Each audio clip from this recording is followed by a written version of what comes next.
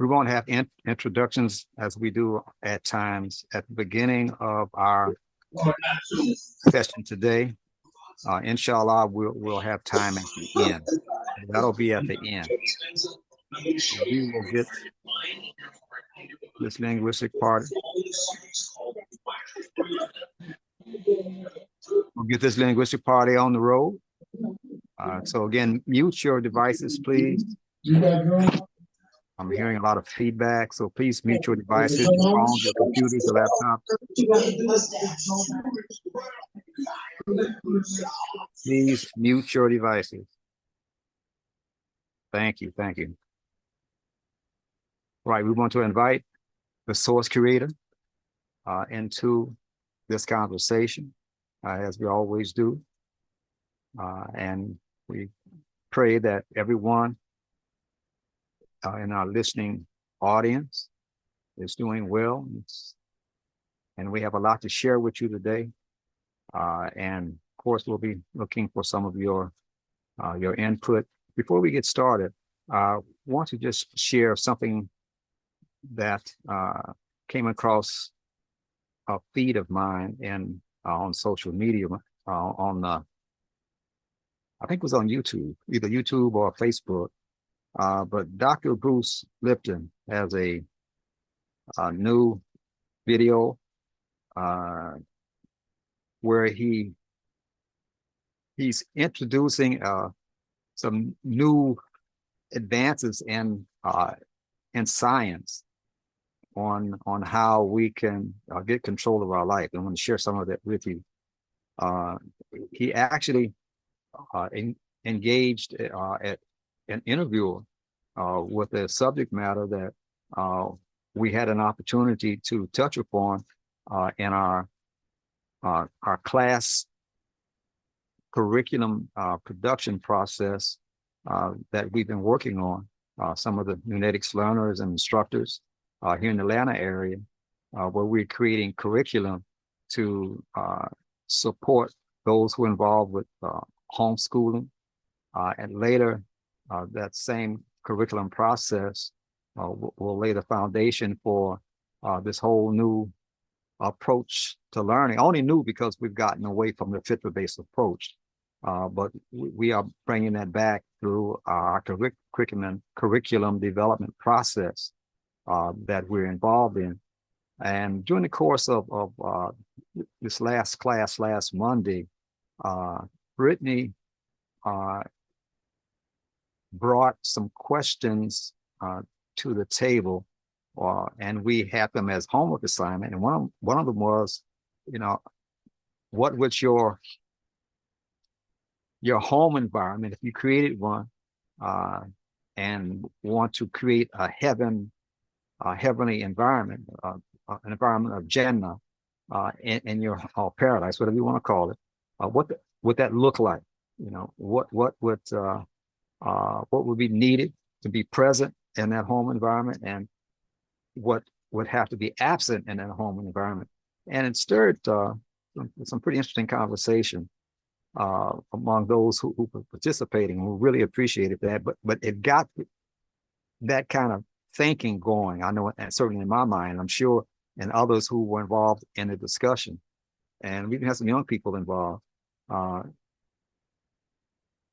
But we found that that apparently that's something that's on the mind of people around the planet, and even the thinkers, the scientists. So Bruce Lipton engaged that question, and the title of I'll leave a link in the chat as we proceed through the class today. But he headed a discussion. He was the interviewer.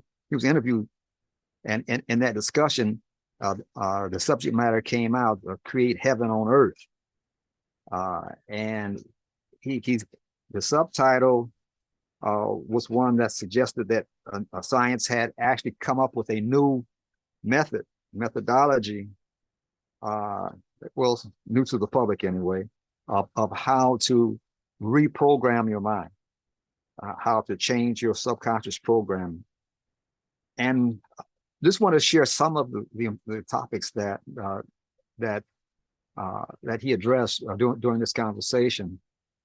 You know, one of the things that we are engaged in the whole genetics process is learning how, using Imam Muhammad's phrase that he introduced to us back in 1975, 1976, that words make people and that man means mind, that it's the language environment that creates our minds, our basis for communication, our direction in life, our culture, our social involvement and relation, our business environment.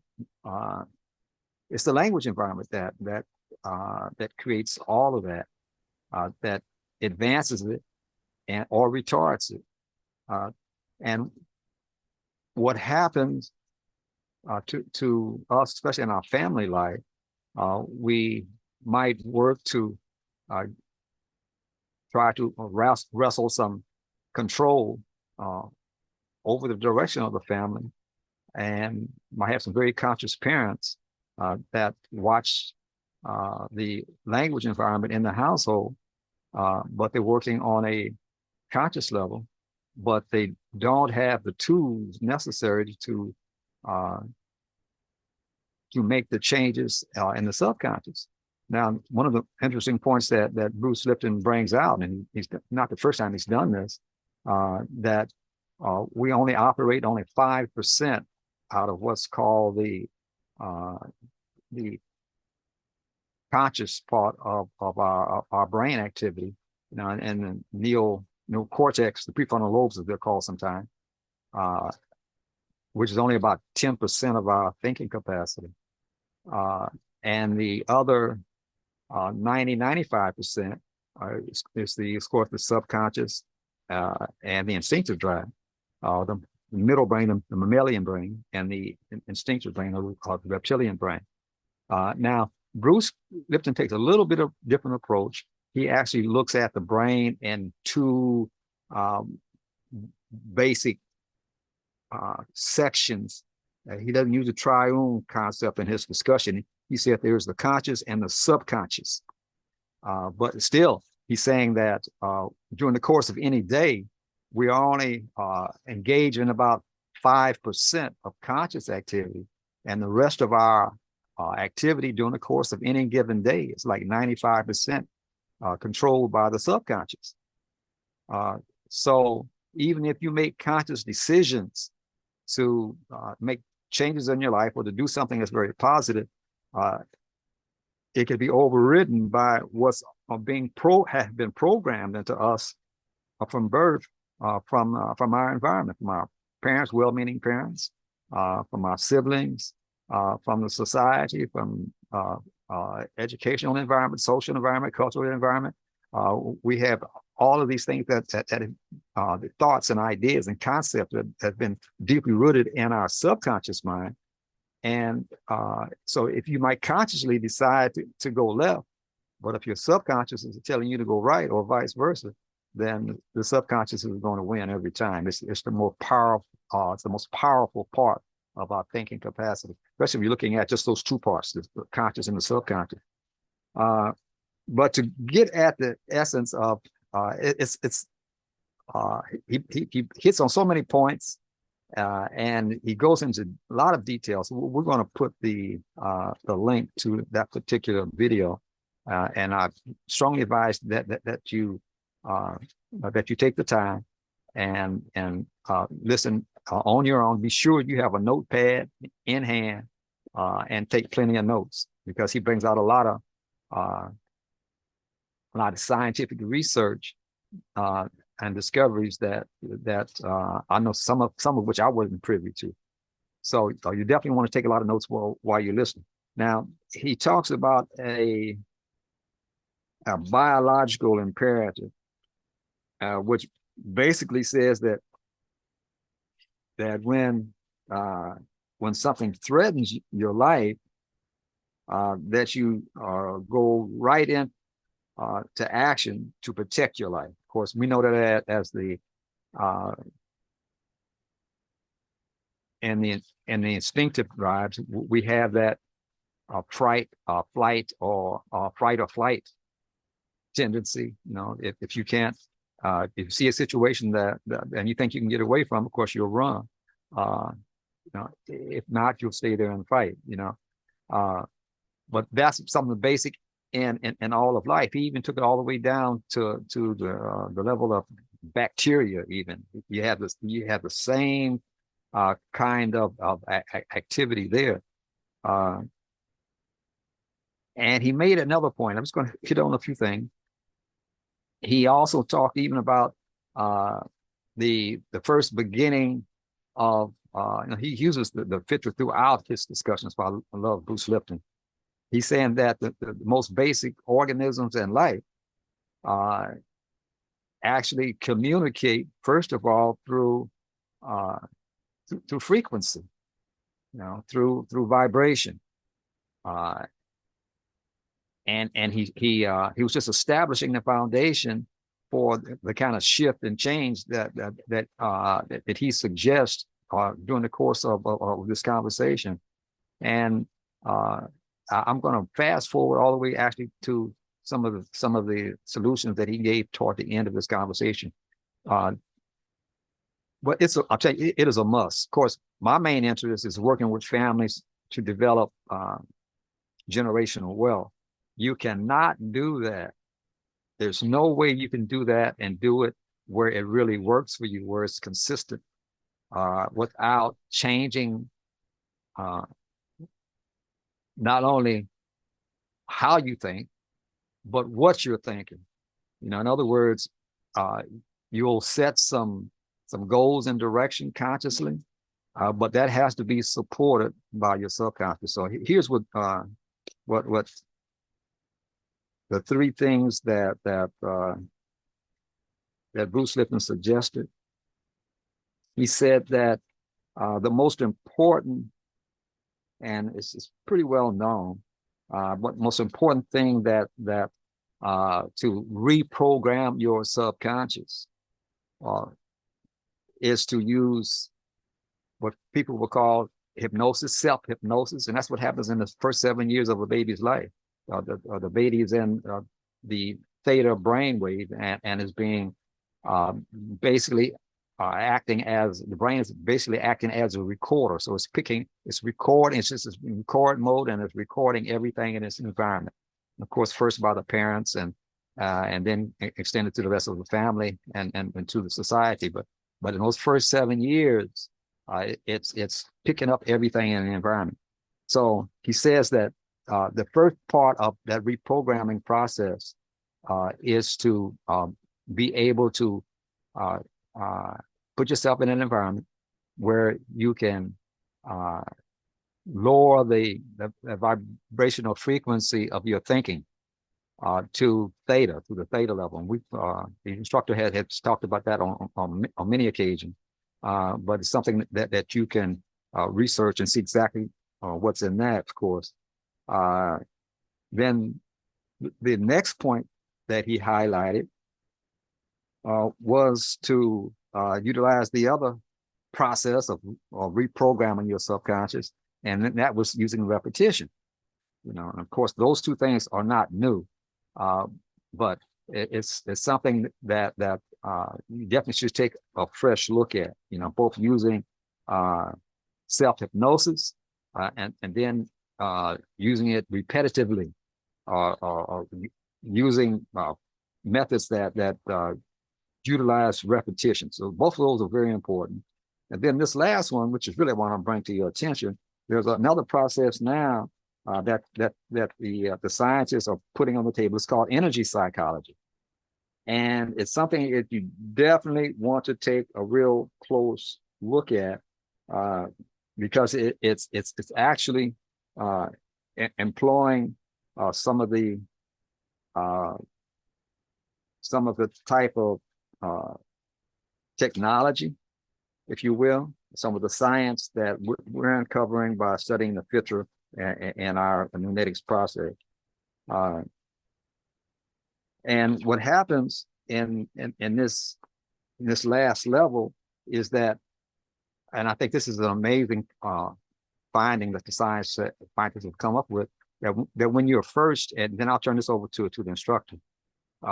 When we are first born, up until the first 7 years of life, our brain, and he was looking at it in terms of the right and left brain, the duality in the brain, right and the left side. He said that that during those first 7 years, they actually are working in harmony, they're working together. But then after that 7th year, they actually began to work independent of each other, the right side and the left side. And this process that he's talking about, and in this energy psychology, they have some methods where you can actually bring both the right and left hemispheres into harmony where they're working together. And when you do that, this is the same effect of what he calls, you become super learners, like the babies were in the first 7 years. The babies can learn so much, and the reason being they have both sides of both hemispheres of the brain working in harmony together. So the idea in the energy psychology is that there's some techniques where you can actually bring them back into oneness, into harmony, and then you can reduce the time level. And this is important as I hand the talking stick back over to instructor. This is important going into 2024, 2025. We don't have a lot of time to learning the whole, if you will, the whole methodology, the whole science of how the brain operates. We just don't have that kind of time available to us now. This last method is something that where you can learn like the baby, where you can have this transition and you can reprogram your mind. You can literally do it in minutes. It's the same way the baby can learn volumes of information, and they learn it quickly. Again, that's because the two sides of the brain are in harmony. So this process can allow you to actually download some information.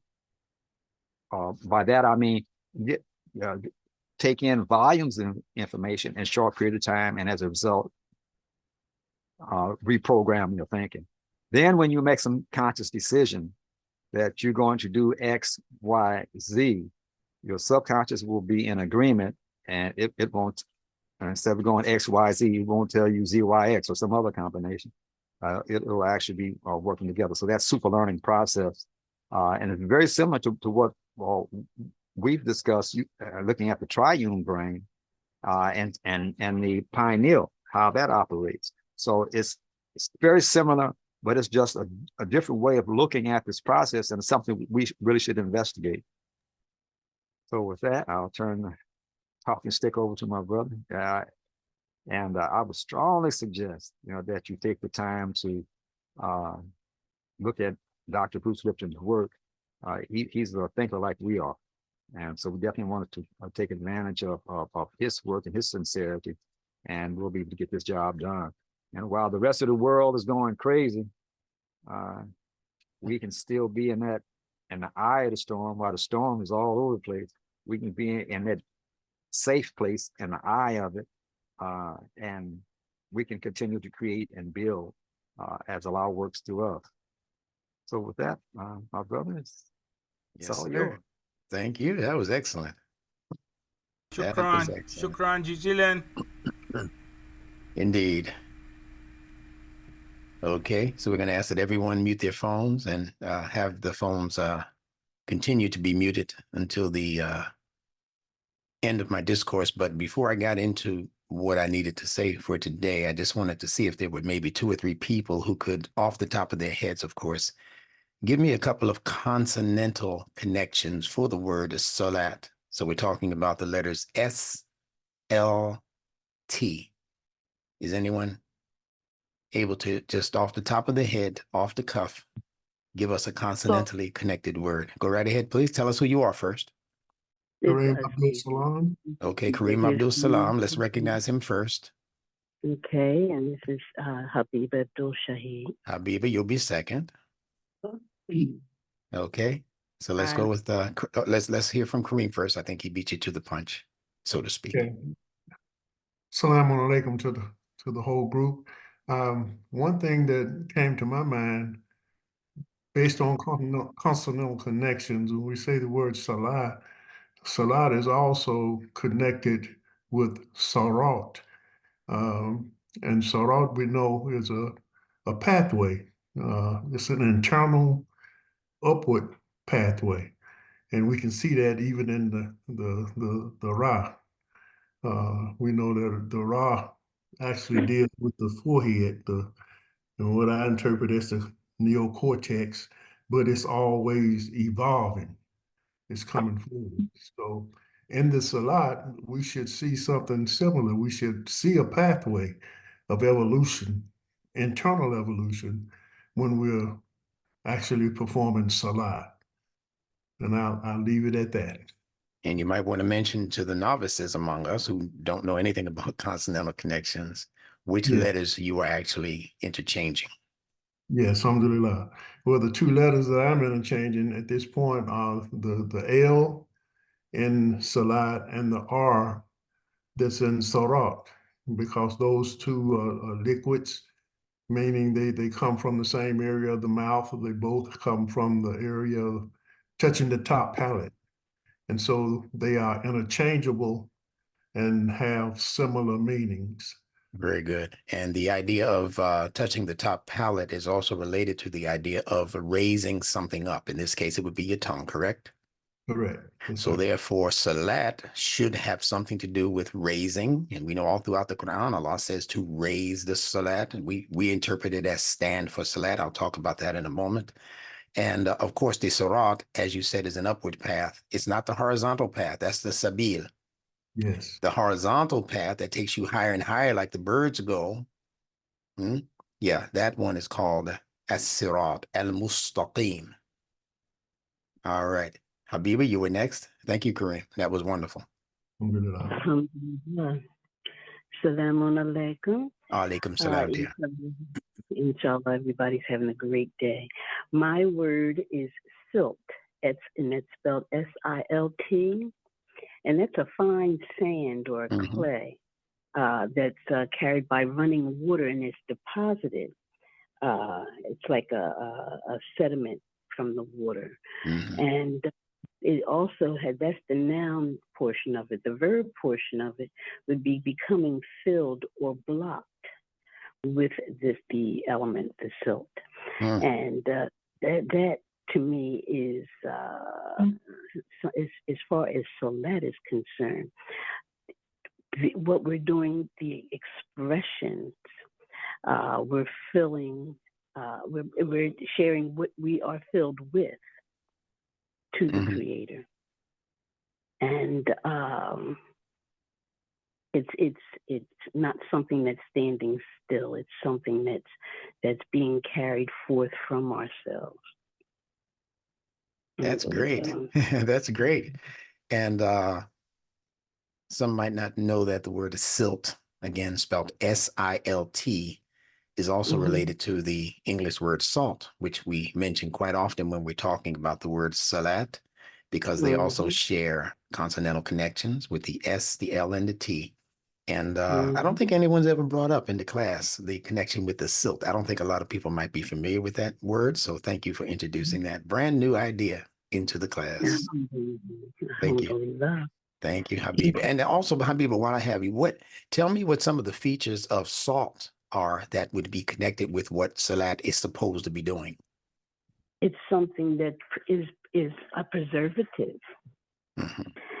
It's used to enhance the substance that it is preserving. And as far as SaLaaT is concerned, in relationship to that, that is the communication that we are putting forth between ourselves and the Creator. We're making it so that it is something that is beneficial, so that it's something that will bring about the best of what it is that we're requesting. And of course, we want to preserve something that is worthwhile. We don't want to just, just throw something willy-nilly as a form of expression out into the atmosphere. We want it to be something that's beneficial. Great. That's wonderful. Uh-huh. Oh, we're starting out like James Brown on the good foot. I thought some of you might break out into a cold sweat, so I was careful to ask you. I was careful to let you volunteer, not give you any commandments today to do this, that, or the third. But that was wonderful. Thank you for that. Is there one more person who might be able to share? Imam. Yes, Imam Abdul. Yes, Abdullah. Greetings to all. Hey, yes, sir. How about Greetings. salute and salivation or salivate? Okay, well, salute for sure. Salivate has the V, so it's not an interchangeable consonant with anything in the word SaLaaT, but let's go with salute. So what are you doing when you salute? Well, you're playing honors, and you're raising your hand also. Yeah, and like in front of the service. Officially, I'm glad you brought that word up. Officially, if you're saluting, you're normally saluting a higher officer, right? Correct? Right, that's correct. Yeah, if you're a rank and file person and the general comes into the room, now, would you salute sitting down? No. Never.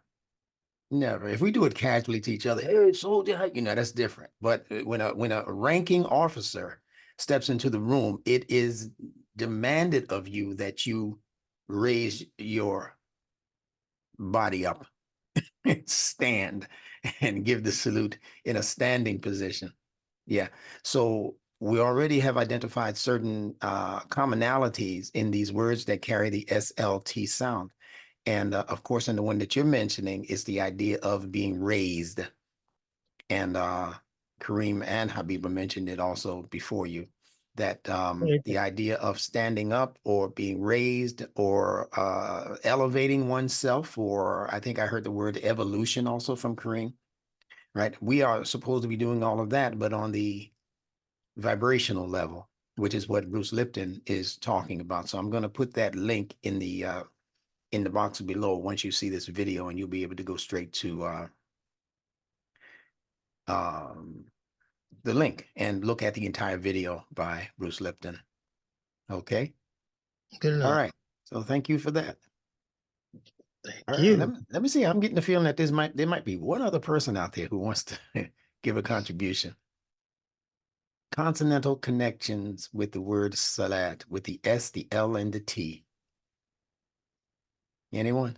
Assalamu alaikum. Alaikum salam. I might be wrong, but solitary? You were right all the way. How could you be wrong when all three letters are in there? Okay. Yeah. Now tell me what it is about solitary that coincides with SaLaaT. It's Tell us what solitary means first, for those who might not know. Solitary means that your individual focus, and it means that no one else you're not being disturbed by anything else. You're taking this and you pushing everything aside. Beautiful. and you're concentrating on what is called the preservation of the integrity of SaLaaT. How precious a meaning you just gave us. Boy, you guys are growing in leaps and bounds. This is amazing to me. Instructor, can you hear me? I can. This is Wally. I was trying to get in early. I just want to let you know I'm here with the whole new medics class. Is in Atlanta. Oh man. And, yeah. Okay. All right. And I'm on Hayaya's phone. I couldn't get you from the computer. But I was about to comment on how much you look like him. I'm looking at his picture. Okay. Yeah. The word I was going to give you is soul. You said soul connection. Yeah. Okay. But now I want a connection for the T also, though. Oh, okay. Yeah, Okay. I'll go through the SL connections when I give my notes, but I want you guys to give direct connections with all three of the letters, the Okay. traditional spelling, Okay. Okay. SaLaaT. Yes. Can you think of one? Uh, not at the moment. Well, you know, if you listen very carefully to what Imam Adib Abdullah just said, you might have made the connection. He said solitary, but it sounds very close to a word like solidarity. Yes. Yes. Solid. The D Mhm. interchanges with the T, as all of us Right. now know. Mhm. So what is it about being solid that might coincide with the word SaLaaT? This is going to be a little challenging, but I know you can do it. Well, um, firmness.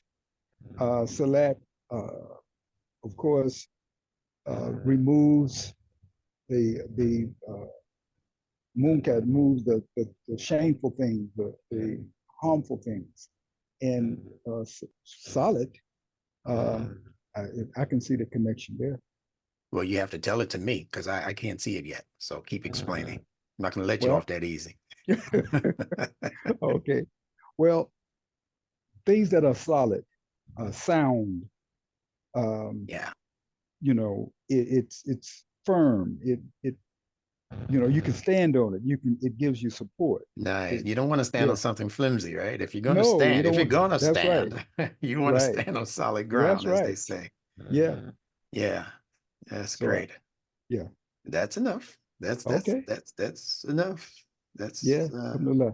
wonderful. So the And class is that, here smiling. yeah, well, they need to. I'm gonna give them something to laugh about in a minute, but it's gonna be a righteous laugh. It won't be that foolish stuff that the world sells us. All right. So is everyone ready for me to pull up my notes? Yes, sir. And thank you, Abu Abdullah. He's calling from Lahore, Pakistan. So we have a couple of people here. In fact, if we have anyone else who's calling from outside of the country, if you want to introduce yourselves, feel free. You can write it in the chat, or you can open up and just give us a quick greeting before we get started. I know there are a couple of people who are from outside of the continental USA. If you care to introduce yourself, feel free to do so. And if not, we'll Assalamu ask you. alaikum. Oh, okay. Alaikum salam. Yeah, there he goes. I'm Mitten Bayer from Australia. Finally made it to a class. Yes, yes, yes. Hello, family. We salute you. I salute back. All right, from Australia. And what time is it there where you are now? 7 o'clock, 7:30 in the morning. Yeah. All right. Okay. My kids will wake up soon, so if I disappear or come back, apologies. It's fine. You'll have access to the replay, inshallah, once we produce it. But thank you for peeping your head in at the beginning of the class as you promised. Thank you. And I'm still looking forward to our one-on-one.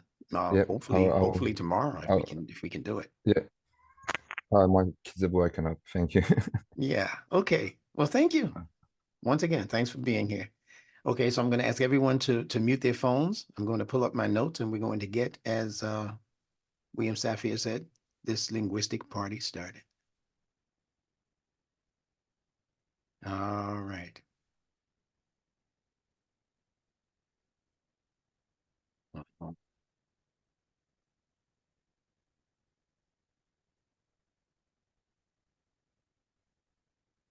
Give me one moment.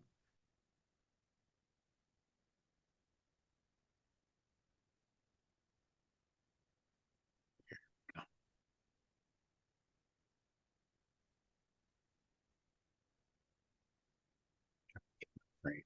Picture right in the frame there. Yeah, there we go. Okay.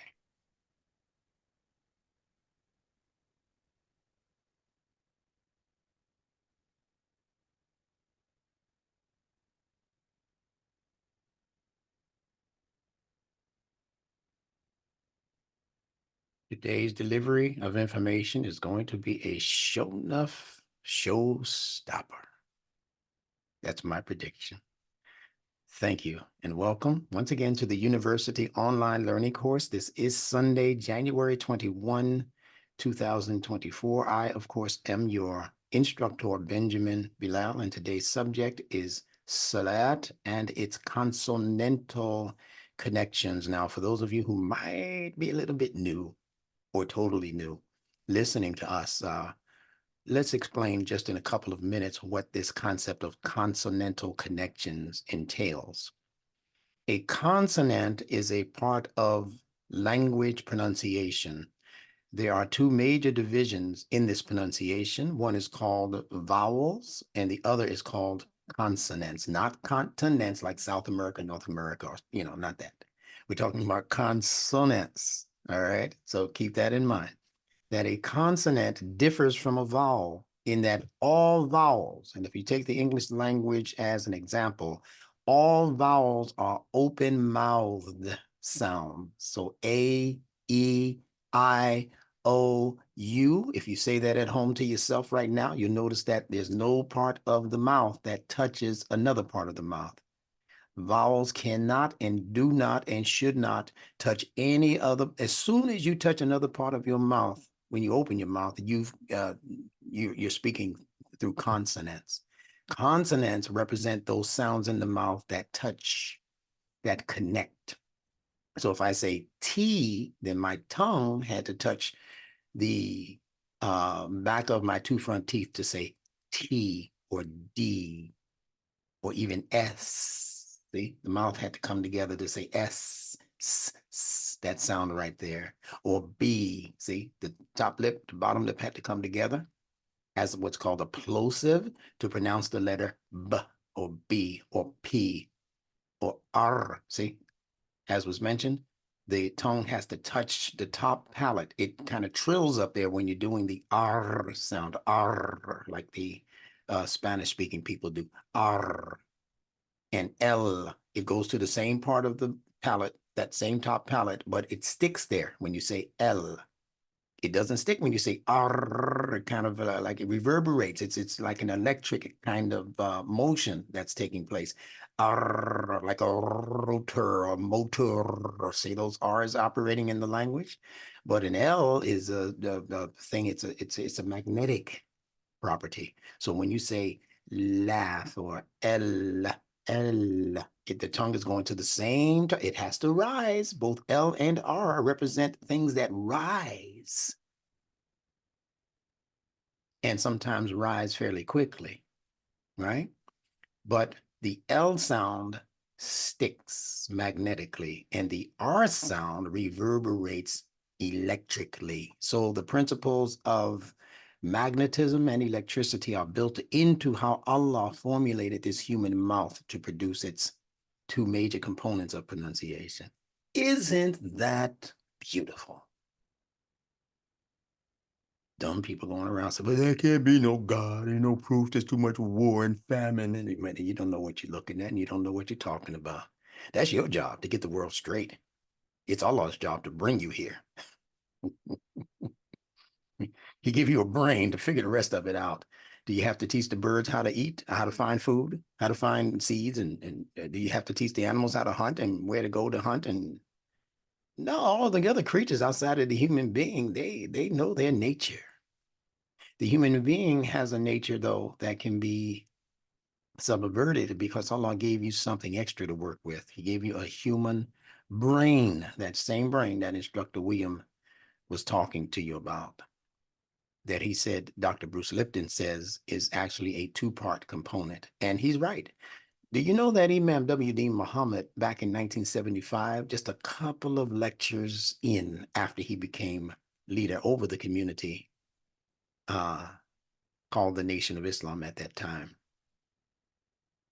he said in one of those articles, early articles, he said that, I know that you think you have one mind, he said, but you actually have two minds.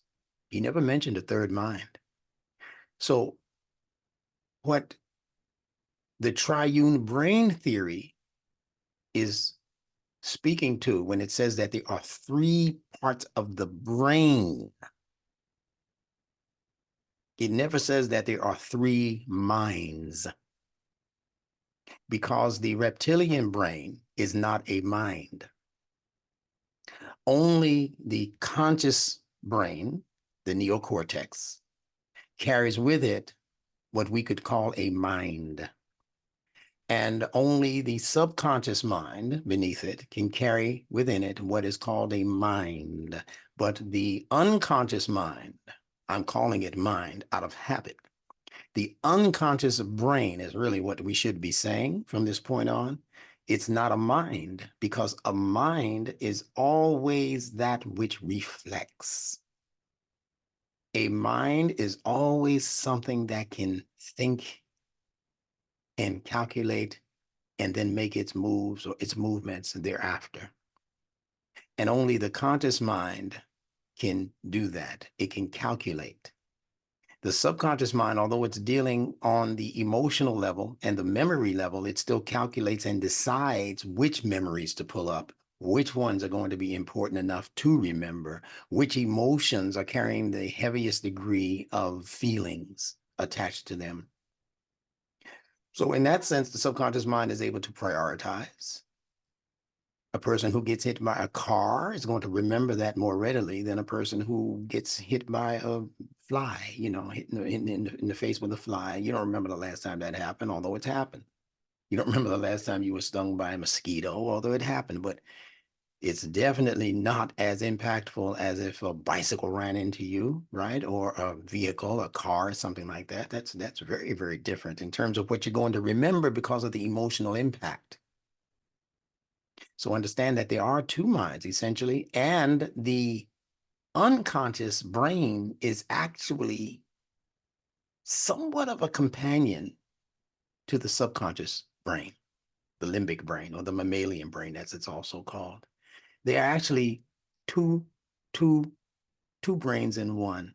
You remember that commercial? Some kind of gum, I forget. But my point is that there's the neocortex, and I've given that to you as a symbol from the Bible, Genesis, where it speaks about Adam. That Adam that's being spoken of in Genesis in the Bible is the neocortex brain, the conscious brain, the moral and rational properties of the brain, the top brain, the last brain to get its marching orders in evolution. Allah gave it its marching orders. He said, start thinking. Stop just feeling and being emotional, but start thinking new thoughts. Start imagining things that are not here yet that you could invent because of the need for that particular thing. It's this top part of the brain, the neocortex. Neo just means new, the new cortex, the new covering that is responsible for that. But when it comes to the subconscious mind, especially in the absence of conscious thinking and decision making, the other two brains begin to work together. The other two brains, the emotional brain, the mammalian brain, and the reptilian brain, they become buddies. That's why in the Bible, when Adam was put into a deep sleep, the serpent went over and started talking to Eve, and she started talking back to the serpent, and they became like buddy. Serpent was able to influence her to do some things that they say God told her not to do. Don't touch that fruit. And she told the serpent that God said that in the day we touch it, we shall surely die. And the serpent said he was just messing with you, just pulling your leg, you know. You ain't gonna die. You're gonna become wise like all of the other gods, plural. How's that for a book of monotheism? So that's what he told her. So they went into cahoots with each other. He was cursed after that. Before that, he was standing upright. How about that? In the garden. It says the serpent was originally upright in the garden. Speaking about being raised, my goodness, of course he was upright. If all you have going for you are your instinctive drives, there's nothing else for you to be but upright. You have an instinct that allows you to survive. It means that you have to know what to eat, when you're hungry, when you're thirsty, where to get the water. You have all of those things are being regulated by your instinctive drives. Fight or flight, a danger appears in front of you. You have to know how to handle that danger, get away from that danger until the danger subsists. I'm going to make a prediction. Those of you who stay with this study, especially if you're new, and you give yourselves 6 months to a year, you're going to be a new human being based on the level and the intensity of the information that Allah is blessing me to bring before you. You are going to actually be in a position to what the Quran calls create yourself. People don't know that's in the Quran. Allah tells us to create ourselves with the building blocks that He has supplied. So some of what's going on up here and in here is a product of your own creation. That's the freedom, the level of freedom that Allah has assigned to each and every one of us sentient and sane beings. So let us get into these notes. SaLaaT and its consonantal connections. These are consonants in the mouth that can connect with other letters of consonants that share the same area of the mouth that sound is being pronounced from. You'll understand it more as we go along, but give you the letter B again as an example.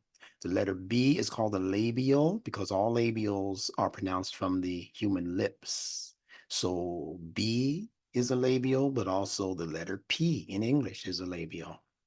Also the letter F. Any letter that you need one or both lips in order to pronounce is a labial, and they're from the same part of the mouth, and therefore those letters can be interchanged, and that's why in Latin we call the Father Pater, P-A-T-E-R, but in English we say Father with an F, because the P and the F are interchangeable. We say pater with a P, P-A-T-E-R, but we say father with a T-H because T-H and T are called dentals. You need your top teeth to pronounce them. Ta, tha. Your tongue needs to bounce off the back of your two top front teeth to pronounce either T, T-H, D-H. As in Arabic, we say zalik, zalik al-kitabu la rayba fihi. Zalik, that D-H is a dental. See, and the T is a dental, and the plain D is a dental. So therefore, you can interchange all of them. That's why sometimes you'll see it written TH, dhakar, TH, and then other places you'll see it transliterated as DH, dhikr.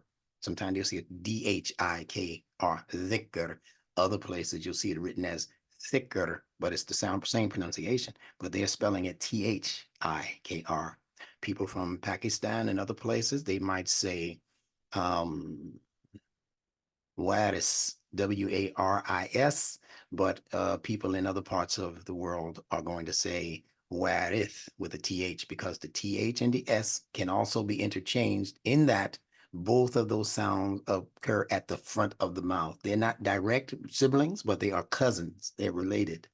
S from the front of the mouth, S from the front of the mouth, and TH from the front of the mouth.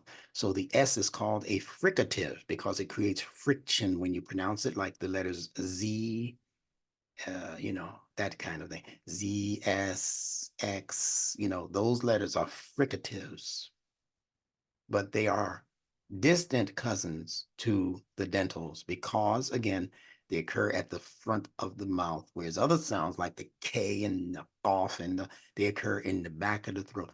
Ha, the H, ha, all of that is occurring at the back of the throat, and therefore those letters also are interchangeable. The J, that's from the back of the throat. They're called gutturals. J from the back, J. That's why in language you can call the name Jesus with a J, but in other parts of the world, they say Jesus with an H, right? Jesus. In the Quran, we say Isa with an Ain, a guttural. Isa, Jesus, Jesus, they're all the same in effect. All right, nice little lesson there. Let's push on.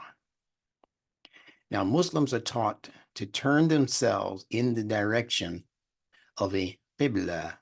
And if you don't know these words, just pronounce them to yourself at home as I pronounce them. Qibla, Q-I-B-L-A. Muslims are taught to turn themselves in the direction of what is called a al-qibla during the practice of namaz. And I'm using this word on purpose. Namaz is the ritual prayer that has been taught to each and every Muslim who has taken what is called shahadatain, the two testimonies. And it's also referred to as the contact prayer. That meaning came through a person named Rashad Khalifa, who postulated a theory related to the number 19 in the Quran, and he got into a lot of trouble. In fact, he got murdered because of his divergent view of what the Quran was speaking to. And he began to reduce much of what was in the Quran to numerical codes. Now, does that mean that the Quran does not have numerical codes? No, the Quran absolutely has numerical codes. All throughout the Quran, they tell you about Al-Fatiha, they speak of it as the 7 oft repeated verses, don't they? That's a code. There are other 7s in the Quran. There are 9s in the Quran. There are 1s in the Quran.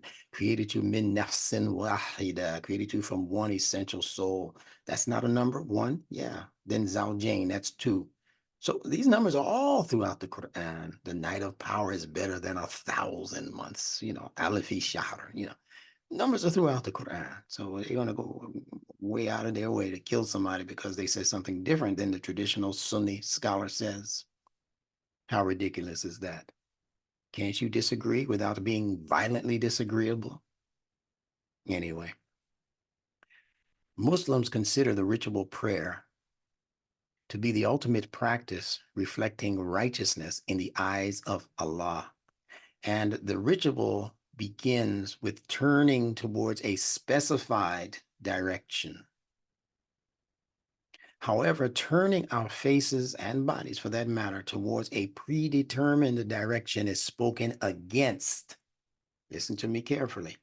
The idea of facing a direction, a predetermined direction that the Muslim scholars are calling the qibla, al-qibla, that's spoken against in the Quran in Surah 2, Ayah 177, where Allah says, subhanahu wa ta'ala, highly glorified is Allah. Allah says,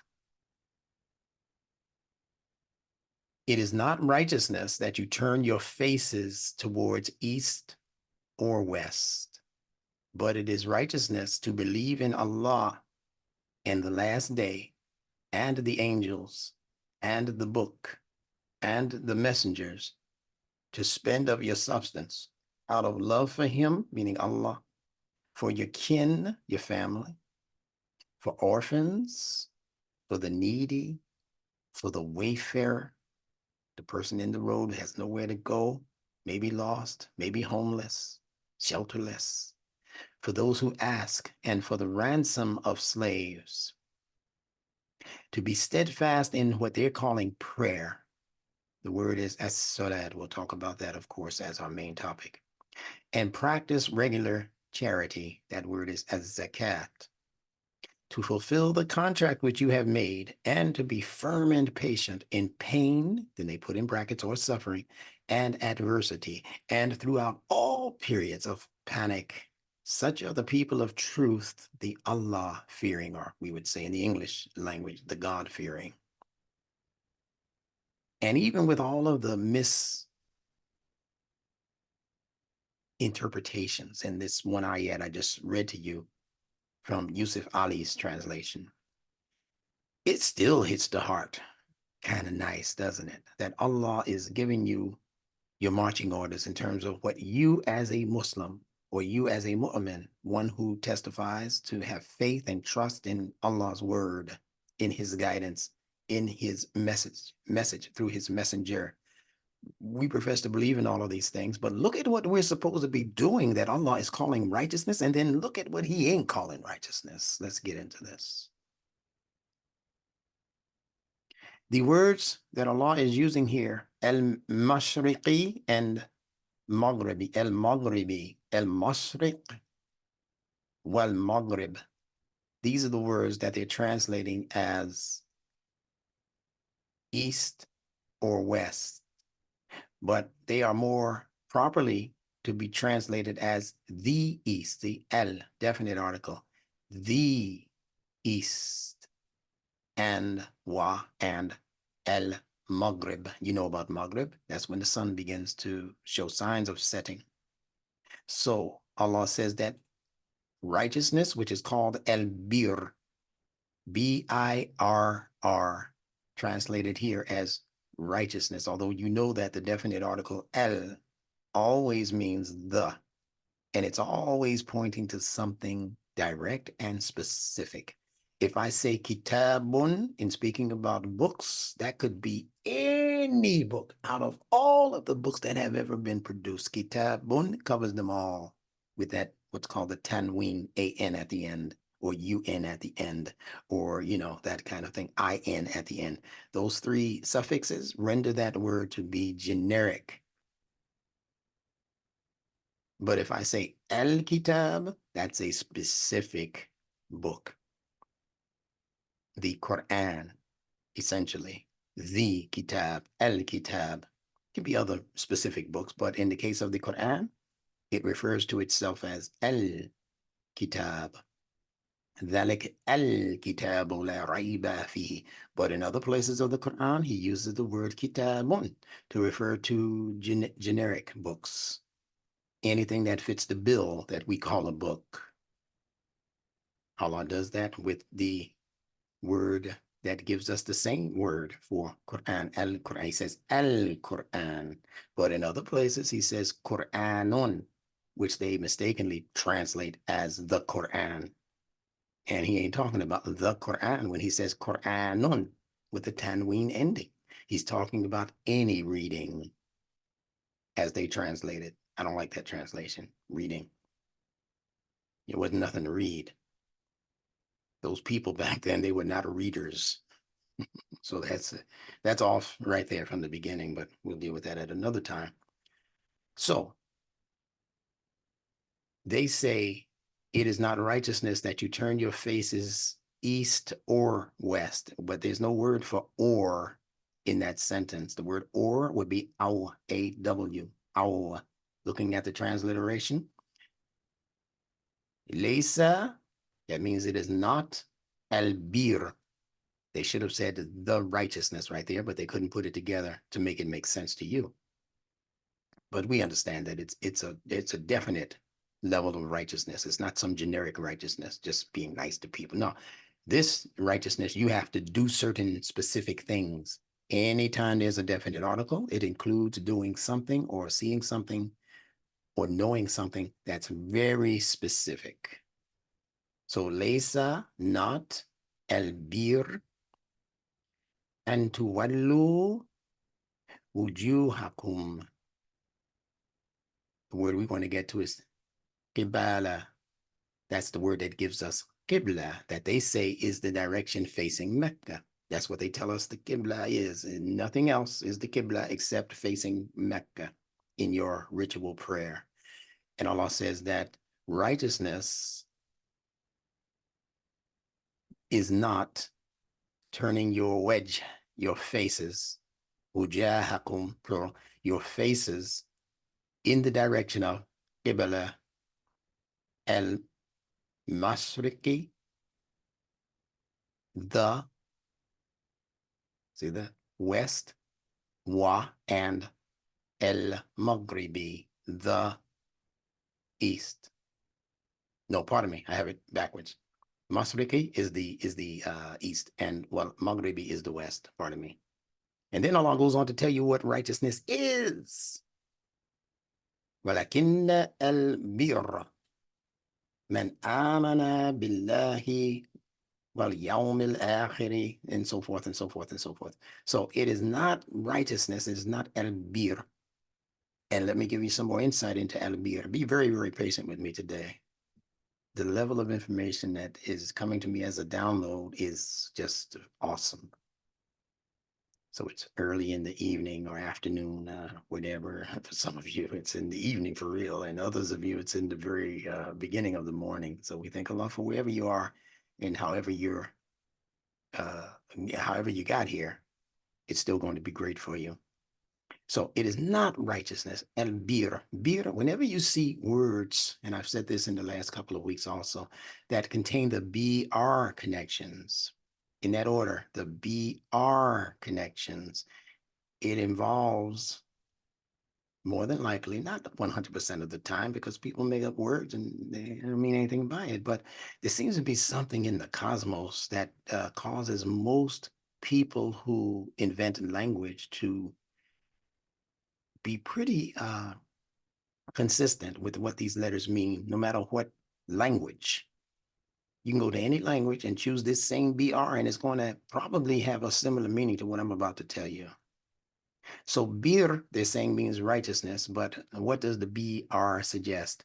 BR always suggests a crossing over a threshold, or crossing over a space, or crossing over in time, that kind of thing.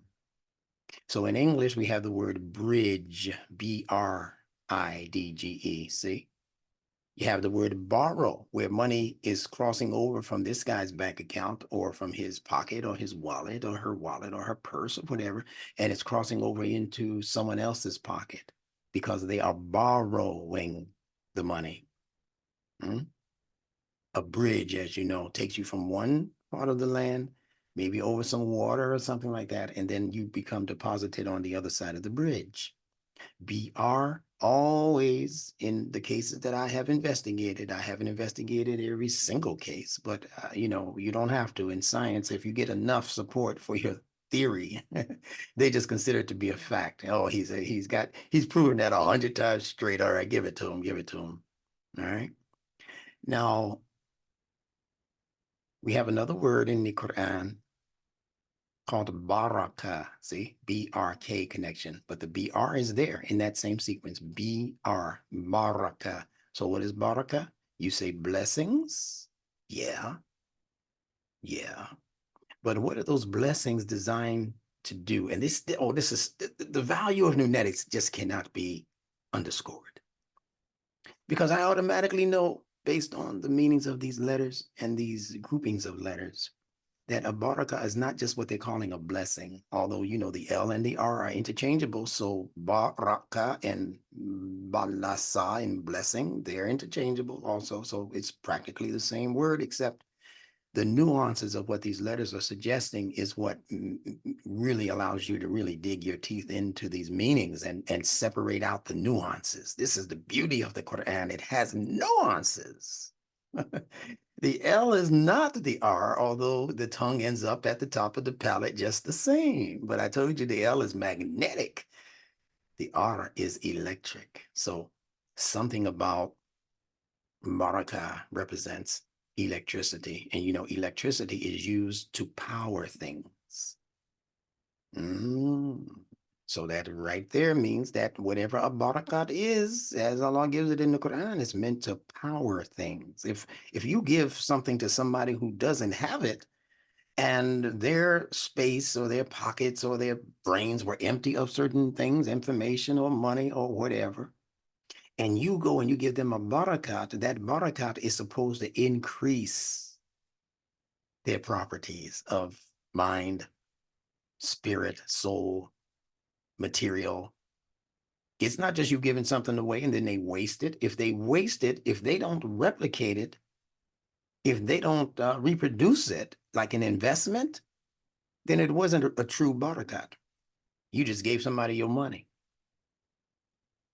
A barakat, when you give it, is supposed to be something that can be increased, just like that space becomes increased after you cross over the bridge. See, BR always means crossing over. Ask your Jewish cousins. They're going to tell you that the word Hebrew means the crossing. He is a definite article in Hebrew, H-A-H-E, that kind of thing. In Hebrew, it means the same thing that A-L means as a definite article for Arabic. Al-Quran, Al-Islam, etc. In the Jewish paradigm, H-E is that same definite article. So Hebrew means the brew, whatever brew means, and brew means the crossing over. That's why they have a holiday called Passover. You get it? Commemorating the time when they passed over out of slavery in Egypt into freedom.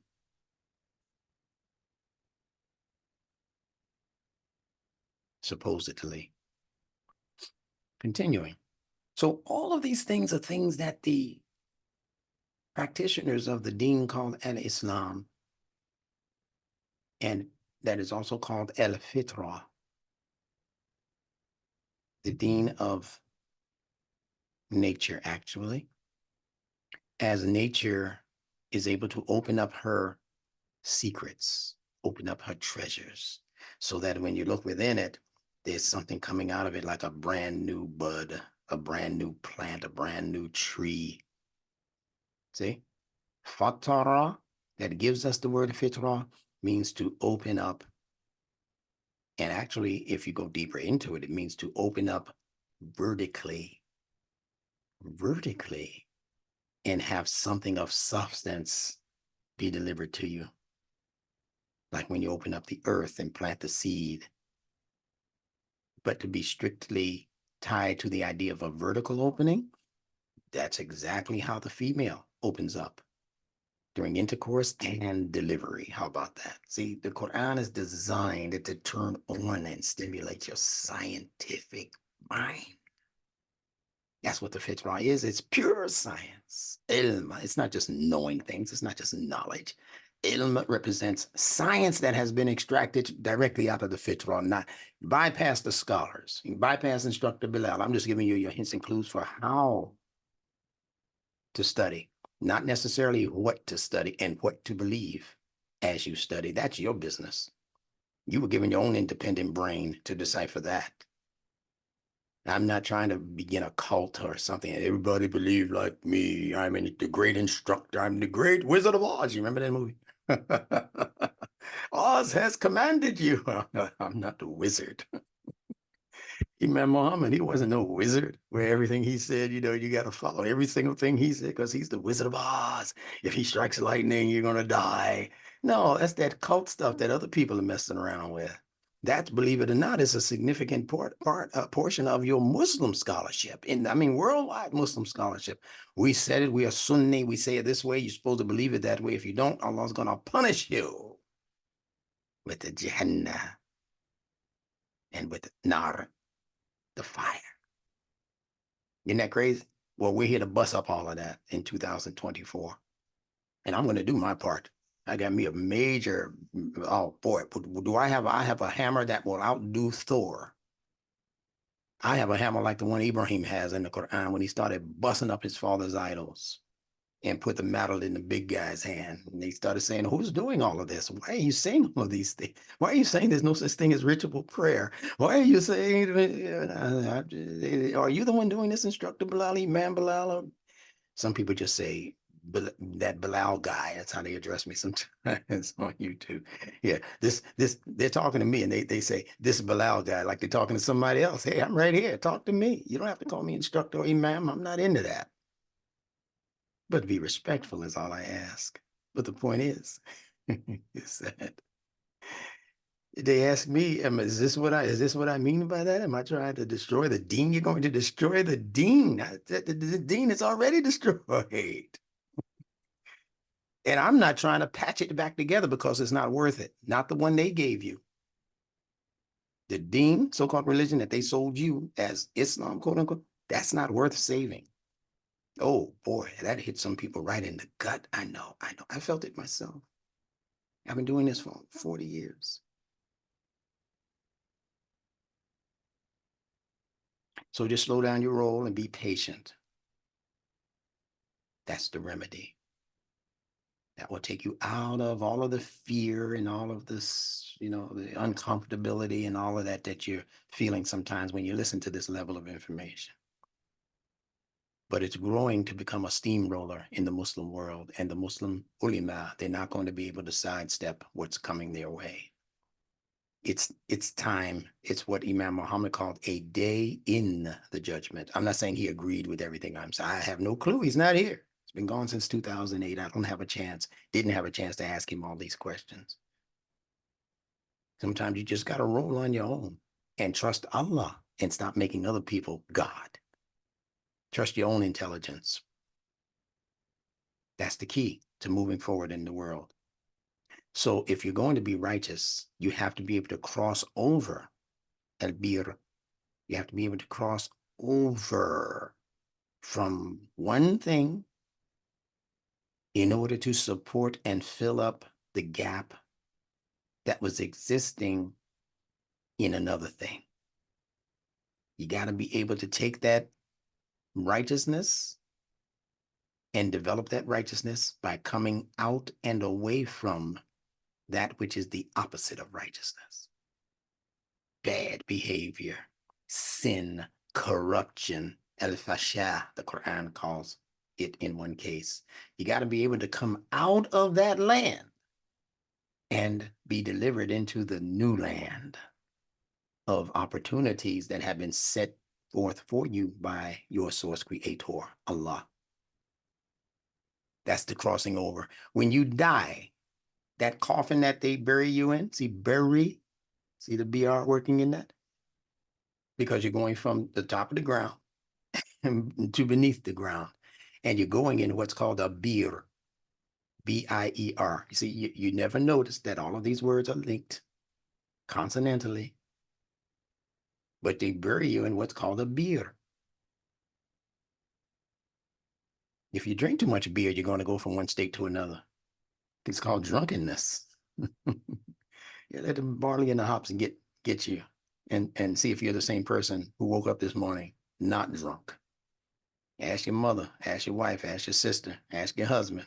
You come home drunk? That ain't the same. They don't even want to talk to you sometimes because they know you're not the same person. They gotta wait for you to sober up. Sober up. See, sober, what word do we have in the Quran? Sabr. Same letters, S-B-R. So what is sabr? You just say patience, yeah. And what does it take to become sober after you become sloppy drunk?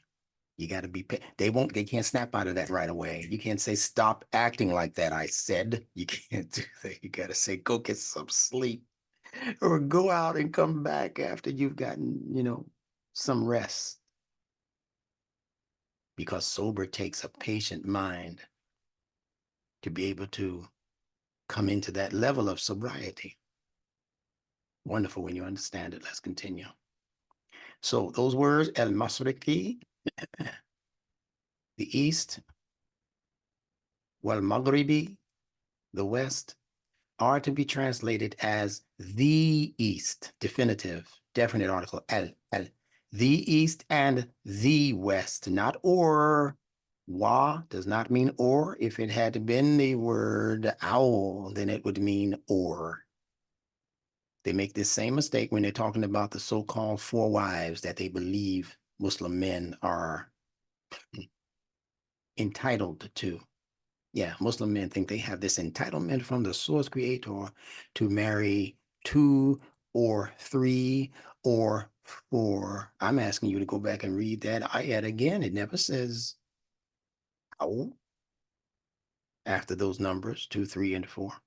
It says what I just said. And it says 2, marry 2 and 3 and 4. Now let your brain wrap around that and then we'll come back and talk at some other time. I'm not going to explain it today.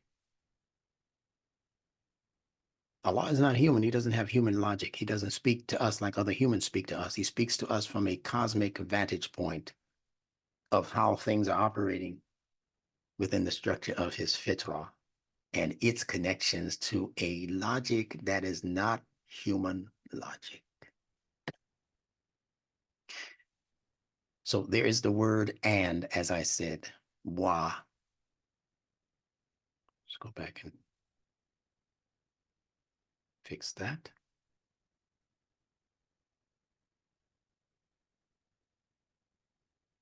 Yeah, okay. Very good. The presence of the definite article al indicates, as I said earlier, that these 2 directions, east and west, the east and the west,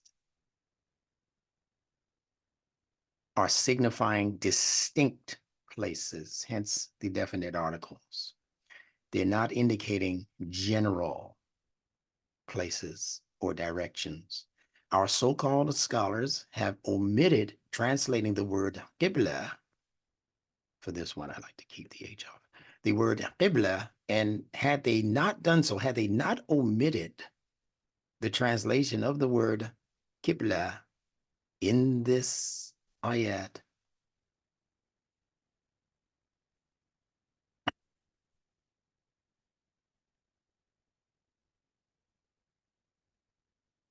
right here. Qibla, Qibla, Qibla, Qiblun, Qibla, right? Had they translated it, they transliterated right here, Qibla. But where's the translation? In the translation, they translate the righteousness, al-bir. They translate the faces, the wedge of people. They translate east and west. But I guess they mean that towards is the word for qibla.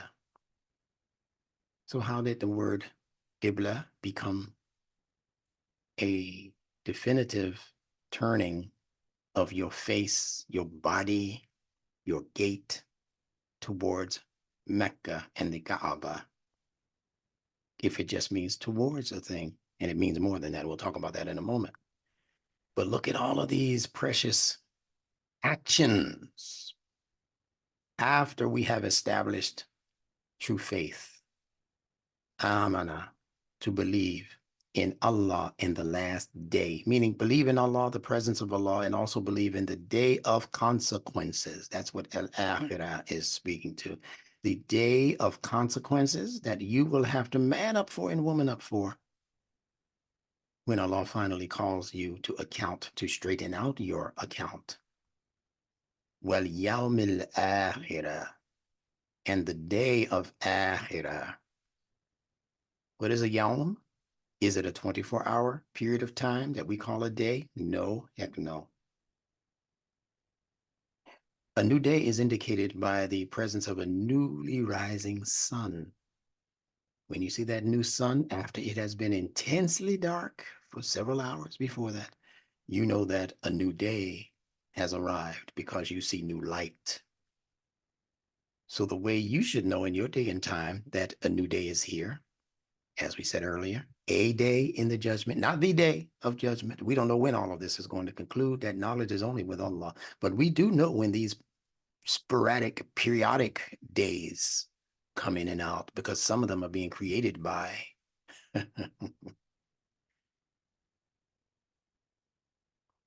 conspirators and people who have just have too much power and not enough wisdom to regulate the world. So they tend to mess up the world. And then the reset button has to be pressed. I don't know if you heard my latest entry from 2020 on YouTube talking about the Great Reset. Oh man, that's so precious. I did that during the so-called COVID period of danger that the entire world was supposedly under. So make sure that you listen to that. I'll try to remember to leave a link to it in the description below.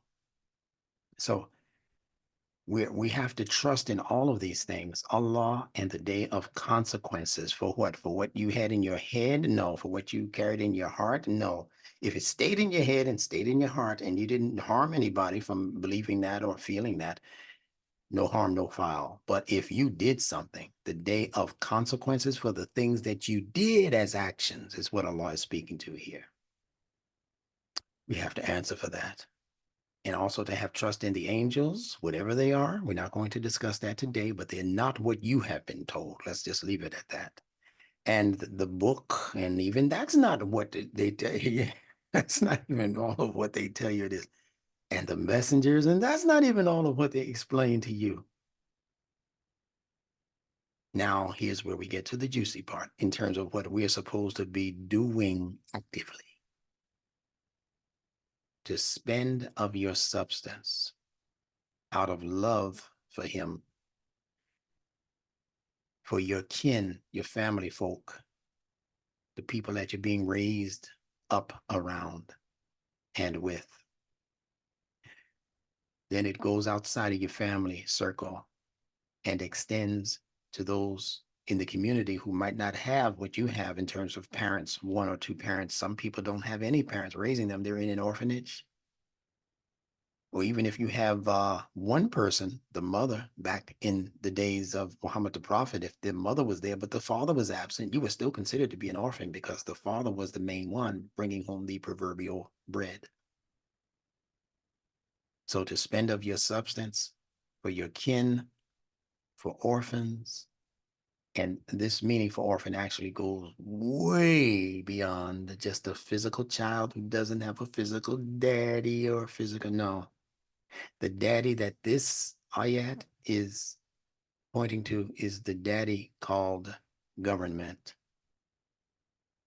In other words, you're living in a society and you have no support from daddy government. You have no support. You have no training sessions in that town or in that country or in that city. There's nobody helping you to get on your feet like daddy would do for you if he was in the house. So that's what an orphan is, plus some, when Allah discusses orphans in the Quran. Society, on the most part, and in most parts of the world, they already know what to do about children who have mishap happen to their parents or are put out on the street or end up on somebody's doorstep, as you see many babies do in the history of this country. People in the neighborhood, they already know what to do about that. They will sacrifice. They'll take them into their home and say, I'm going to raise you as my own. In fact, I'm not even going to tell you that you were adopted or that you were an orphan. No, no, no. The love I have in my heart, the pity I had in my heart when I saw you on my doorstep in a basket, on a pillow beneath it. No, God didn't create me to reject you. I'm going to take you and I will just rearrange my whole life and my whole future around you. You don't need no revelation to tell you to do that. The Quran came to teach you that which you before did not know, what you were not knowing. عَلَّمَ الْإِنسَانَ مَا لَمْ يَعْلَمْ. Taught the human being that which he before was not aware. He was not knowing these things. In other words, what Allah is teaching us through the Quran is actually extra added layers that your 5 basic senses would not have ever, ever, ever been able to discern. Allah had to reveal it to you. That's what makes us different than the common animals. As I mentioned earlier, the common animals, they have their senses, their 5 basic senses on the most part, and they're able to determine their life scheme just based on instinctive drives, how they feel about this encounter, how they feel about this food, how it tastes, how to get it, how to take it from somebody else, how to hide yours from others. The animals got that figured out there, and all of that is built upon their instinctive drives and their particular level of emotionality. They know how to fight already. Yeah, if there's no revelation, tell them go to war. That's not what the Quran is speaking when it tells us to go to war against certain things. We already know to go to war against fascism and whatever else there, whatever. But there comes a time in the history of people when knowing what to do cognitively changes because of the great ability for true manipulators of this world to know how to go into the human mind and begin to manipulate the emotionality and the misplace where the intellect should have been ruling. See, because the humans are the only creatures on earth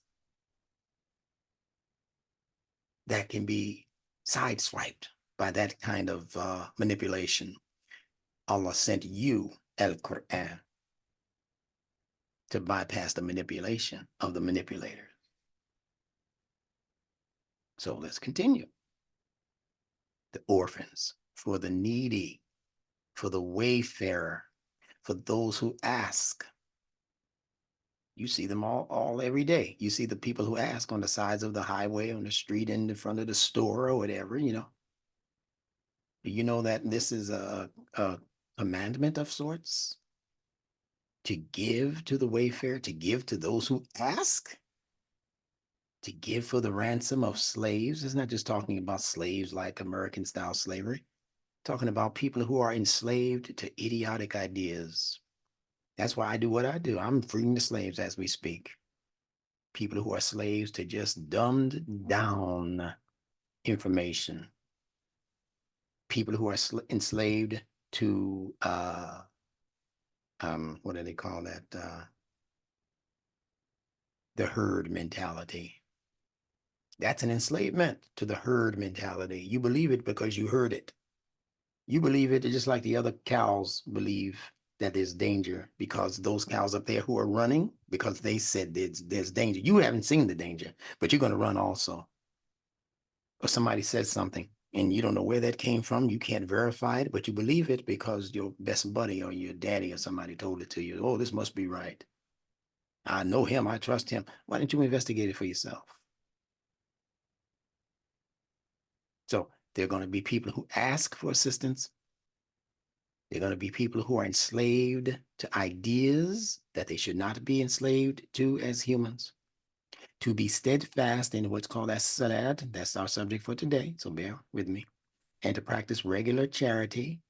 And that's not just giving some 2.5% of your annual income to anybody. That's not in the Quran. That's not what zakat is. Whatever zakat is, it's supposed to lead to purification. That's the root of the word, zaki, purification. And you might say, well, how do you do that? How do you do that? Which you got to go to the fitrah, my friends, to know what Allah is talking about. How do things in the fitrah become purified?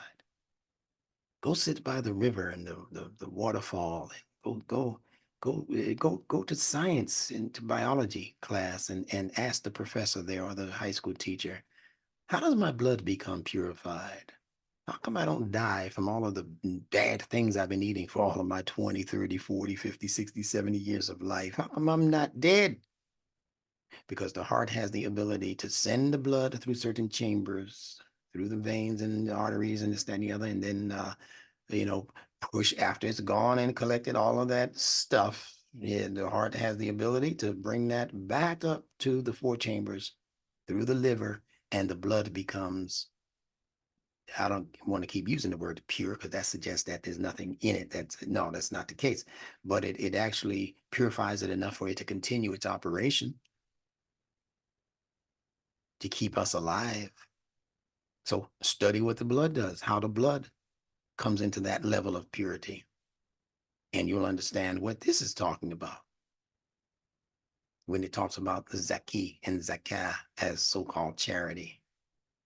If it's not purifying, I could be a gangster and give you $1 million to put a hit on somebody.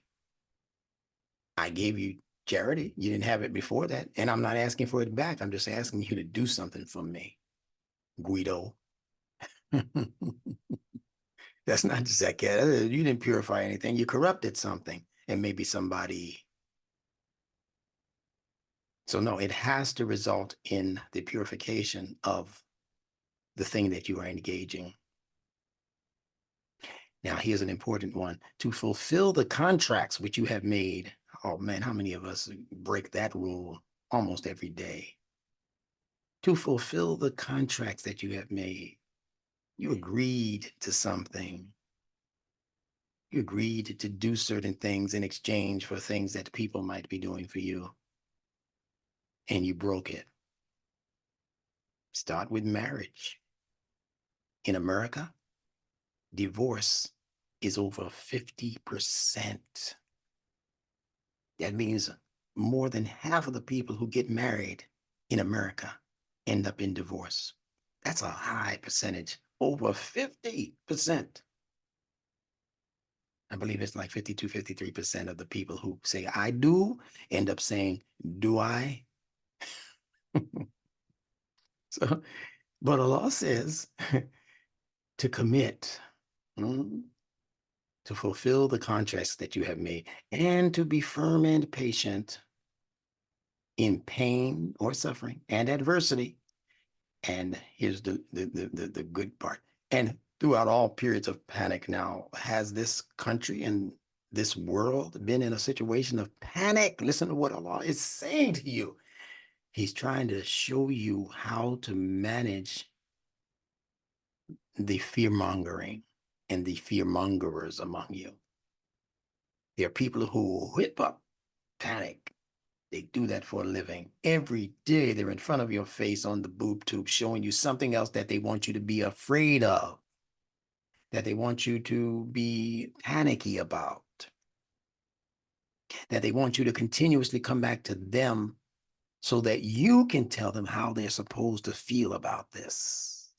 We can't leave them to their own devices in terms of what they should feel about the stock market potentially crashing, or about the food stuff in the supermarkets being, about to disappear. As soon as the media says there's a possible shortage of, as soon as they say of, people are jetting out to the supermarkets to clear the whole shelf in every supermarket of that item, bread, eggs, or whatever. All it takes is for the media to say it's going to disappear. And they're lying. They're stockpiling this stuff, and they are creating artificial shortages and things. In some areas, there are shortages because they are actually doing things to our farmers and their crops that definitely should be considered to be criminal, causing them to rotate their crops and allowing the crops to grow under and not be harvested so that they can raise the prices of that particular crop. And they've been doing this traditionally for generations now. Not that there aren't crops. They're destroying the crops. And much of this is about to meet an impasse. Believe me, this is a great day. This is what Imam Muhammad called goodness on the rise. But if you're not on the side of the rising sun, you're going to miss it, because you're choosing to remain in the dark. Now, to be firm and patient. Were people being firm and patient during the COVID period? No, they were not being firm and patient throughout all periods of panic, pain, adversity. If you understood how powerful and potent the human mind is as a suggestion box, the things you keep giving your attention to, they expand and they become your reality after a while, because your subconscious mind does not know the difference between truth and falsehood. So whatever you tell your subconscious mind over and over again, like I'm going to die, I'm going to be sick, I got COVID, stop being dumb and saying to yourself, I don't care if you think it was COVID, stop saying to yourself and to other people, I just got over the COVID. How do you know it was COVID? Do you know the difference between COVID and the annual flu, the annual seasonal flu? You probably had something less than the people who have the regular flu. You started coughing, sneezing, maybe scratching where it don't itch and that kind of thing. And you're claiming COVID. That's what they wanted you to do. That's what I mean by herd and sheep. Stop being that. I don't care if you don't like me. I'm telling you the truth. That's my obligation.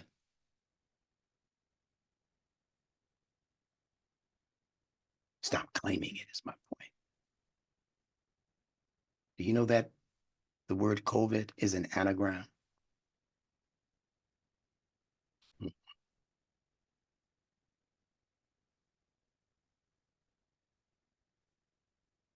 I've spoken about it in the past. Go retrieve those. Not going to go into it again today.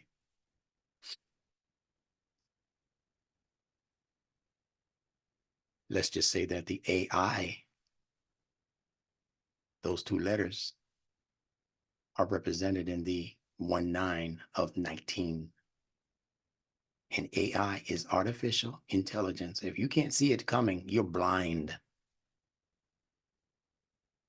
If you can't see that they want to replace humanity, with artificial intelligence that they can control and manipulate at will without any possibility of a rebellion, if you don't see that these places, your Walmarts and your the supermarkets and your Burger King and all, that they are going to eventually have artificial intelligence robots that kind of look like you, kind of even smell like you. They're going to try to make them smell like humans.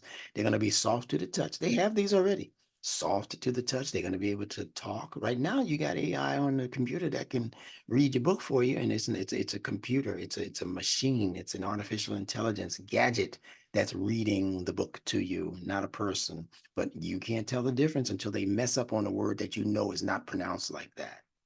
Or name that's not pronounced like, whoa, why does she keep messing up on this word? Because she is not human.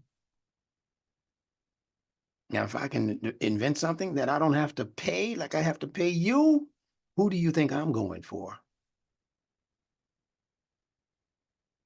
And most of us are just sleeping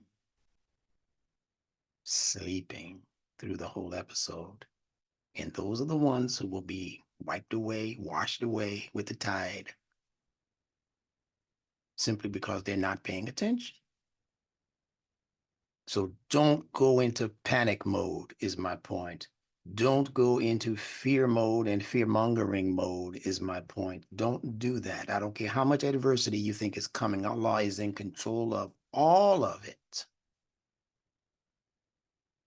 Periods of panic, pandemics, whatever you're calling these periods of panic. Allah says you are to remain firm and patient, because this is the period of time when they cause most of the people to become drunk in their minds. Allah says that in a different part of the Quran, that a day would come when people would appear drunk and have not touched alcohol. They wouldn't even have touched anything to mess with their minds in the way of drunkenness. It's their regular ideas that are making them drunk.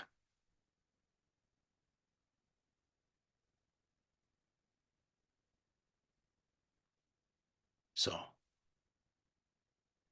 the last part of this, our so-called scholars have omitted translating the word qibla, and had they not done so, we would have had proof that the word qibla is not a reference to an eastern direction, pointing us towards the veneration of rituals in Mecca.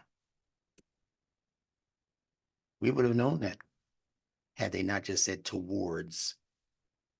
We would have known that had they given you the true word meaning of qibla. Stand by on that. They were attempting to point the entire world of Muslims in the direction that Allah does not highlight in the Quran, and that is the direction of Mecca. Go into the Quran and do a word search for Mecca and find a place in the Quran where Allah speaks glowingly about Mecca. And don't bring back Becca. I didn't say Becca. I said Mecca. Oh, it's the same thing, instructor. Well, why would Allah put the same word in the Quran for exactly the same thing with two different spellings? What's the point in that?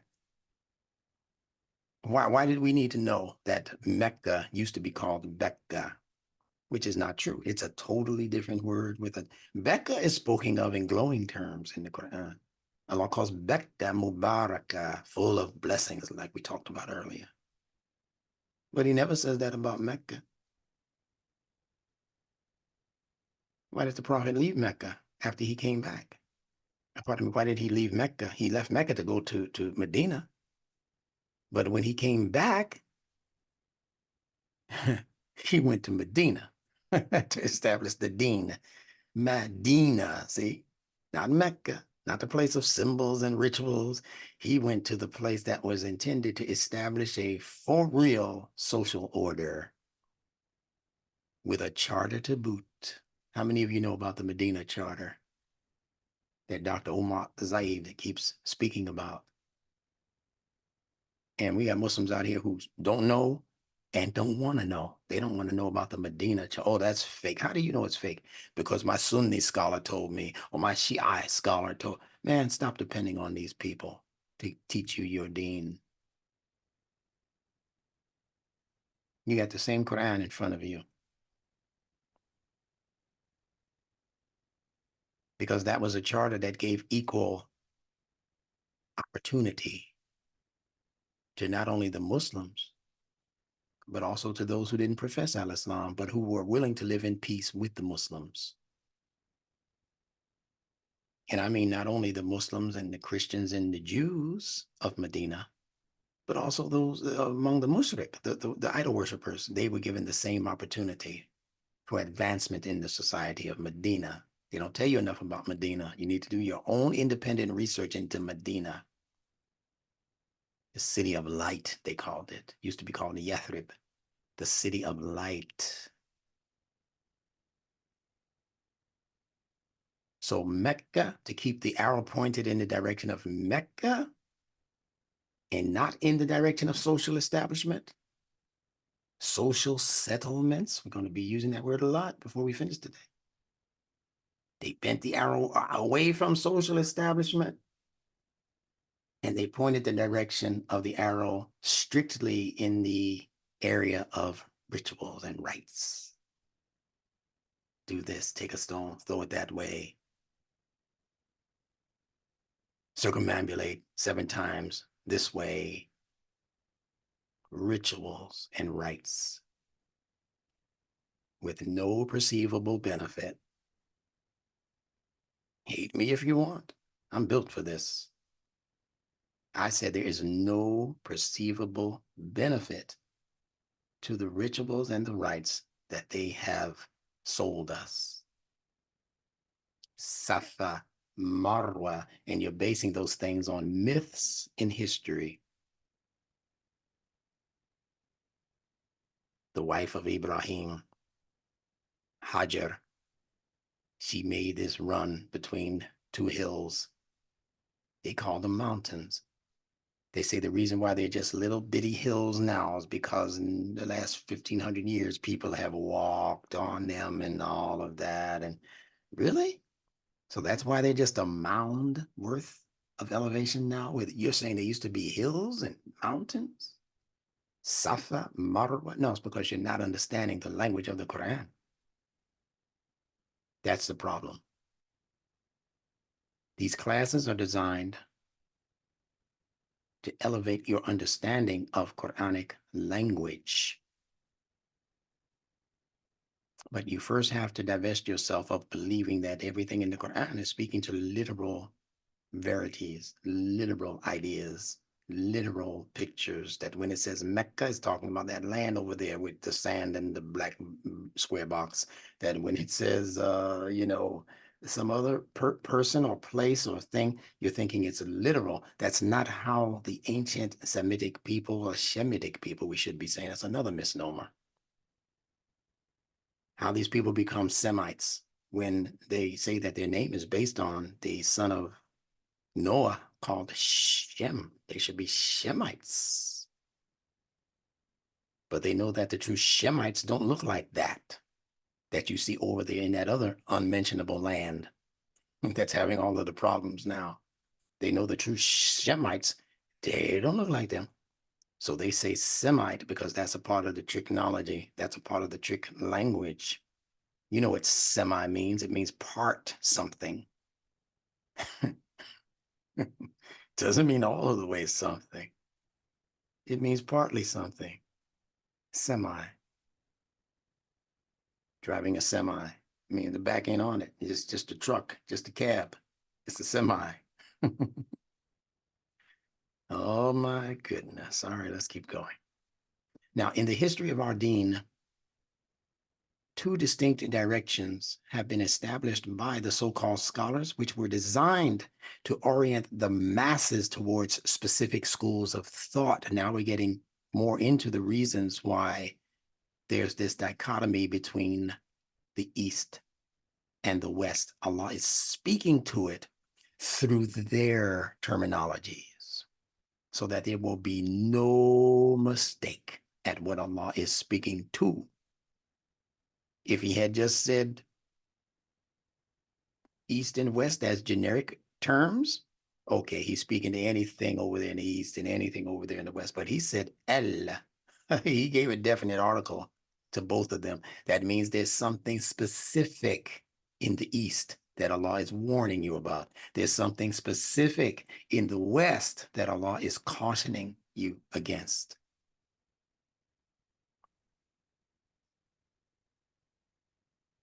And it is the scheme of the schemers who, after the passing of Muhammad the Prophet, sought to corral the majority of people coming into the Muslim camp, to corral them in a way that would steer them into the direction of certain schools of thought that were operating in the East and in the West. What are they? The Eastern Qibla is the Kaaba at Mecca. Whenever you say Qibla to a Muslim, He's thinking Kaaba. You say face the Qibla, he knows automatically, she knows automatically, they know automatically to stand up and look for, they carry a little compass. You know, people are carrying around all kinds of foolishness to determine where the Qibla is. And if they're just a little bit off, you got people who are walking around the Musalla, turning people, literally turning people. But you're 2 degrees off, akhi. And they will literally, where's that in the Quran that they have the right to do that? You're trying to communicate with your Lord. And here they go, twisting you and turning your head. Come on now. So the Eastern Qibla is called the Kaaba, and it is situated in Mecca. While the Western Qibla is known as Bayt al-Muqaddas, and is located in Jerusalem. Now, according to this ayah, the only thing a Muslim is to follow are the constituents of the Quran and the stipulations for what constitutes guidance. There's no turning of your faces towards Mecca. There's no such thing as turning your faces towards Al-Muqaddas, the house in Jerusalem. El-Quds, they call it. They call it several things. They got different names for it that they can't verify or justify. But most will tell you it's El-Quds in Jerusalem, and they call it the sacred mosque, the third most sacred mosque next to the Kaaba, which is a mosque, according to their language, and the Prophet's mosque or masjid in Medina. So it's the Kaaba, that's the number one primo. You'll see that in a moment. And then there's the Prophet's masjid.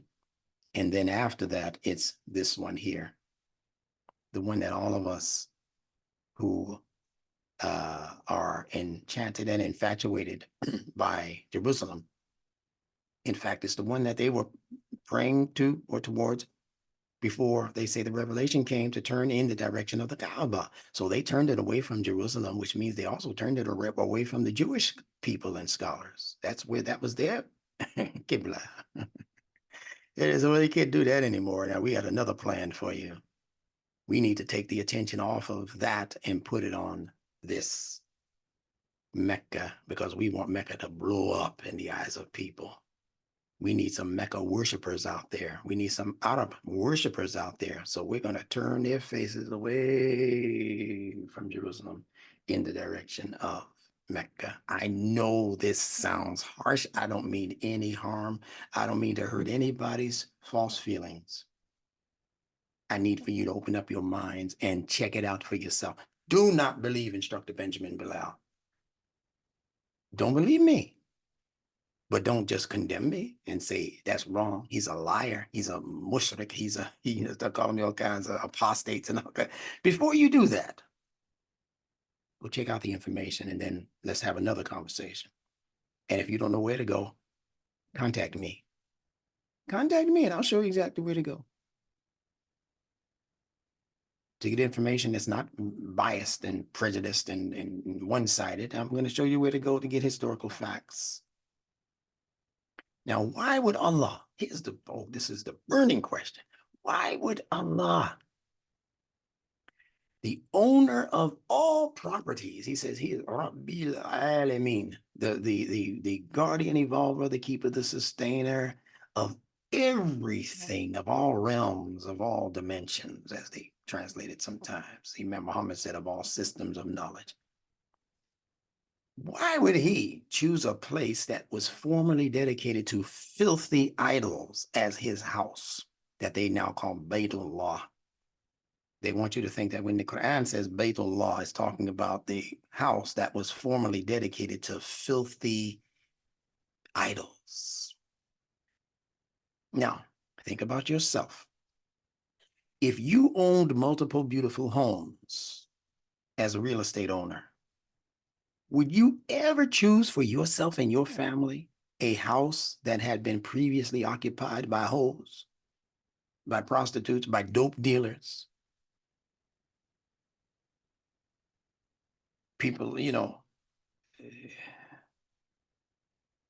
over there shooting up on fentanyl or whatever. We did those people I'm talking about, the people that you see now lining the streets in LA and San Francisco and New York and these other places. Would you take, if they all had a single place they used to go to do that dirt, and you had all kinds of properties, oceanfront properties and acreage and beautiful places that had the sun shining through, you owned all of that. Would you, in your right mind, take that spot that you now told them they can't live in anymore? The landlord is here now. You got to go get your stuff and get out of here. No, you'd be more likely to tear that joint down than to call that your house with all of these options.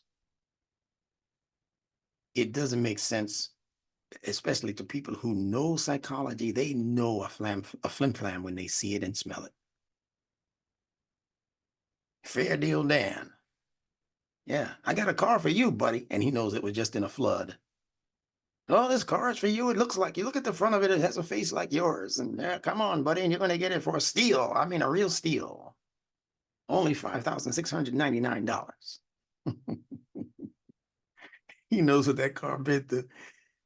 If you were a sincere person, you would never try to offload that kind of crap onto innocent people. So what in the world would make you think that Allah would offload the Kaaba as and advertise it as his house so that you can go there and circumambulate it and touch it, and the guards have to whip you back from touching it, you touching the black stone? But how come they never let you in there? Do you know that annually and sometimes biannually they allow the elite, the upper crust of the Arabs and the other people around the world who got moolah money, they can go in there? How come you can't go in? You never asked yourself that question, do you? Have you? Will you?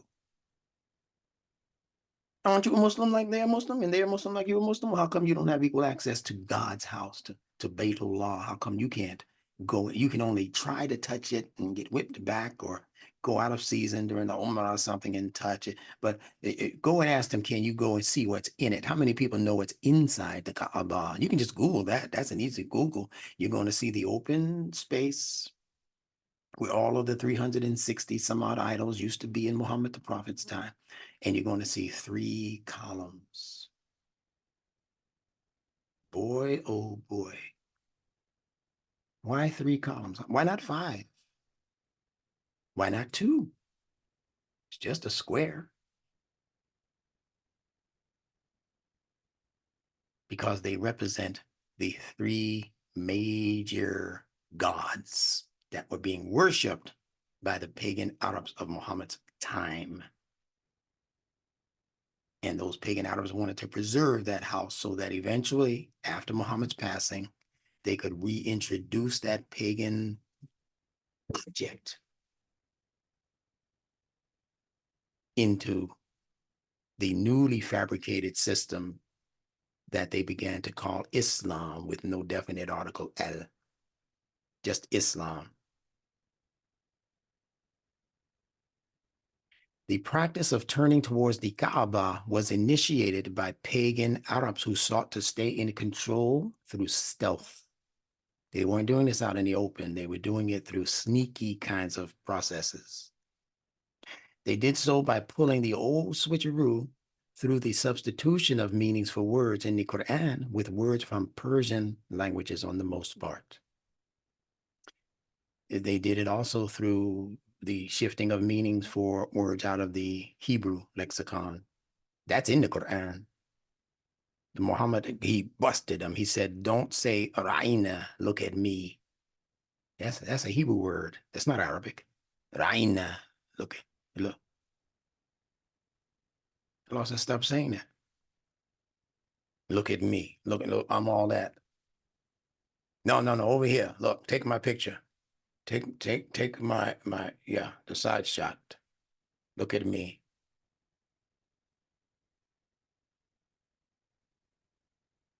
The Quran is a wonderful reading. So this allowed them to give credence to detestable practices which were condemned by Allah and his Prophet via the revelation of the Quran.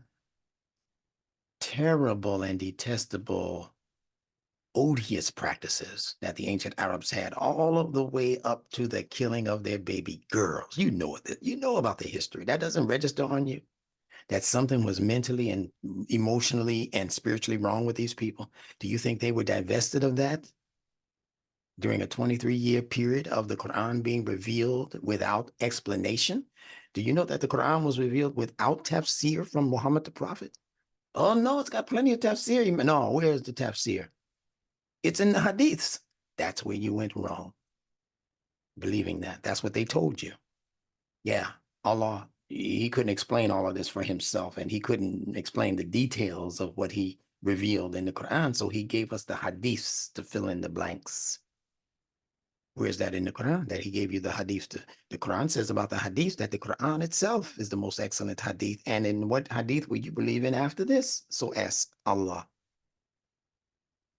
So who are these Bukhari? How much do you know about Bukhari and Muslim, the ones that are the most famous ones to present hadith, Abu Dawood and how much do you know about these people?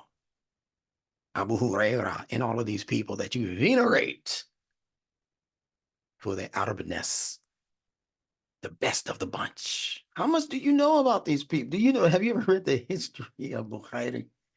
If you did, you would cringe and say, I'd never accept nothing as the truth from this guy. He's a notorious liar. Do you know right now, or not long ago, if not right now, that the majority of the scholars in Saudi Arabia decided to revisit every single one of the 700,000 hadiths that have been pushed in front of the Muslim public as words of Muhammad?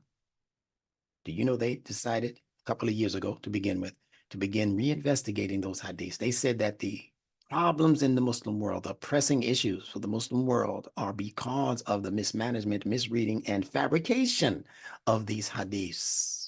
And that when they finished, they believed that they were only going to have about maybe 3 to 5% of that 700,000 volume of hadith that they would be able to recommend that people actually listen to and follow. You didn't hear about that one across the khutbah lectern, did you? Go ask your imam. If he doesn't know about it, he should. And he should know where to go. I'll show you where to go online. Go right to the words of the present day Prince of Saudi. He said it. Those of you who've been with me long enough, you already have it. If you're new, I'll show you where to Google. I'm not going to do your homework for you, but I'll show you where to go. And it's in his words, translated, video, and translation by the woman who was next to him into English, all over their major newspapers in Saudi.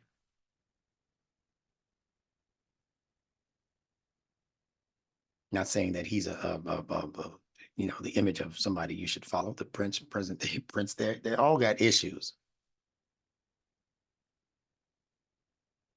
And if I remember to do so, I'll tell you one of the biggest fabrications that they have pulled over the eyes of the world, but especially the Muslim public.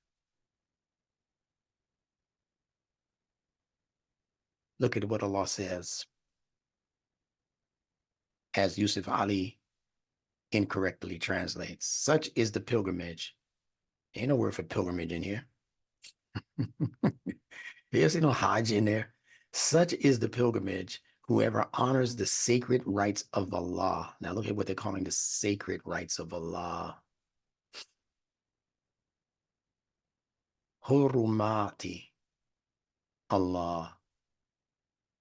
Now you know hurma sounds like haram because it's from the same root letters. Listen carefully. Whoever honors, and they're translating this hurumati as sacred. Interesting. Sacred. All right. Whoever honors the sacred rights of Allah, because they wanted to get you stuck on rites and rituals, my friends. For him, It is good in the sight of his Lord, lawful to you. Here's the transliteration from the word lawful, uhillat, from hilal, from the same root, hilal, lawful, that which is allowed. Now, if uhillat means that which is allowed or permissible by Allah, why didn't they just use that instead of a word that's connected to a concept that they kept called haram, which means not lawful? Why would they put, see, this is how Allah, this is how he teaches us, and this is also how he catches the linguistic culprits right in the middle of their dastardly deeds. He didn't even put it in a different ayah. He put it in the contrast I'm talking about between harama and halal. How amazing. Thank Allah, alhamdulillah. So lawful to you, and then they put for food and pilgrimage, although it doesn't say that, are cattle, except those mentioned to you as exception. Doesn't say that. But shun the abomination of idols. It does say that. And shun the word that is false. Now look at how Allah put that together. This is suggesting that the abomination of idols, Hubul, Allat, so forth and so on, is akin to the shunning of the word that is false. The abomination of idols appears to be a description of something physical. Don't go there and do that. Don't go there and do that ritual. Don't go there and shun the word that is false. Now, that doesn't appear to be an actual physical thing that you do. It's a mental thing that you have to do. I no longer accept that this thing is a God in my life. But it also suggests that both of them are operating on the same frequency, that the abomination of idols is also speaking to language and how language has been manipulated into becoming false language. And it's the false language that is the actual idol, not the sticks and the stone thing that they sold you on. The funny little bobblehead thing made of wood or steel or whatever. No, the true idol worship is the worship of these false ideas.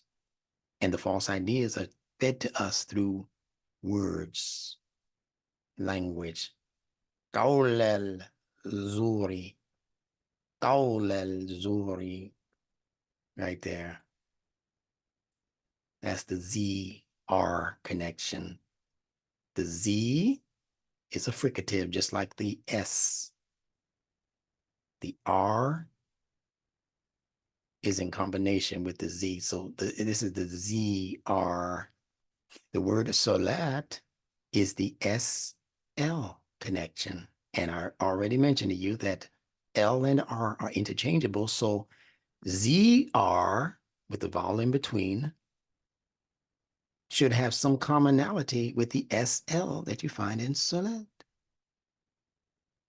We'll deal with that in a moment. Isn't this good food? Isn't it? Isn't this yummy?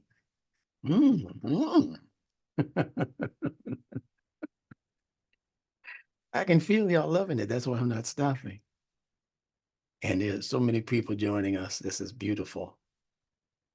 All right. Shun the word that is false. Now, this pagan cabal also manipulated the word Qibla.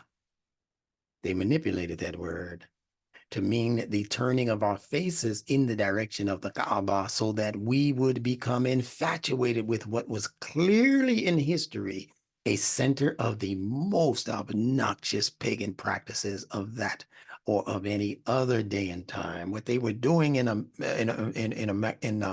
Mecca, especially to the women and the babies,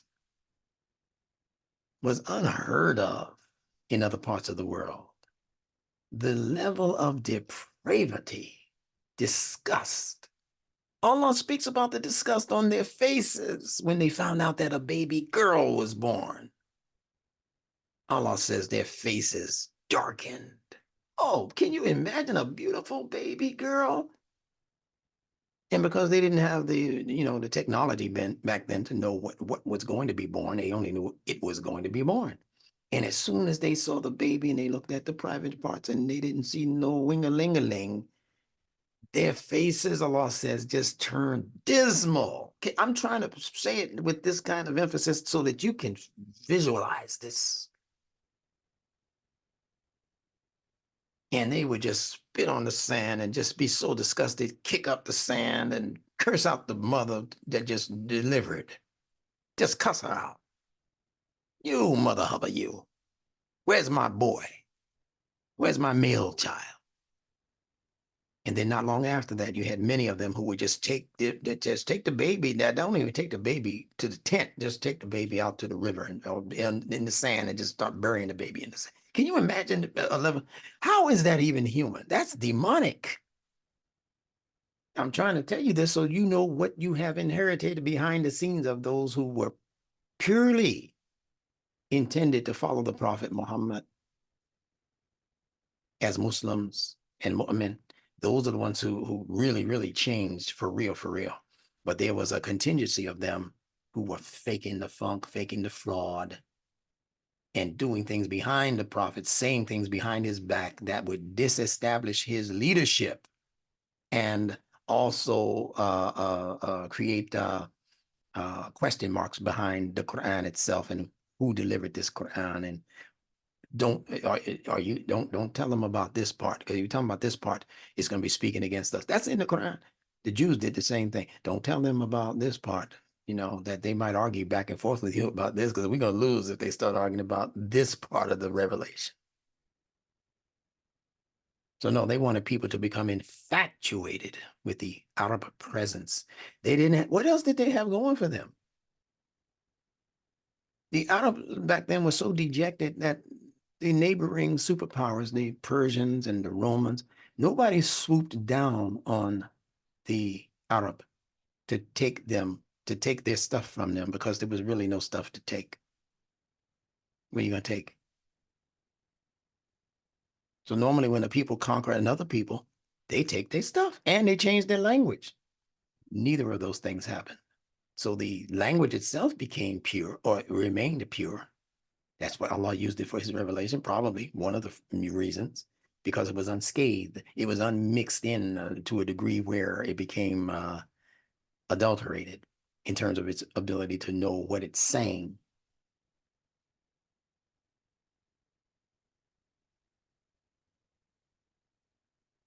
The word qabala is referring to, quote, things which are put in front of other things. It doesn't mean facing the Kaaba. It refers again to things which are put in front of other things. And it is not a synonym for the Kaaba. Examine how Allah uses the word ubulin, which is a derivative of the same root word, in the following ayah. This is Yusuf, ayah 26. He said, "It was she that sought to seduce me from my true self, and one of her household saw this and bore witness thus. If it be that his shirt is rent from the front, then is her tale true, and he is a liar." See, if the shirt has been torn, rent, from the front, what's the word for that, front?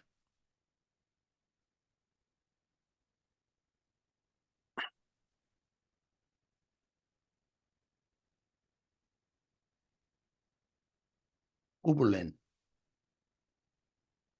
from the same root, Qabala. Does that look like it means facing Mecca? Or does that look like it's talking about something that is right in front of something else or of someone else? Tells you right there, if his shirt is rent from the front. That's all it means. But it's become a holy roller word for Muslims now. When you say Qibla, they automatically think Kaaba. The word tahillu in that sentence is a verb. It is an action word, and according to Arabic grammar, no sentence is complete without the verb. Now I'm going to go into something that maybe only those of you who know Arabic can follow me in, but it won't be a long discourse on this. This is just for those people who can think on this level and study on this level. So la tahillu means not permitted, and it is a verb of the fifth form, which means that all further statements, all further clauses in that sentence are to be negated.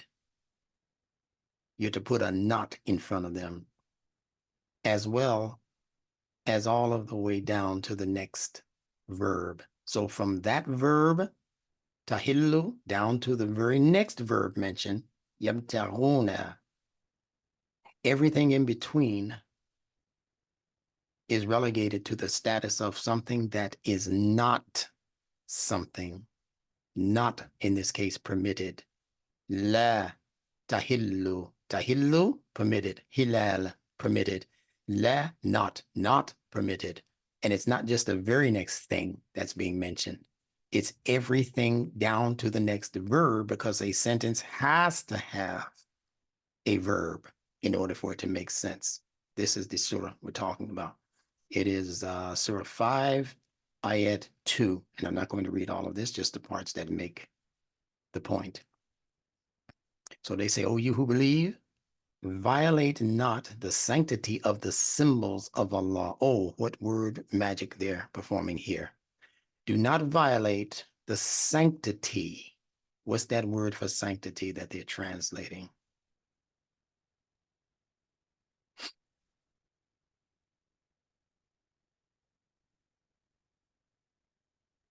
La, as we mentioned, tuhillu. Not halal. Or sha'ira Allah. Then they say, wala shahra el harama.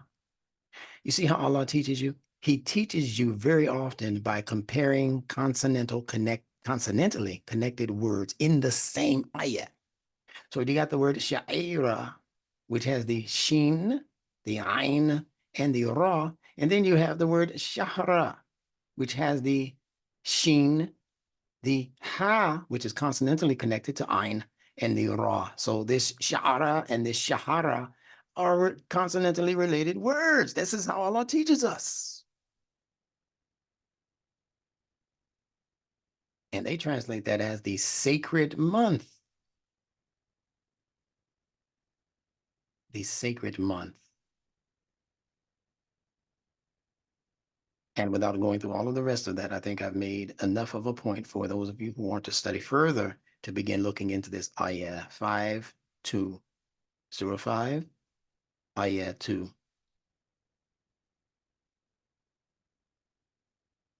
And here is where they began to establish the incorrect meaning of the word masjid al-haram, masjid al-haram, which we believe to be the sacred masjid in Mecca. But how, I ask again, did a single word in this Quran come to mean both detestable and forbidden, and sacred and worthy of respect, ultimate respect? Show me how that happened, and how do you determine the difference? When you're reading it in the Quran, how do you know this time when it used it, it means detestable and forbidden, but this other time? So they connected it with what Allah is saying about the house itself, the masjid. Now you might say, well, if it's talking about the masjid, instructor, come on now, you're going a little bit too far. If it's the masjid, then, it's got to be good, right? No, wrong. You ever read in the Quran where Allah says that there's a masjid that you're not even supposed to put your tippy toes into? You're not even supposed to stand there, much less so-called pray there. So no, the word masjid in and of itself doesn't mean good and pure and holy and acceptable.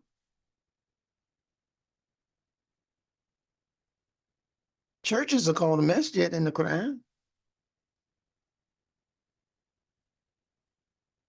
Synagogues are called SaLaaT in the Quran. Did you know that? You're going to see that when you get that new book. It's in the mail. Some of you got it already. There's a word in there from SaLaaT, and from the same root as SaLaaT, that means synagogues. How that happened is explained in my book. All right. Now, what I'm saying is that there was a sophisticated word manipulation that took place in many ayat like this one, where things that Allah was rebuking became honored and sacred, because they wanted the people who were presenting this information to you to become honored and sacred. These are people who in their history, they did not have this level of honor and sacredness. They didn't have it. Nobody was respecting them on that level. And there's going to be a big eye-opening piece of information that I'm praying that I will remember. Somebody will remember to remind me that do not let me finish tonight without telling you what that eye-opener thing is that they've been hiding from all of us. So when you look at that word, that gives us the word sha'ira, it's from sha'ara, and sha'ara means to know, to perceive, to understand, to acquaint, perceive by the senses. That's the fitra-based meaning. Beautiful word. But it also means to make verses, to remark, poetry, poet, verse, art of poetry, feeling, knowledge, beautiful. But then they also used a derivation of this root word to mean the star Sirius, which was worshipped by the Arabs in pagan times. So it's also pointing to a pagan practice, is the point. Markers, signs, rites, symbols, observances, ceremonies, practices, in other words, rituals. You refer to sheep and goat and hair. See, it's actually referring to the fitra growth of the hair, because the hair begins as a subrooted object beneath the scalp, but it grows to protrude above the scalp. So if you try to pull at it, it doesn't come out just automatically. You have to really give it some strength, some muscle to actually snatch somebody's hair out of their head. And it hurts, it hurts. But it's not talking about that. It's talking about the manipulation of people's consciousness. Your consciousness, as I said, exists as a neocortex level of brain power above the surface of the subconscious. The subconscious is what you have going on beneath the conscious mind. So shara means that which appears, but where does it appear from? It appears from the subconscious level of your mental capacity. Once people know how to grab hold of what's on the top and pull it to where it creates pain beneath that surface level, that's what the world of psychology came to call subliminal seduction. If you just pat the top of the hair, no problem. But when you begin to yank until what's beneath the surface becomes manipulated, that's called subliminal seduction, when you do that with knowledge and conscious intent. You start messing with ideas, you start feeding people ideas that actually go and bypass the conscious brain and become,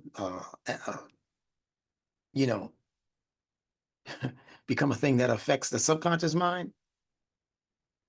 That innocent mind that believes what it's told, if it's told it often enough, that's sha'ara. And Allah says that about people in the Quran, beginning in Surah 2. So sha'ara is a level of cognition. It's a level of cognition that dawns in the emotional brain. You'll study that at some other time. It's called the perception. When Musa said that he perceives a fire, and nastunar, I perceive a fire. That perception is saying the same thing that this is speaking to. Sha'ara, perception. but on the subliminal level first. So much to say. Now, a lot of you don't know this. Teach this to your imams and to your fellow masjid members.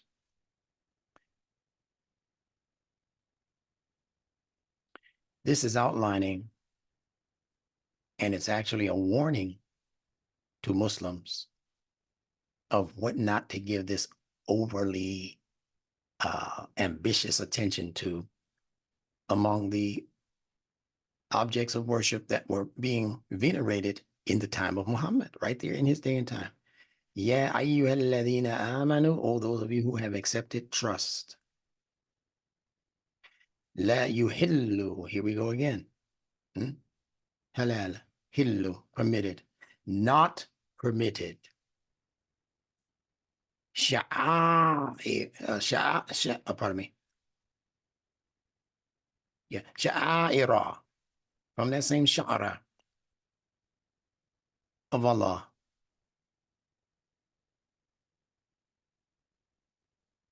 Wala, again, and do not shahra.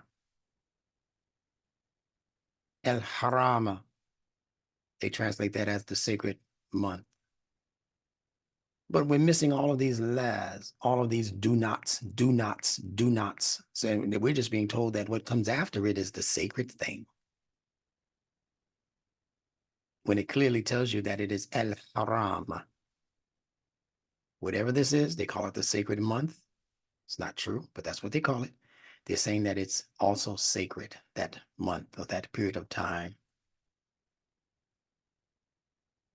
And they're going on and on. But what I wanted to point your attention to here, without going word for word, I'm hesitating to go word for word. It's too lengthy. Here it says, El-Qala'ida wala amin. Listen to me carefully. Look at this la, and you don't need to know Arabic to do it. Just memorize how it's drawn. That's la. This is la. But what's the difference? I'm going to give somebody a chance to just real quick. If you know it and you know it, don't tell me if you don't be guessing. If you know what the difference is between this la grammatically and this la, open up your phone real quick and tell me. Assalamu alaikum. Alaikum salam. That lie has an extension on it. It's first one is and the next one is la. What do you call that extension? It's an emphasis. It intensifies the lie. What's the word for it?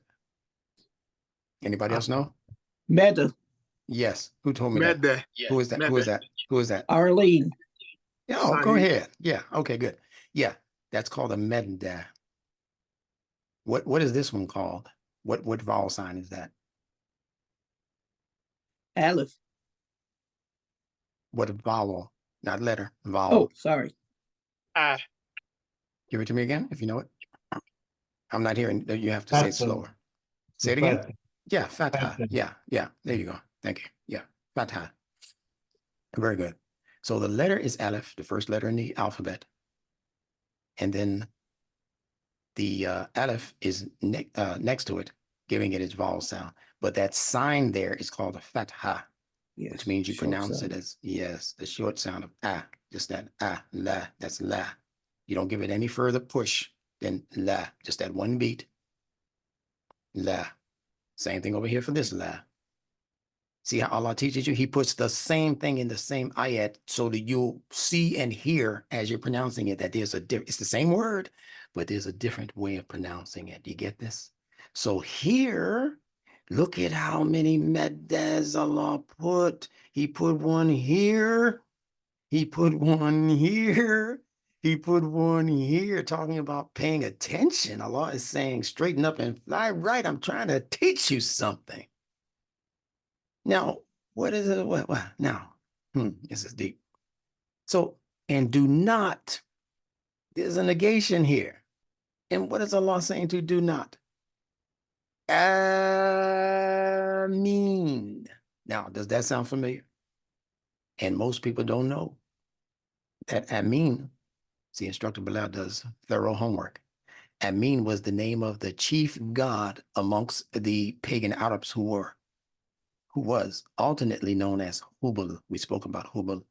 Hubal and Amin were seen as the same god, the chief of the pantheon, the chief of the pack of 360 idols in and around the Kaaba. That's who Amin is. So, boy, oh boy, let's get into this. When the ancient Arabs cried, Allahu Akbar, it was a tribute to this greater God called Allah.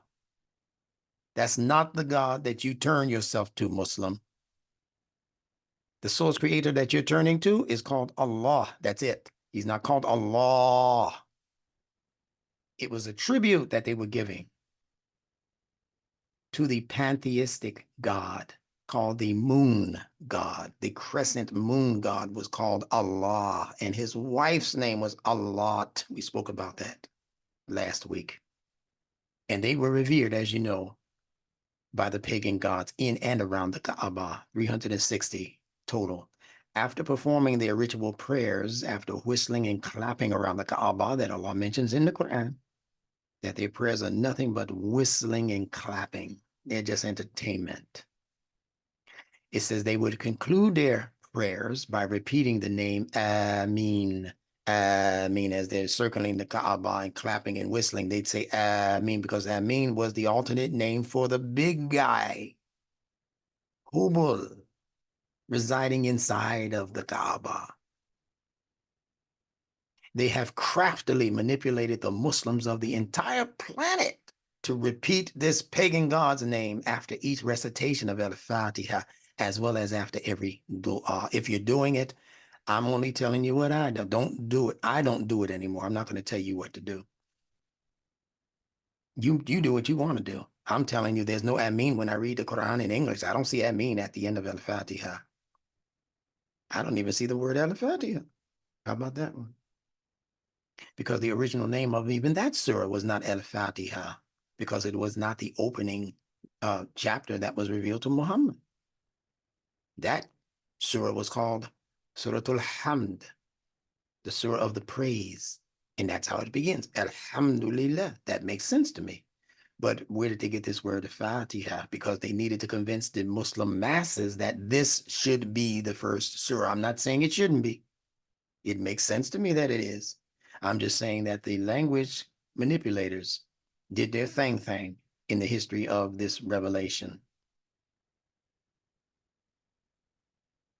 And the most egregious of the things that they decided to do was the insertion of the word Ameen. How did they get away with it? It's simple.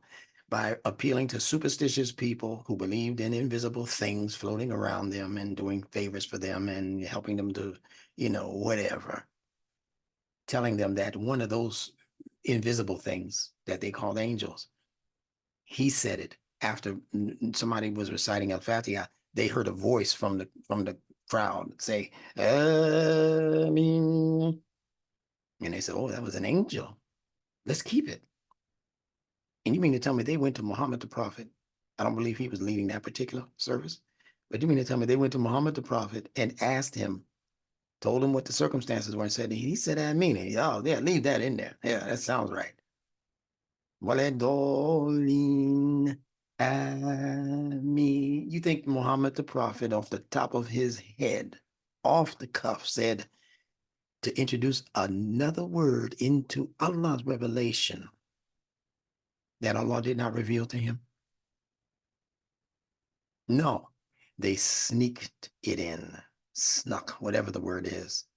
Those pagan Arab sympathizers, they snuck that word in there so that the name of their chief god, the one who they also called the Hubal, and they called him also Manat, you think these are different words for their pagan gods, and these are words that one concept of God that they ultimately called Allah, the chief moon god. He had all of these other attributes, Manat, SaLaaT, and Ameen. You see it? No, I'm not telling you. Allah put it here in the Medda. elongated. I mean, where else are you saying that in the recitation of the Quran? No, Baladil Amin, you don't say no, there's no elongation in that. Wahada Baladil Amin, there's no elongation.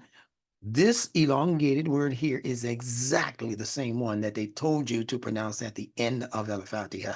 And I'll be doggone, like Marvin Gaye told you, if you hear anybody ending Al-Fatiha and just saying Ameen.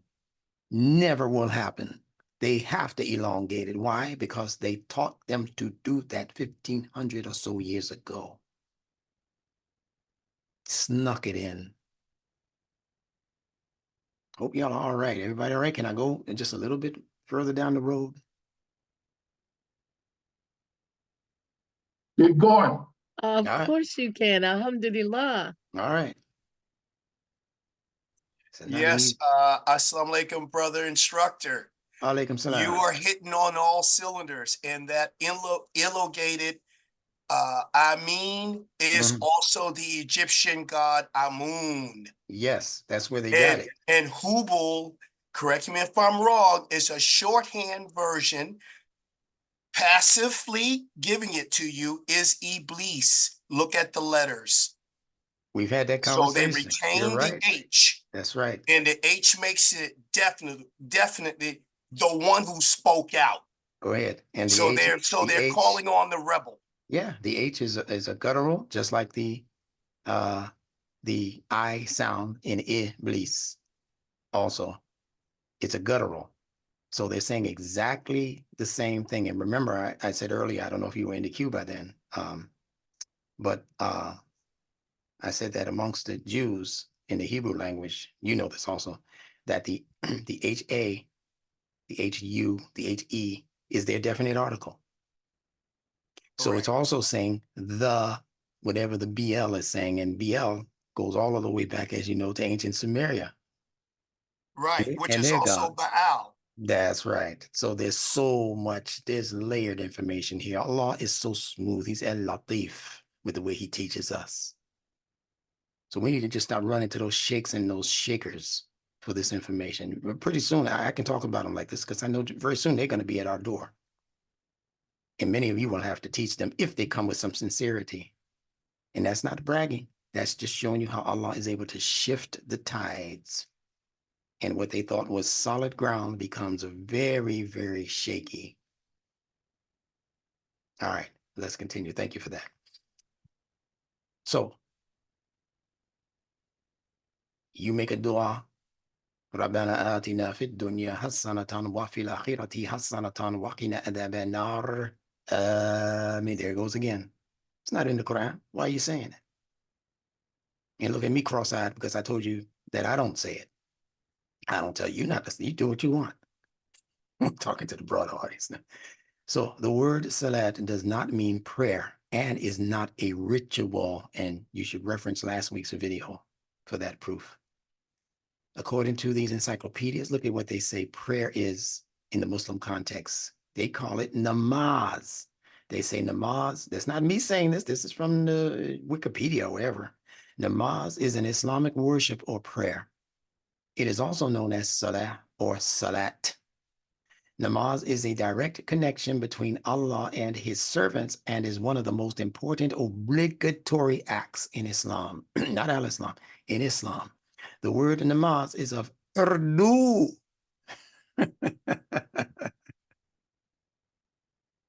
Had to emphasize that in case some of you would not know. The word namaz is not Arabic, it's not Quranic. It is of Urdu, and I'm not saying that to slight the Indian people or the people who speak Urdu or Farsi or anything like that. Those are beautiful languages. I'm saying that to show you where the scheme is, that's all. It's of Urdu origin, and it's translated to pray. They say that namaz means pray in English, but we're going to go deeper than that right now. Look at the etymology from a different dictionary. This is from Wikipedia. It's from the Ottoman Turkish namaz. Turkish. That's not Arabia. Turkish. And also from the Urdu namaz. Not Arabic. Urdu. But you find this in masjids around the world that claim to be following the Quran. And it's Arabic presentation. And their source is the classical Persian namaz. They're both sourced in the word out of Persia, ancient Persia, called the namaz. Now look at the etymology real quick. Salah, Sod, Lam, Alif, Tab, Marbuta, is an Arabic word that means to pray. They said that, that's why you believe it. That day is over for us just accepting stuff just because they put it in a book. The word is used primarily by English speakers only to refer to the 5 obligatory prayers of Islam. This term is spelled as SaLaaT in Malaysia, Brunei, and Indonesia, spelled as something that you put on your dinner table, SaLaaT in Somalia, and Swala in Tanzania. So you see the consonantal connections in all of these. And by other Kiswahili, they should have said, speakers. So it's just variations on the same thing of those consonants. The origin of the word SaLaaT is debated, particularly in relation to Quranism, people who say follow the Quran only and no hadiths and that kind of stuff, right? So they say it's debated, especially amongst those people. Some have suggested that SaLaaT derives from the root waw, sod, lam, where you get the word wasal, which means to join. It means linking things together. Hence, and I go deep into this in my new book, hence why the obligatory prayers in Islam are referred to by the word salah, in the sense that through prayer, one connects to Allah. In some translations, namely that of Rashad Khalifa, who we spoke of earlier, with the number 19 thing, salah is translated as the contact prayer, either because of the physical contact the head makes with the ground during the prostration, part of the ritual, sujud, or again, because the prayer connects the one who performs it to Allah. Other sources claim that the root is in fact the sod lam wow, the ultimate meaning of which is not agreed upon. This is their scholars talking. They're confused. They don't know. But you mean Allah will go through all of that and put this all-important word in the Quran and then give you the meaning of just connecting your forehead to the ground? That's really what this means? Contact. Where's the practical benefit in that? And like I said, if I just wanted 5-10 minutes worth of exercise, I might as well practice yoga. You'd be surprised how influenced the SaLaaT is that you're doing from the Vedic people of Southern India and their yoga practices. And they got it from ancient Abyssinia, who had to practice hundreds and maybe a few thousand years before the Sanskrit people of India got hold of it. So namaz, still in the Wikipedia dictionary, it's a Persian word. It's the Arabic word namaz. They're saying it's the Arabic word. Who's zooming who?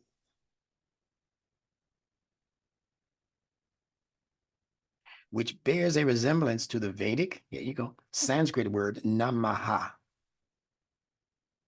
denoting to respect or adore. In other words, it means to worship. Not to serve, not to be of service to worship. That's different. Worship involves rituals. Service in the name of Allah, subhanahu wa ta'ala, involves serving other people and other things in creation, because Allah doesn't need any of it and any of us. So what is all of this 5 times a day, turning ourselves away from responsible duties in the family, in the community, or at the surgeon's table? And oh, wait a minute, my adhan watch went off. Just keep its chest open for a minute. I'll be right back. I have to make my SaLaaT. What kind of God is this that requires that of you? I'm being facetious on purpose to wake you up. What kind of creator is that needs that kind of attention? And that's just the Sunnah prayers, as they call them. Well, by the time you get into the Nafil and I'm not the Sunnah prayers, that's the Farad prayers. I mean, by the time you get to the Sunnah and the Nafil and all of those other things, you don't have enough time to do anything else. Don't let it be Ramadan where you got to throw in all of the extra added stuff in the evening and all that. What else do you have to? Is that really what Allah requires of you? Is his ego that blown out of proportion? You thinking about Iblis? That ain't Allah. That kind of attention. And whatever you give your attention to expands. So you know what's expanding in you? Your ritualistic behaviors and attitudes. And that becomes the central point of recognition on your part. And your rituals become even more important than your social relationships. And I think there's a hadith to that effect, even though I don't follow hadiths, where there was a woman, they say, who did all of the ritualistic stuff, all of the SaLaaT. Every time it came in, she did the extra added prayers, or she did all of this stuff. And then there was another woman who she was negligent in terms of some of her prayers, but she was out there every day helping the poor, you know, feeding the poor and the homeless, and she was giving her assistance, teaching the children and all of that. And the prophet said she's in Jannah, and this other one is in Jahannam. How about that one for hadith? I'll keep that one in my back pocket right there. That one right there. I can't prove Muhammad said it. There's no historical proof, but I like the flavor of that one. It's making our point. So it is the term presently used in Turkey. Keep Turkey in mind. That's going to be a very important word as this class progresses. And other Turkic language nations, such as Kazakhstan, Kazakh, in Bosnia, in Iran, Afghanistan, Tajikistan, and other Persianate languages of the Indian subcontinent, such as Urdu and Hindi and Bengali. You get it yet? Then in the Quran, there's the noun Salah, and it's used 83 times in the Quran. There are about 15 other derivatives of the Semitic root Sod Lam. That's the root right there. Sod, and forget about the ha, forget about the ta marabuta, forget about the letter ta. The Semitic root, what I call the proto-root, is simply the sod and the lam. Words connected to salah, such as mosque, wudu, dhikr. You see how slick they are with this? These are words that are connected to salah, so that they can physicalize and ritualize all of these things. You have to go to the mosque ritualistically. Why? Because that's where you drop that wad that they're waiting for on Friday. Yes, I'm being facetious on purpose. I know these institutions need money in order to continue and do the good works that they're doing in the community. I'm not talking about the ones doing the good work. I'm talking about the linguistic conspirators who established wrong meanings for words in the Quran. That's my only focus. Good is good. Allah's going to reward your deed, your good deed, whether you're doing it in the masjid or right outside on the sidewalk of the masjid. You're better off being on the outside, because Muhammad had an open roof to his masjid, from what I understand. All of his work wasn't being done sitting in the musalla on a prayer rug. There was no such thing as a prayer rug in his time. That was another thing that was invented that said, well, you can't really pray correctly unless you buy this and buy these beads. And they got those beads from the Catholic rosary beads. So now we're following the practices of the Catholic Church with the dhikr beads. You can do it if you want. There's no harm, no foul in doing that. If that helps you remember, you know, subhanallah, subhanallah, subhanallah. If it helps you remember that. But just don't be counting mindlessly while you're also working on your grocery list and doing your dhikr at the same time, or your ritual prayer. You can continue to do it. The only thing I say that I would do differently than you is I would take out all of those parts of the salah, the ritual, that mention anybody else other than Allah. Like I would take out the parts that mention Ibrahim and Muhammad, because Allah says in the Quran that the SaLaaT is solely for him. Solely means one and only, nothing else being mentioned, nobody else being mentioned. Allah says that the SaLaaT, when you talk about giving yourself to Allah and the sacrifice and this, that, and the other, Allah says it's only for him. So where you get the Tahiyyat from? التحيات لله والصلوات والطيبات السلام عليك أيها النبي. The peace be upon you, O Prophet. You talking to the prophet? Really? Wa rahmatullahi wa barakatuhu. Assalamu alayna. The peace be upon all of us. Really? Now you're talking to the congregation. And then when you greet, you say you're greeting the angels. Now you're talking to the angels. Didn't Allah say that SaLaaT is purely for his worship, or so-called worship, purely for his acknowledgement? You done spoke to two prophets, a congregation of people, maybe even around the world, and the angels on your right and on your left, supposedly. But in fact, that taslim that you do, Assalamu alaikum wa rahmatullah wa barakatuh, if you say that. Assalamu alaikum wa rahmatullah, to the left. That was the way that the ancient pagan Arabs who worshiped the moon god Allah, that's how they used to close out their ritual, by saluting the rest of the 360 idols in and around the Kaaba. It had nothing to do with any angels on your right and left. All right. See that? Oh, this is the one I was talking about. I didn't realize it was in front of me. Listen, surely, this is in the Quran, my prayer, meaning my SaLaaT, SaLaati, surely my prayer and my sacrifice and my life and my death are all for Allah, meaning solely. That's what they mean by all. Solely for Allah. And I am Allah. This is Allah speaking. There is none worthy of worship except Allah. They didn't do this right. But therefore serve me, first person, me, not me and the angels, not me and the companions, not me and the prophets and the messengers. Serve me and keep up the SaLaaT for my, not the remembrance of Muhammad, not for the remembrance of Ibrahim, not for the remembrance of Ibadillahi, Salihin,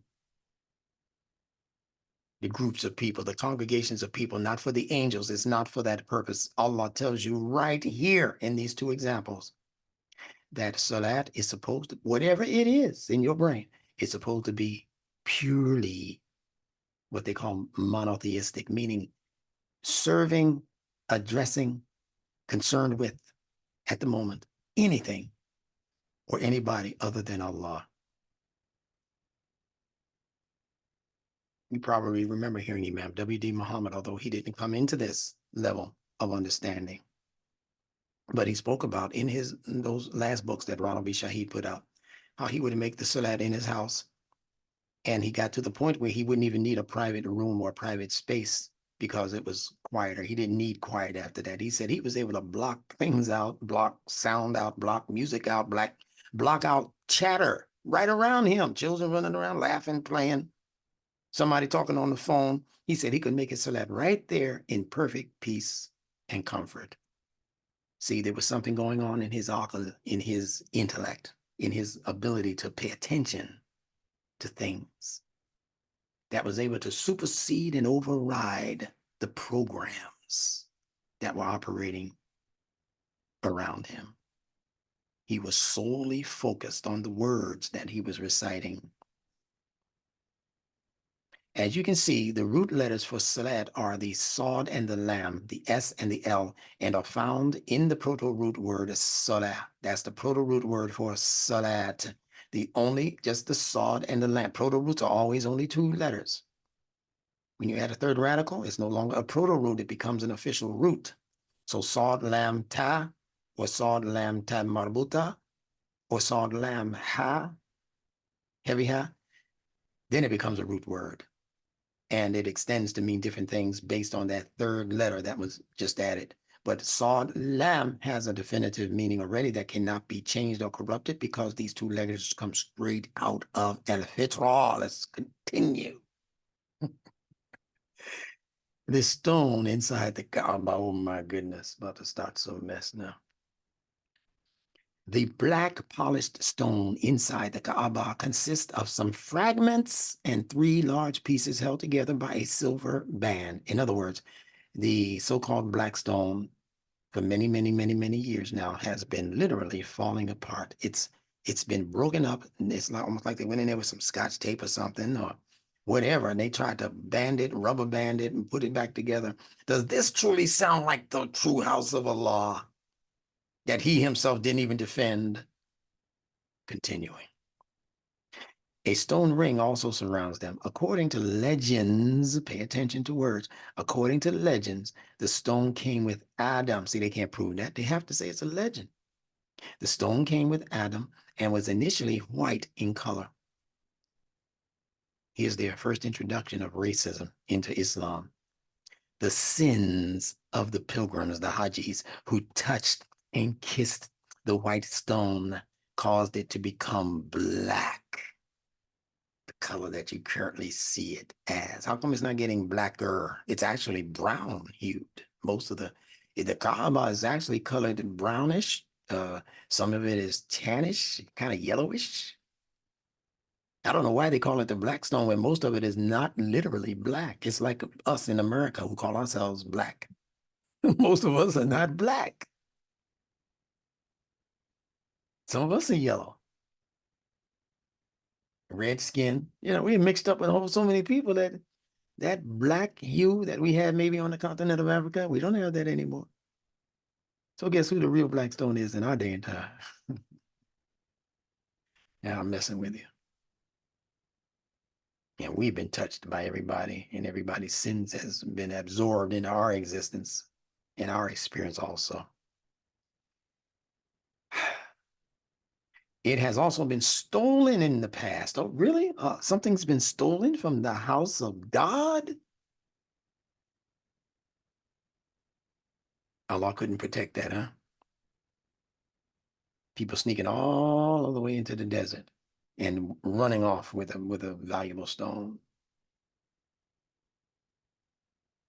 In 930, the black stone was taken away by the fanatics of the Qarmatian sect, a branch of the Sevener Ismaili Shia Islam group. They like to say that to turn you against the Shiites. Currently, under the rule of the king, the black stone is protected by 24 guards, and all these numbers are symbolic because these people are some of the deepest and darkest Masons, Freemasons on earth. I'm talking about people in the regime of the Saudis. You think they're just Muslims like you Muslim? These are people who are deep into Shriner language, and because they learned these things from ancient Kemet, as our brother was just telling you. That's where they learned it. 90% of what they're teaching you is Islam. They learned it out of ancient Egypt. They got it from ancient Egypt. Why do you think that story is so profound in the Quran about Musa in ancient Egypt? You think that's Musa is talking about, or do you think it might be talking about Muhammad? The black stone placed on one of the edges of the Kaaba measures 30 centimeters and blah, blah, blah. We don't need to know that. When people perform tawaf, circling around the Kaaba, they try to kiss it, and if they cannot, then they must point at it. While crossing it, one must recite Takbir, Allahu Akbar. So they throw kisses at it. They point at it. If that's not entrainment, tell me what the definition of entrainment is on the subliminal level. You're gesturing like that. You don't even gesture towards your wife and children like that. You come in the house, you don't even think about kissing your wife sometimes, or anytime, some of you. You don't think about picking up your little 5-year-old and, hey, man, how was your day? You don't give them that time of attention, but you go to a ritual performance and you sit and wave at a rock? Really? I want you to feel how damned down and low and dirty and stupid that practice is. Waving at a rock. That is not even mentioned in the Quran. Where's the black stone? In the Quran. See, I'll talk about anything that's not in the Quran, and there ain't nothing you can really say about it because you can't say I'm being defamatory. Toward what? I'm not talking about something in the Quran. I'm talking about something in your dumb brain that wants to believe that a rock should be venerated. Do you know how many people in the history of this world have worshipped rocks and stones? And how many times the Quran speaks against it? If you have your phones open, please. be sure to mute them.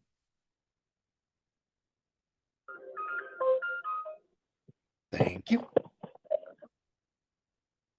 Thank you for that. Now, this is wonderful. There are many folklores around the existence and establishment of the stone inside the Kaaba. No, I'll tell you right there in the Quran. Those of you who have accepted faith, fear the fire whose fuel is men and stone. They say stones with an S on the end, whose fuel is men and stones. The word Allah is using is al-hijara. Definite article, single object. Hijara, stone, not stones. See how they manipulated the language again to make you think it's some generic thing where people are worshiping rocks and pebbles and stones? No, it says the fuel is men and nas and stone. One.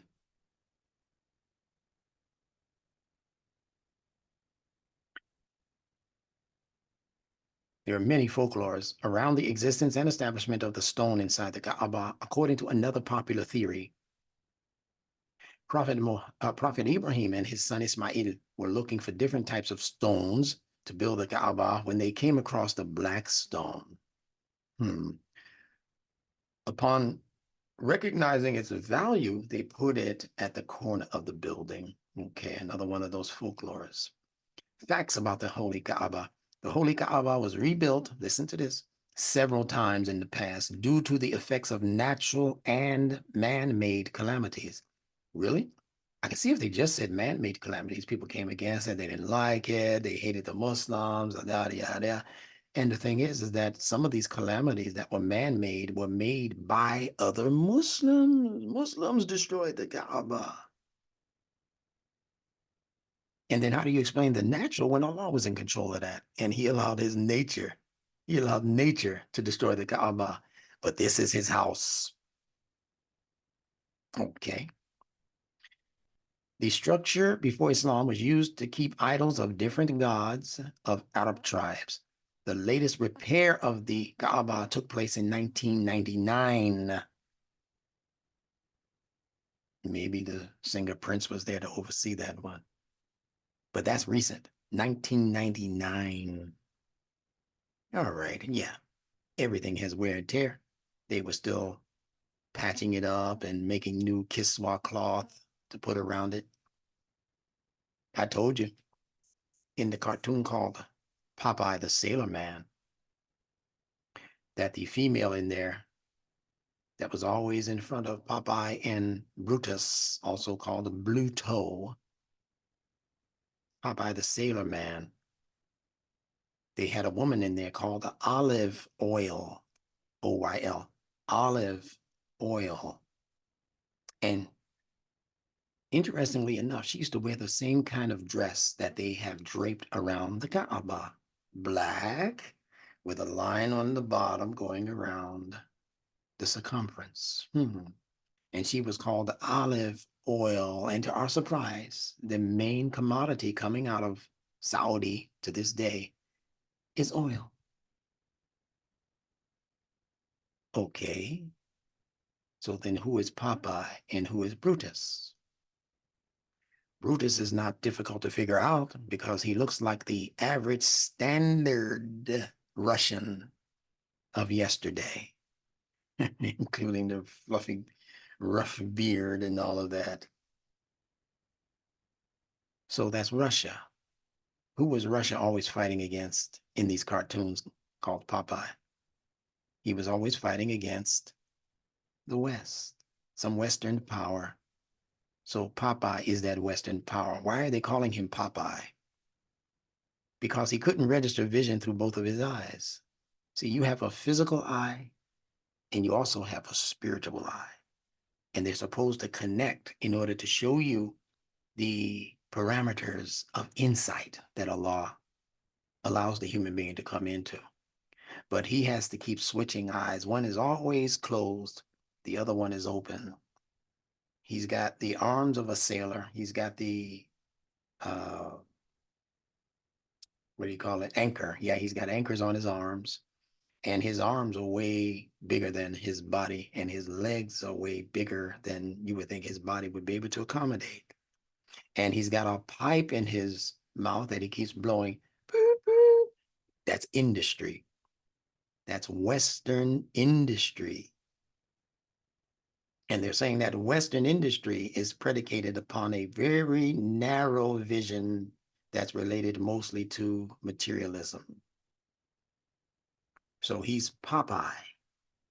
One of his eyes is just wants to see and see and see all of the material things.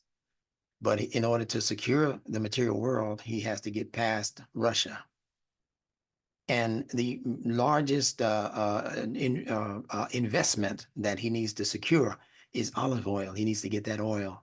This has been going on. This is a historical fact. That cartoon happened. They're still over there trying to get the oil. Oh, man.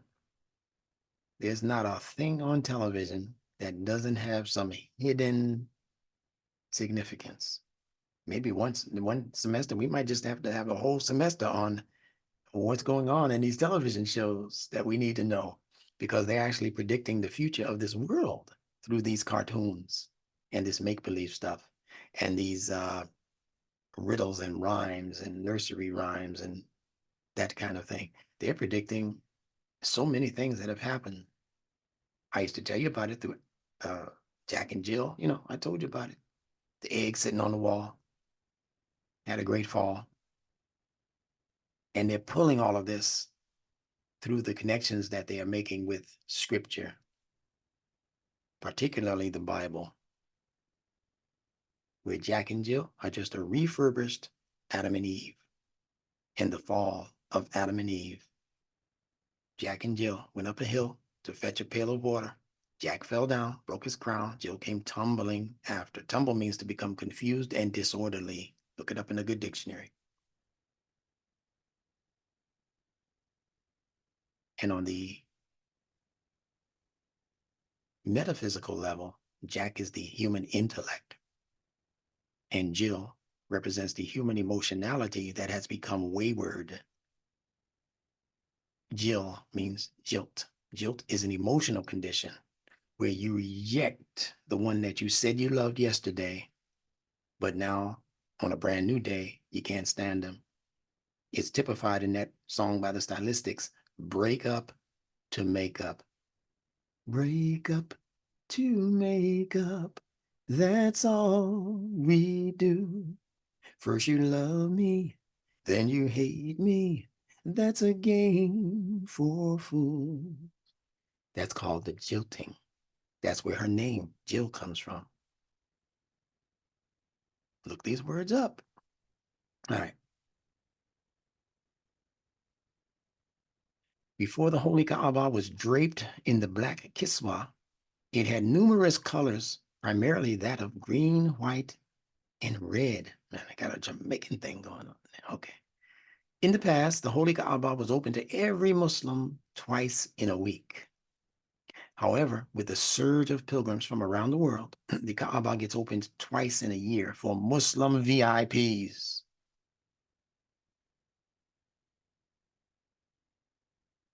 Inside the Holy Kaaba, there is a plaque that has the names of all the rulers that were a part of the reconstruction of Kaaba. That's inside Allah's house? The name of all of the people, rich people who donated to the reconstruction? That's in Allah's house? Okay. Originally, the Kaaba was to be built in a semicircular shape, listen, but due course in time, it attained the structure of a cube as it has now. What kind of explanation is that? It was supposed to be a semicircle. You know why it was supposed to be a semicircle? I'll tell you in a second. That's another one of those revelations I want to drop on you. Before Islam, the old Kaaba inside consisted of numerous idols that were worshipped by pagans who used to live in the area. So why was it originally designed as a semicircular shape? And I bet you one of the learners who's been listening can answer this next question quickly. Try to not be so loud on your phone though. You come out very loud sometimes. Just move your mouth away from your microphone or your computer. The question is, what does the word Kaaba mean? Does it mean cube?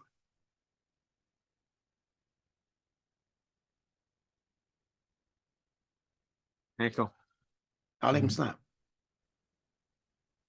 Go ahead. Ankle. Yeah, who's saying that?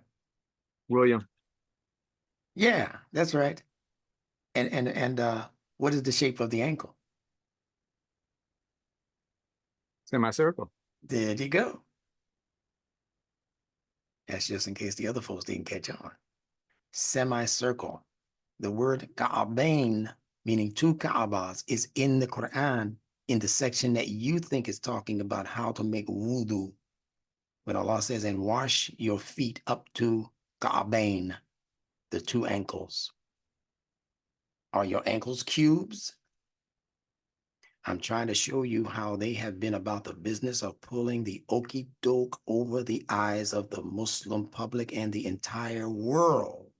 They set out to really take charge of this narrative in a way that meant that no matter how many lies they had to tell to cover up the last lie and the lie before that, they were willing to make that sacrifice because they wanted to be back in power as pagans.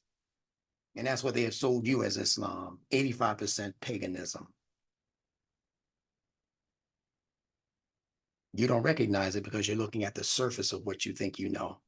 If I were to just scratch beneath the surface,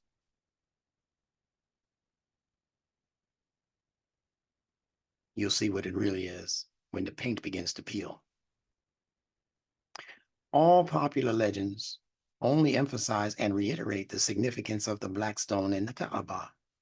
For Muslims, it is the holiest place on earth, the house of Allah. Where is that in the Quran? The holiest, it's the holiest, what? It's the holiest, where does it say that about the Kaaba in the Quran? And the black stone. The black stone is not even mentioned in the Quran. Where's, not in the way you're thinking. I told you it is mentioned, but it's mentioned as one of the relics of that demonic practice of worshiping the rock, the stone. You think it's an accident that the most wealthy group of people existing today, 2024, on this planet Earth are called Black Rock? You think that's an accident, huh?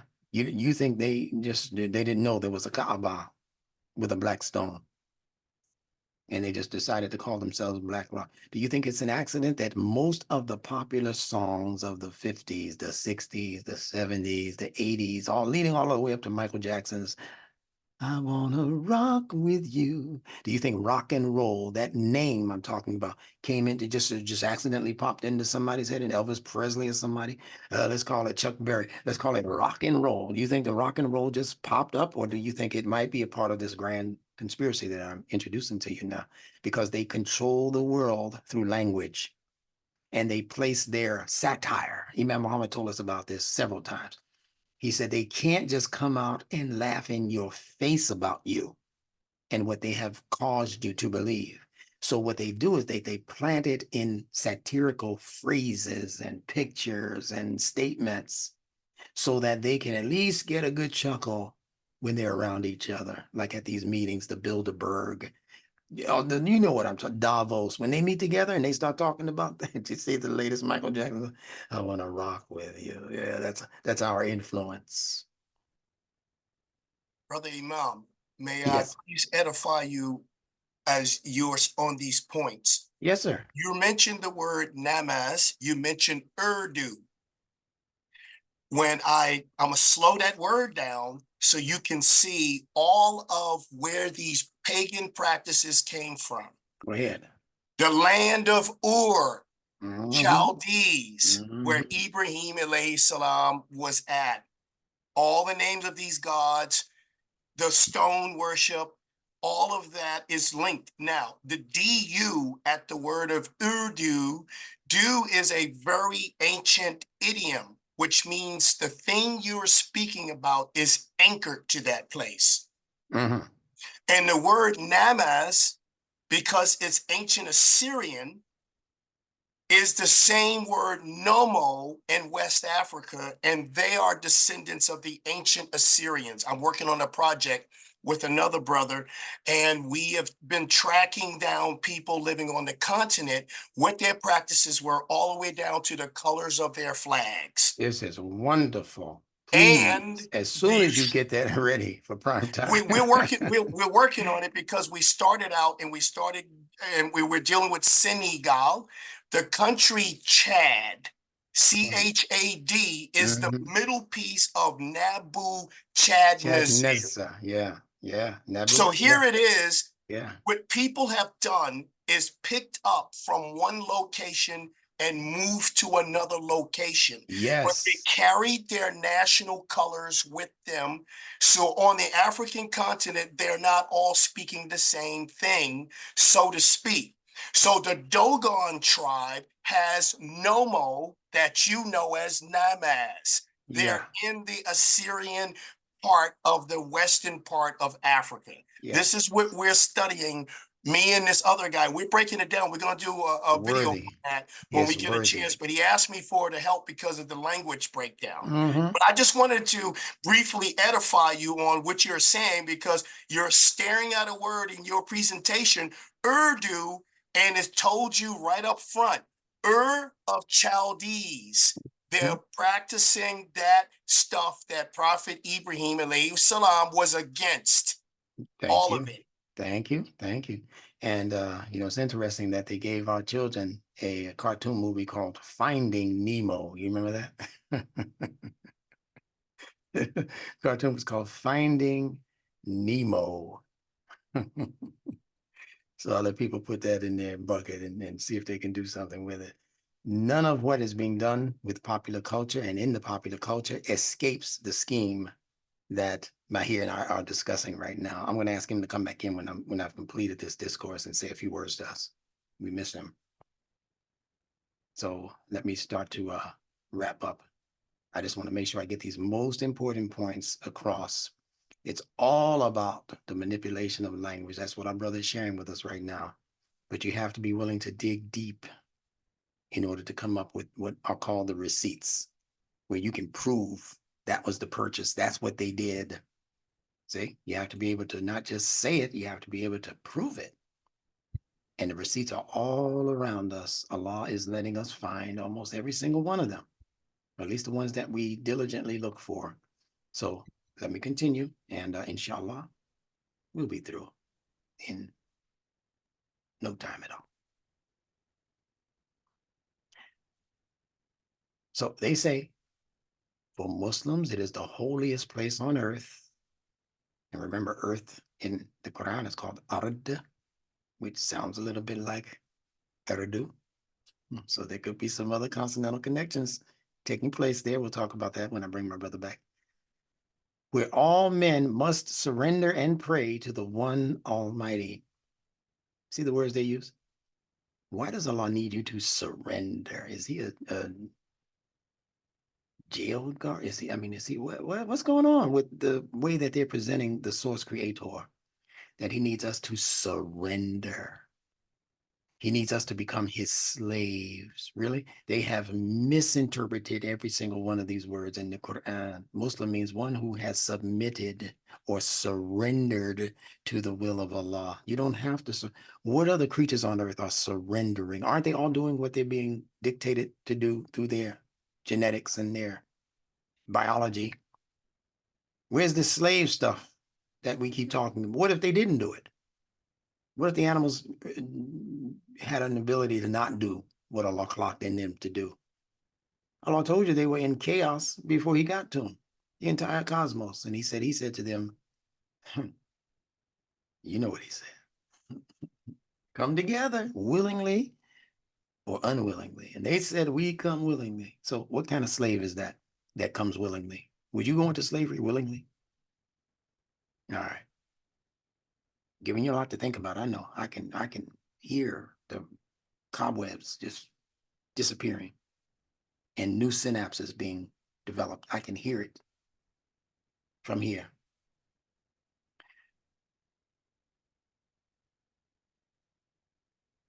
So it is the holiest place on earth, the house of Allah. And I told you Allah calls the earth his masjid, Masjid Allah.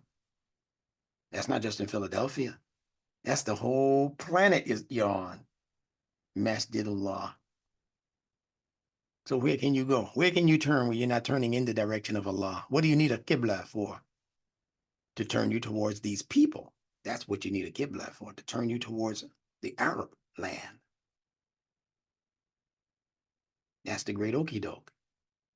Everywhere you turn, Allah says there is the face of Allah. He says that in the Quran. Everywhere you turn. So what are you so broken up about? You can't determine what direction the Qibla is in Mecca. You almost can't pray because you don't know. You don't have your compass. You don't have a Muslim to ask. And they say if you don't know and you don't have someone to ask, then just do it any old way. Well, if you can just do it any old way, what the fuss? Why are you going through all the fuss? Allah will forgive you for not turning towards his house. Oh my goodness. Where all du'as are accepted and all sins are forgiven. They're telling you that Allah is accepting every one of your du'as and every one of your sins are being dissipated. It is the path to Jannah, also known as Jannat or paradise, where there is no sadness, sickness, pain, grief, or suffering, only eternal happiness. This is what they told to the Christians also, that if you just work for us, I know it's going to be painful, it's going to be toiling, it's going to be stressful, you're going to be sweating bullets working for the system. But don't worry about that, because if you just pray to Jesus, when you die, not now, when you die, all of your sins will be forgiven, and all of the paradisical things that you ever wanted are going to appear before you for your pleasure forever and ever. Ameen.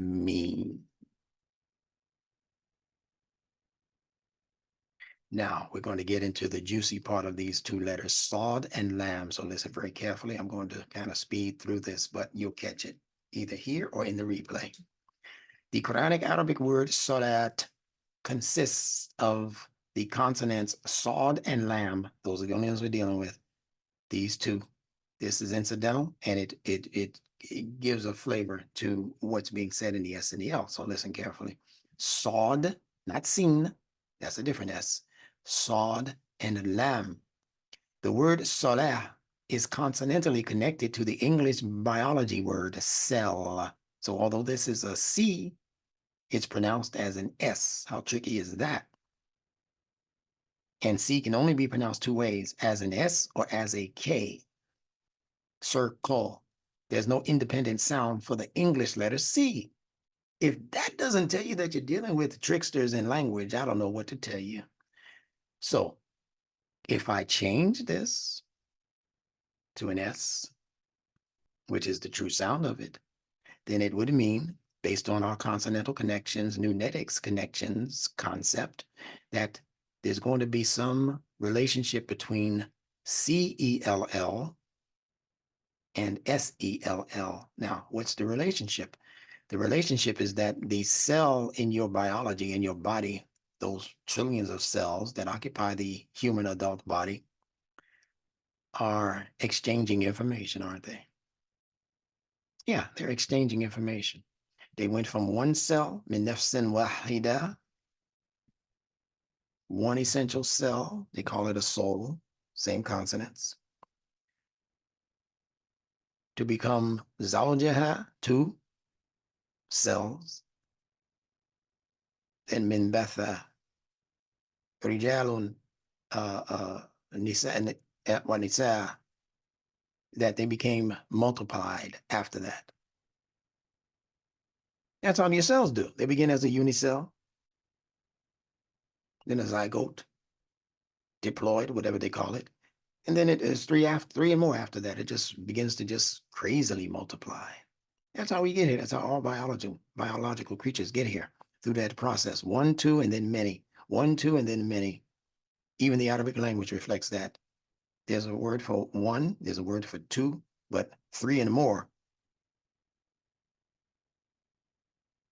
It's not like English, where plural is anything after one. So even the language that the Quran came in reflects natural processes. Now, sell represents an exchange. I give you this, you give me back that. That's selling. Your biological cells do the same thing, is the point. Your biological cells, they do a certain thing and they get a certain thing back when they do that thing. All cells display two essential modes of operation. They are protection and growth. Now, this goes into some of the things that Dr. Bruce Lipton discussed that William Safir was telling you about at the beginning of this program. And in fact, if you don't have his book called The Biology of Belief, you need to get that. You need to put that order in tonight. The Biology of Belief by Bruce Lipton, Dr. Bruce Lipton. So all cells display these two modes, protection and growth. Now, what your instructor has done is that he's linked these two letters in SaLaaT with each of these modalities. SALT is representative of protection mode. Now, I'm giving you something that goes way beyond the shakes and the shakers. They're free to have it. They're free to discuss this with me. They can call me. They can write me. They can email me. They can text me. They can send Morse code if they feel that's more protective for them to do. Just send me some code to tap, tap. I'll figure it out. I'm saying that facetiously. But listen, I'm saying that to you knowing that the day is soon coming when they are going to be craving what you've been getting now for 2 or 3 straight years and not really paying as much attention to as you should have been. These people of scholastic aptitude, they're going to be craving Nunetics not too long from now. That's a prediction. It's not a prophecy. It's a prediction. So this letter Sod, as you know, Sod represents this area, the torso area. What's going on mostly in this torso area? Protection of the most vital organs, heart, lungs, spleen, kidneys, and the ribs and all of that that's packed into the torso.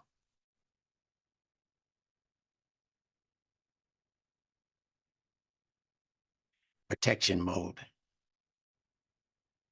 Your cells go into protection mode every time there is a perceived threat to the cells. In other words, if you eat something that goes against the natural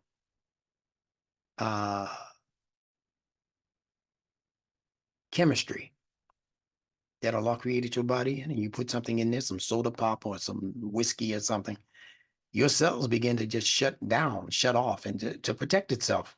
It doesn't allow that foreign agent to penetrate its surface skin. It won't allow it. It has to constantly be bombarded with that foreign thing for the cell to begin to become weak enough to open up its door to that non-fitra object or influence. So SALT, again, happens every and any time there is a perceived threat on the part of the cells that it determines can cause it some harm, some damage, some destruction. Once the perceived threat has passed, the cell then opens up to its normal activity, which is growth mode. The cells are always, and that's why the infant is able to grow so quickly, because the cells are generally in the condition where growth is its major focus. That's how Allah created the cells to grow. How wonderful is that? So when there's no more need to be on the lookout for foreign invaders, for foreign interests, trying to take over your stuff and your body and your bloodstream and your bones. And when there's nothing else threatening it, like diabetes, high blood pressure, see, your body is responding to all of these emergencies. So it causes the body to shut down and leave the activity that creates growth And that's what we call disease. But if you can get back into the lamb,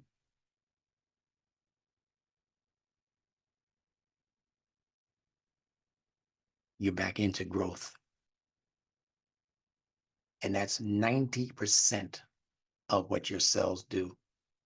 They are 90% on the side of growth and 10% on the side of responding to perceived threats. Let's continue.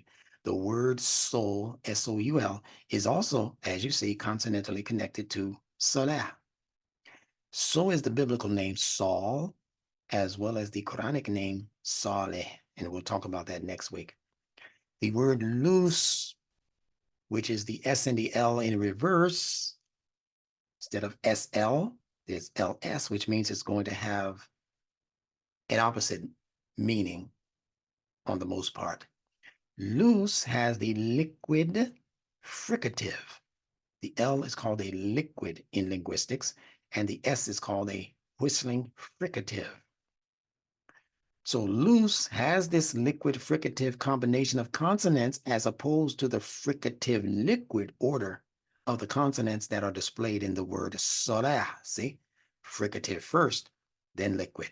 SaLaaT, therefore, should indicate the opposite of what it means to be loose, less, lost, and a loser. Now, I've just told you enough about SaLaaT for you to do a whole Friday khutbah just on the word SaLaaT without going into any of the particulars and getting yourself in trouble. Or you listen to that instructor guy. No, no, no. You're listening to the best linguist that planet Earth has produced. Way outside of my pay grade. People who established language for multiple people around the world.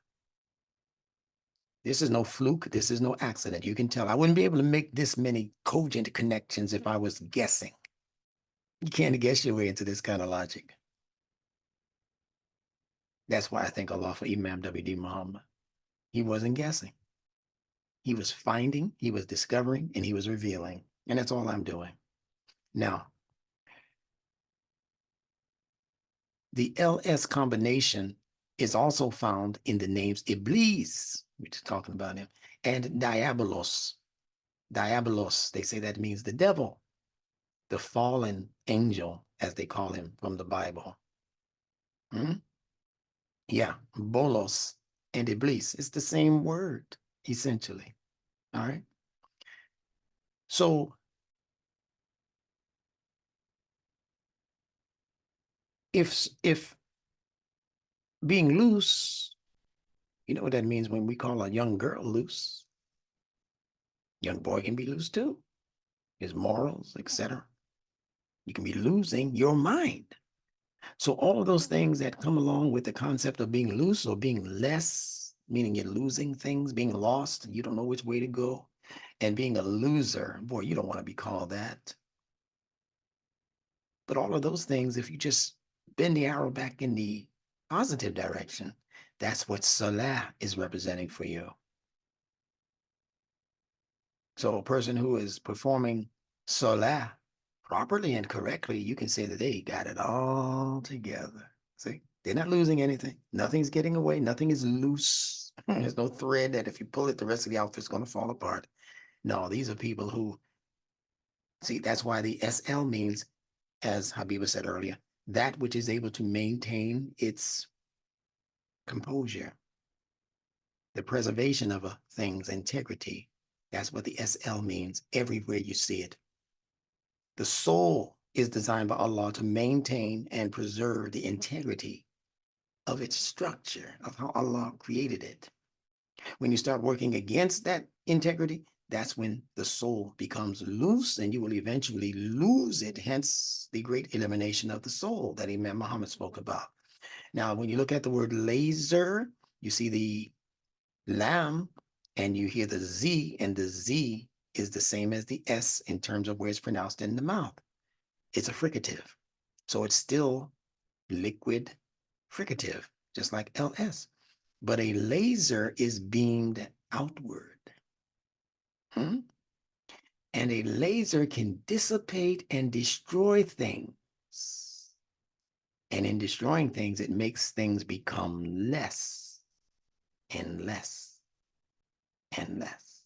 So that then clearly has to do with that which decreases through contraction.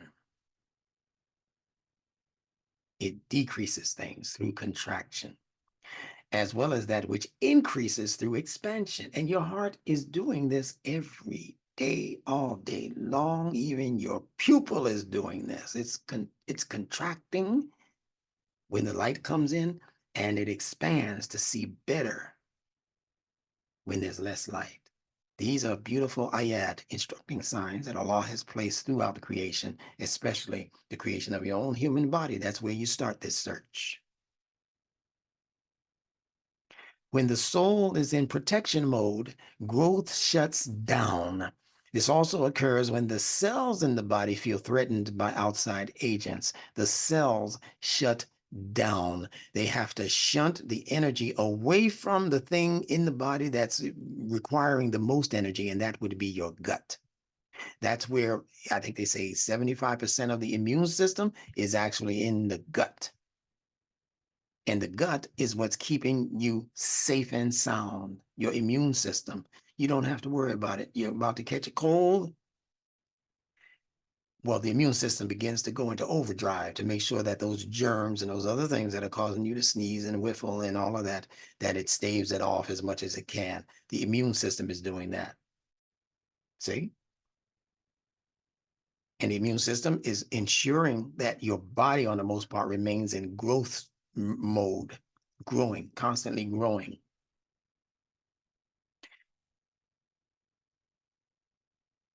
So this growth shutting down protection mode also occurs when the cells in the body feel threatened, as I mentioned, and this scheme, as I also mentioned, behind this great elimination of the soul that Imam Muhammad mentioned before he passed, that scheme is to keep the soul in a perpetual state of perceived emergency.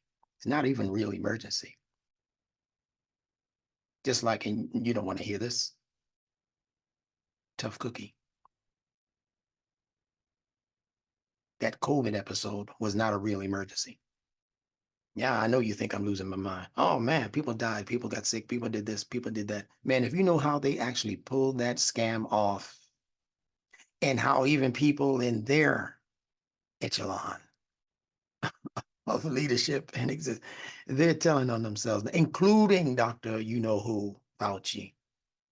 He telling you, no, well, no, we thought Bill Gates came back and said, well, no, we really didn't have to shut things down like we did. It wasn't that kind. It was really nothing more than just a magnified or exaggerated form of the seasonal flu. Bill Gates said that, the one who advocated for shutting the whole world down and having every single individual get the so-called vaccine. That man, he came back right after the whole thing had wound it down and said, it really wasn't, but there's something else coming. See, these people are, I'm telling you, they're, oh man, if I said what they are, they'd probably shut me down on YouTube because they're not human. Perverted, pedophile, demons is what they are. Careful who you take advice from. So the normal animal or human body experiences threats for about 10 to 15 minutes at a time. The average one in nature, the average animal in nature will experience a threat, a bear or something, or wolf hunting or whatever, or the deer romping and roaming and biting on the leaves, and all of a sudden a lioness appears. Yeah, that will happen, and the lioness will begin chasing the deer and all that, but that usually happens within 10 to 15 minutes. It's done with. The deer has either gotten caught with her neck in the lion's teeth, or the deer got away. And the lion goes off to the lion. By the time it expends that kind of energy running after the deer and it doesn't catch the deer, it's too tired to continue hunting. You see how Allah created a balance in nature. So the deer recognizes that there's no more lion, and the deer goes right back to what it was doing before the lion became a threat. It goes right back to nibbling on the leaf with his ears going all around him, trying to hear, if there's something else going to happen. But other than that, his heart rate goes back to normal. His blood pressure goes back to normal. You see what I'm saying? Listen to the fitron now. I'm teaching you fitron. When the threat has passed, well, no, I don't want to skip this one. When the threat subsides, the body goes back into growth mode where the immune system is once again allowed to work at its fullest capacity. So the immune system becomes shut down. Now, what am I equating this word immune with? All of you already know it. This is for the new people. I believe that the word immune, English word, comes from the Arabic word iman. Iman, faith, trust, to be at peace. That's what the immune system is doing for your body. It's allowing you, it's your trust system. Once you eat that food, you have to trust that the immune system is going to do what Allah created it to do. You can't look over the immune system. You have no introspective view of what's going on in your gut once you eat the food. It's your gut that will eventually tell you there was something in that I need to throw back up because it ain't good for us. See? So your immune system goes to work on that thing. And your immune system will start to send the vitamins and minerals and the proteins where they're supposed to go in the body. You're not overseeing that consciously or subconsciously. Your unconscious brain is regulating that. All right? So indeed, you have two minds, conscious mind, subconscious mind, but you have an unconscious part of the brain called the reptilian brain that regulates regularly the activities taking place in the immune system areas of the body and in the automatic and autonomic areas of your nervous system and other areas of the body's functionality. So when that threat has passed, the body then goes into rest and digest mode. Look these words up together like I'm giving them to you and bypass high school science. You need everything you need to know is going to be in those pages that you Google. So what is rest and digest? Like the body's response to stress regulated by the sympathetic nervous system, the body's ability to rest and digest is equally important for survival. The parasympathetic nervous system is responsible for this. The rest and digest process is essential for energy conservation, maintaining vital bodily functions, and promoting recovery. When working we're still talking about the true meaning of SaLaaT. Don't let that be lost on you. Lost.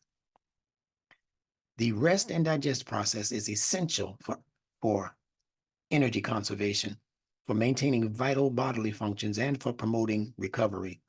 When working properly, the components of this division of the nervous system ensure the body is working in complete cohesion with ultimate energy generation and conservation. Blah, blah, blah. You look that up on your own. Elements like excessive or chronic stress on the body, either from illness or emotional stress. Oh man, that means imagined stress. Can overwork the parasympathetic nervous system and switch the body into a constant state of stress. See, the invisible influences. Too much emotional stress will shut down the switches related to cognitive and conscious control of things, and the body will go into autonomic gear, autonomic activity, where the thinking brain becomes shut down. And if there's too much emotional stress, then that part of the mind becomes also offline, so that all of the necessary energy can go to resolving the issue related to the perceived threat. How does it do that? It does it by shunting the energies in your blood system towards the parts of the body that are geared for fighting or fleeing, fight or flight. What are they? Popeye's arms.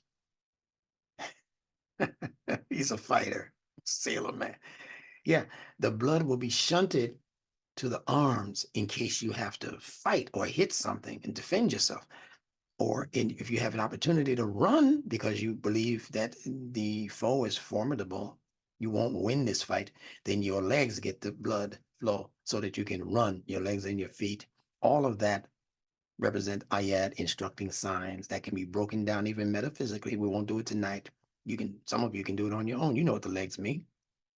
You know what the arms mean. Put it together for yourself. All right. But the point is that if you are in a constant state of stress, it says this in the long term can be harmful in many ways.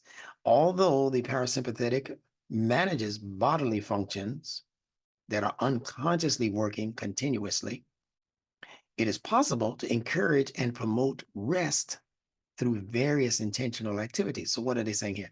You need to be able to take over the control of all of this stress, all of these perceived emergencies. You need to be able to relegate all of that unconscious activity that is robbing your immune system of its ability to do its job. You need to be able to shift that energy, the focus of that energy. Oh man, William was hitting on this with Bruce Lipton's video.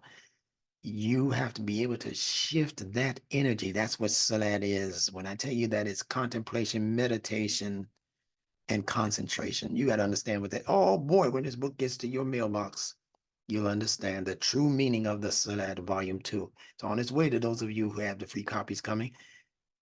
And a couple of the other ones of you are getting copies also. But you need that in your library. Trust me. I don't even think it'll stay in your library. It's going to stay on your lap, and it's going to stay on the train with you in your car if you're the second person in the car. Boy, oh boy, you're going to be very, very enlightened by the second installment. Now, SaLaaT is our primary energy resource. You see those letters? SR and the S sound? Resource. That's the SRC in source. This is the SLT in SaLaaT. The T is a dental that is pronounced towards the front of the mouth using the teeth. And the C is pronounced as an S here, resource. And the S is also pronounced as a fricative at the front of the mouth. So the R and the L, as you know, are interchangeable. So the word SaLaaT is also operating in the language related to what source means. That means that the SaLaaT is your source. It's your primary resource. It's where most of your energy is going to be focused. When it is neglected or threatened, the energies dissipate. The ancient Egyptian so-called god Osiris, look at the consonants, SRS, again, just like SRS in source and resource. The Egyptian god Osiris speaks to this connection with energy also. In ancient Egypt, called Kemet, Osiris was known as a solar or sun deity, the source of all light, heat, and fertility. See, fertility, growth. See, SaLaaT is pointing to growth. Wonderful. Now, the sun rises in the Eastern Hemisphere and settles in the Western Hemisphere. These movements were captured and put into the ritual prayer of the sun-worshipping Zoroastrians. I think I need to say that one more once. The sun, the solar deity as they knew it, rises, remember, rising of the SaLaaT. The sun rises in the Eastern Hemisphere. That's your Eastern Hemisphere, the creative part of the mind. And it settles in the Western Hemisphere, the logical hemisphere. You have to first have an imagination. You have to first have a creative mind, and the creative mind imagines the things that you would like to come into or create, and then it hands it over to the left hemisphere of the brain that puts it into practical application mode. And the thing that you were just imagining last year is sitting in front of you this year. That's called creativity. That's how Allah created us. So everything out there, as above, so below, as without, so within. So said the ancient Egyptians. So that sun is rising in the Eastern Hemisphere and it settles in the Western Hemisphere. Remember the word settle. These movements were captured and put into the ritual prayer of the sun-worshiping Zoroastrians. They were sun worshippers, so they paid meticulous attention to everything that the sun was responsible for. Muslims are told to rise, iqama to SaLaaT. They're told to rise for prayer, misnamed prayer. SaLaaT does not mean prayer. I have to say that over and over again until your synapses get it. And to end the prayer, Muslims are also told to sit down on their legs and feet. So Muslims rise and then they sit. They rise and then they sit. This rising, as I said, is misnamed as iqama. Most Muslims are not aware, unless they live in or have visited Arabia, that the word iqama actually means, surprise, surprise, it means to settle, not to stand. Get that? It means to find a person, Palestinian or somebody, Egyptian or somebody who knows the Arabic language well, and ask them, what is the standard word for a settlement, like a town? What's the standard? And they're going to give you words that are connected to the word qama and iqama. It means a settlement, not a bunch of people standing around with their hands on their chest. It's a settlement. You see, the raising up related to the word aqimu and iqama refers to the raising up of internal energies. This is what the whole chakra experience, and the rising up of the chakric energies from the base of the spine in the back up to the pineal and its enlightenment. That's a raising up of the energies. They call it the Kundalini experience, the coiled snake, so to speak, at the base of the spine, that through contemplation, meditation, observation, all of these, you can actually literally be responsible for raising up those energies from the base level of materialistic, mostly materialistic concerns, all of the way up to the what we call the cosmic level. You can do it with enough. That's what SaLaaT is. Is it meditation? Yes, it involves meditation and concentration, contemplation, creating a template, contemplation. You have to create a template first for it. You have to create parameters for your thoughts and your emotions so that they don't go outside of the circle of discipline that you're establishing for them. That's why you do them as not rituals. Somebody tell me what these things are. They're not rituals. They are what? Routine. Routines. Thank you. And what's the difference between a ritual and a routine? Routines have benefit At the end of them. at the That's end. right. That's why the word route is in the word routine. A route begins here, but you don't just start walking a route with it. You delivering papers. You have a route. You got somewhere you're supposed to end up. Yeah. But a ritual is just a bunch of movements like those soldiers outside of the king's and queen's house in England, or wherever they are. They wear the big hats and all that, and they stand there with the rifle or whatever. That's a routine. There's no benefit at the end of that, unless they're going to war and they actually use those rifles and they secure the king and the queen. Now they've done a routine, but they practice the ritual, hoping they'll be ready for the routine if necessary. Brush your teeth in the morning, take your shower. Those are routines. Those are not rituals. They have a discernible benefit at the end of the road or the route that they're taking. You read over and over again, repetitively. You strengthen the mind muscles, the brain's muscles. You exercise by applying pressure against muscle. That's a routine. That's an exercise routine. They would never call that a ritual.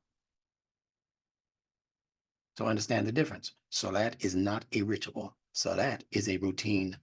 That can't be but so difficult to explain to your imam or to your wife or your husband or your children. That SaLaaT is a routine. So we're going to stop doing anything.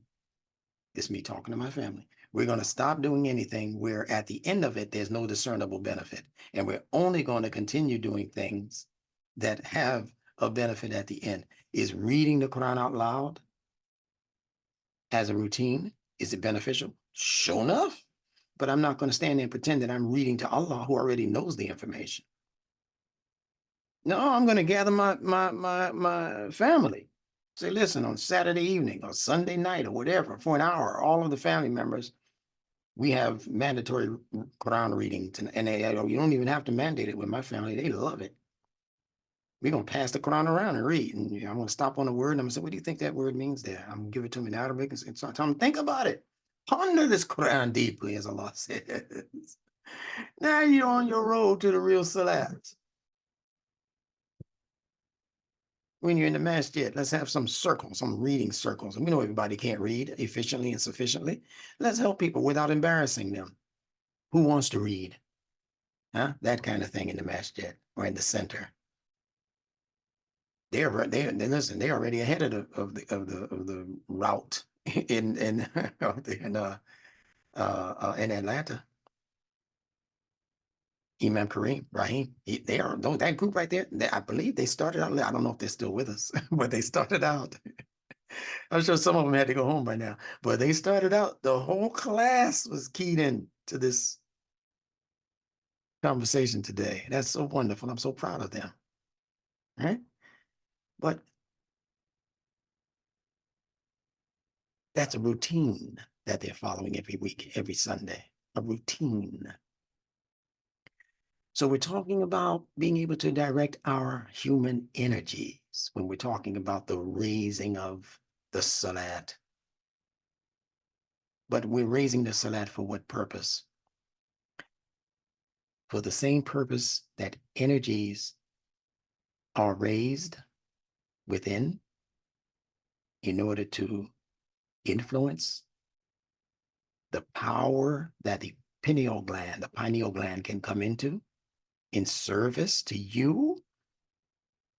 Not some way out thing where you fall out and your eyes go up in your head and all, and you're praying and somebody got to bring you back and, throw water on your face. I'm not talking about that. Leave that to other people who love doing that. They've been doing that for centuries. You, in my experience, should not be anything that allows you to lose your senses. So we're talking about the raising of the internal energies in the same way that the clouds are raised during the Earth's water cycle. Now, if you don't know what the water cycle is, that's your homework. Yeah. Rain comes down. Certain things happen when it hits the earth. Certain things happen to return it to the air, to the atmosphere. And then certain things happen in the formation of the clouds to return the water from the clouds back to the earth. That's the water cycle. Anybody know those words for that? I know condensation. What's the other ones? There's about 2 or 3 other ones. If you know it, just open up your phone and tell us.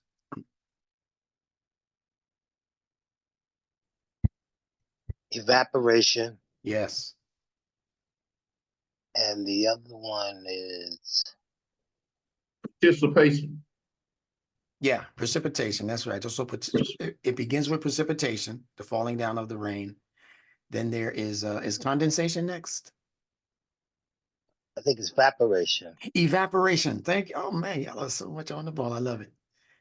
Yeah. So precipitation, precip. Then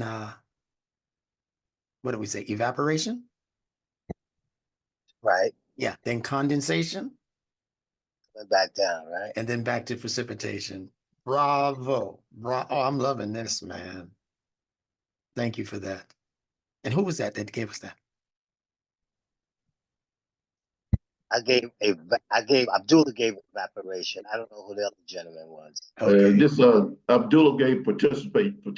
Precipitation. Yeah, precipitation. Precipitation. Precip. That's how black folks say it. Precip. All right. Good. On the ball. Man, after how many hours? We started at, what time did we start? What time did we start? This 3 o'clock? Wow, I better hurry up and wrap up. I may not have that additional conversation at the end because I gotta go. And most of you, I'm sure, have to go. But I promise you, Mahir, that the next time we get together, and I know you're gonna be in the class, I will let you open up or close, whichever you choose to do, because we need to hear from you.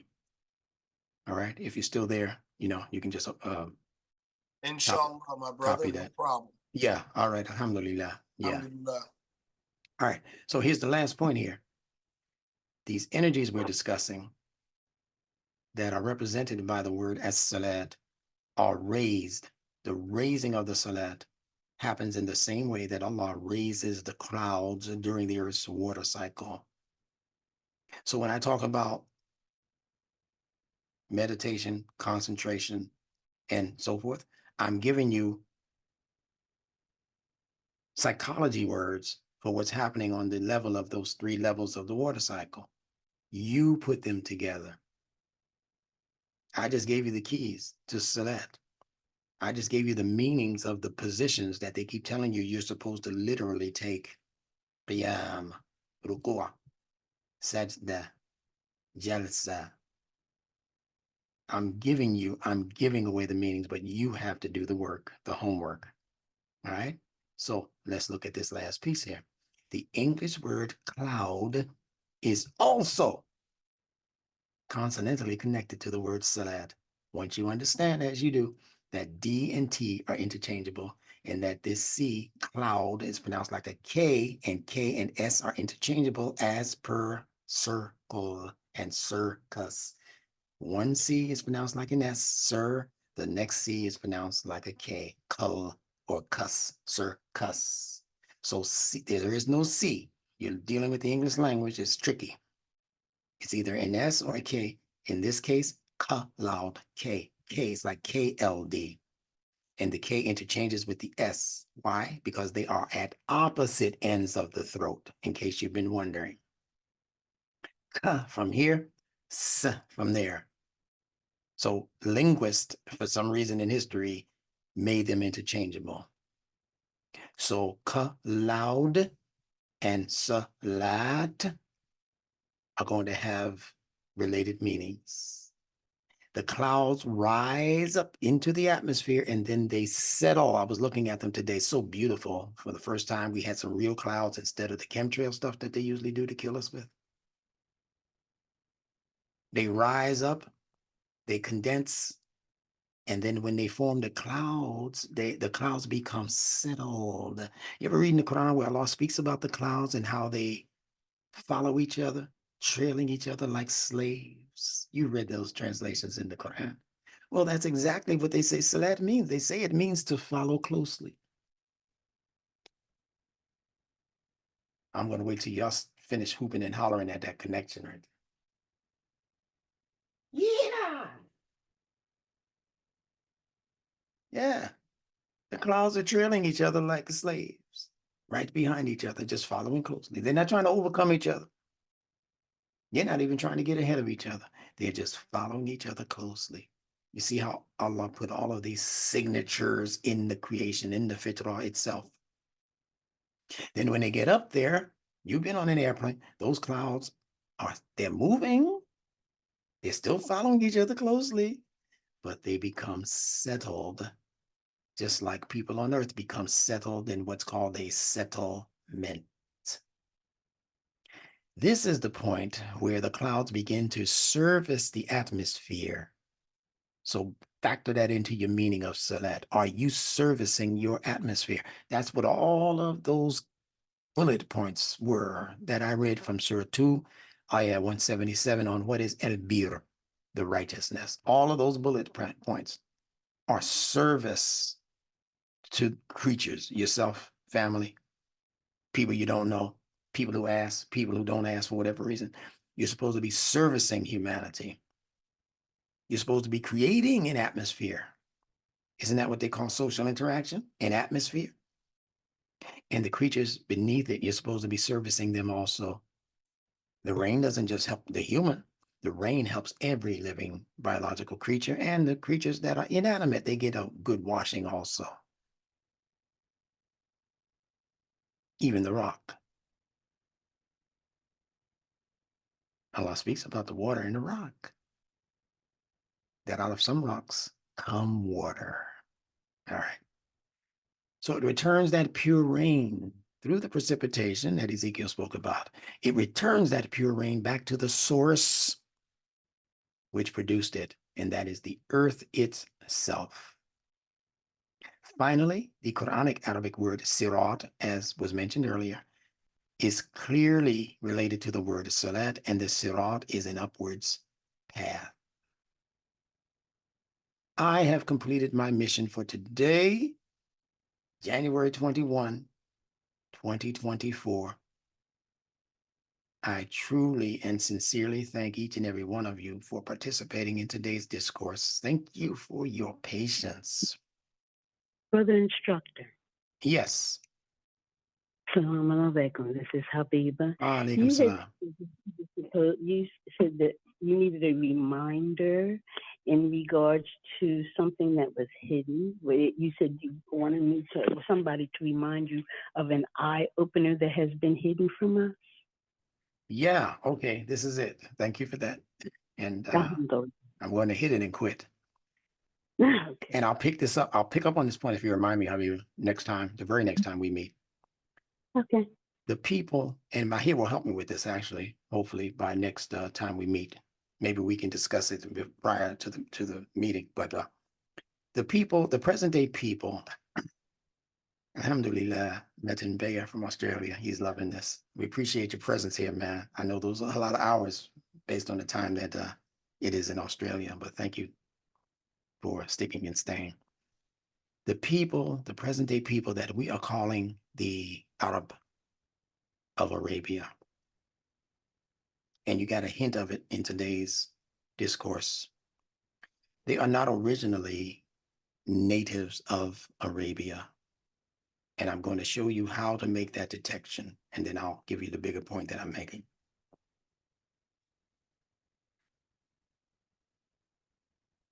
When you're dealing with the fitrah as Allah created it, you'll notice that Allah creates creatures that are acclimated for their environment. They're acclimated for their environment. If it's a turtle, there's a reason he has a shell.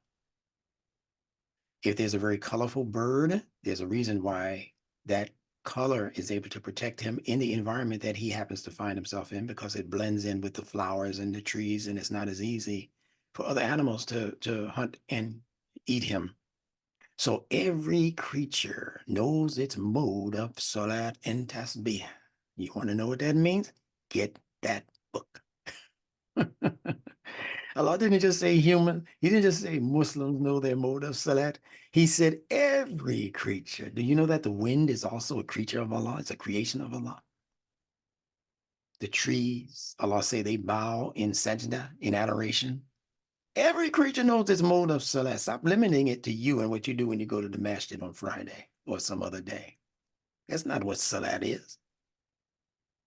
And if it is what SaLaaT is, as Allah means it, show me where all of the other creatures, the birds, he uses that example. Specifically, Allah, the birds, they know their means and their methods of making the SaLaaT and what's called tasbih. And people don't even ask what that is. They're so busy thinking they know what SaLaaT means that they don't ask what tasbih means.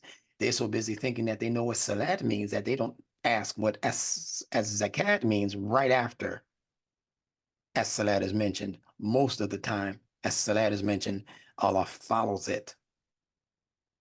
وَإِقَامِ الصَّلَاةِ وَإِيتَاءِ الزَّكَاةِ. And raise up the SaLaaT and give ita'i, give as zakat. Whatever that is, it's supposed to be purifying you. And if you don't feel that purification after how many years of whatever you said you were doing, then you're making the wrong moves. And Allah says in the Quran that as-SaLaaT is supposed to cause a drastic reduction in what's called the fasha, corruption and evil doing and that kind of thing. And there are people right now who have evil, wicked people running their masjid. And they make all kinds of SaLaaT, all kinds of days, all kinds of supererogatory, and in between, wait till the so-called Ramadan comes up again. You're gonna see these people all day. They're gonna be living in the masjid because they don't want to miss one of those supererogatory and one of those mandated rituals. But there's people stealing from the masjid, stealing the money, lying to the people from the pulpit, lying to the people, messing with people's wives behind their backs. I'm not naming any specific place, but I know this goes on. So where's all of the elimination of the fascia? There's an increase in fascia because they don't know what these things mean. So they don't know what to look for.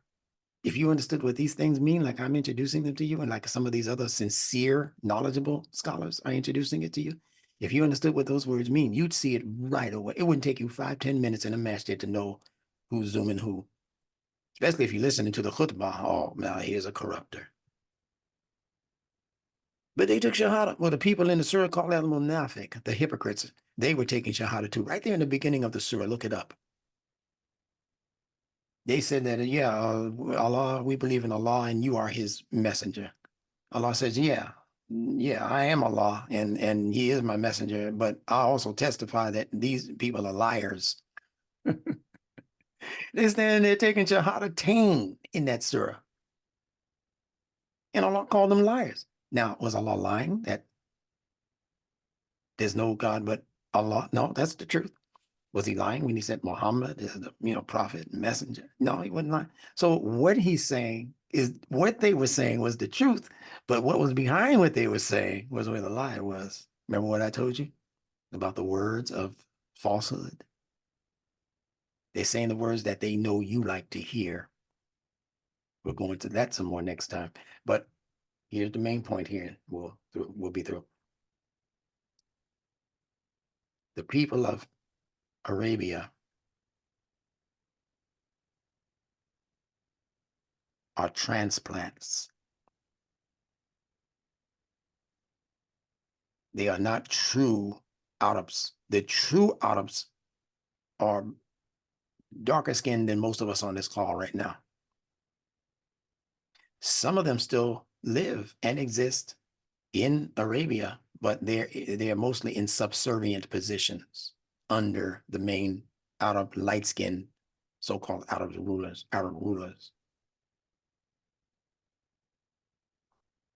Listen carefully.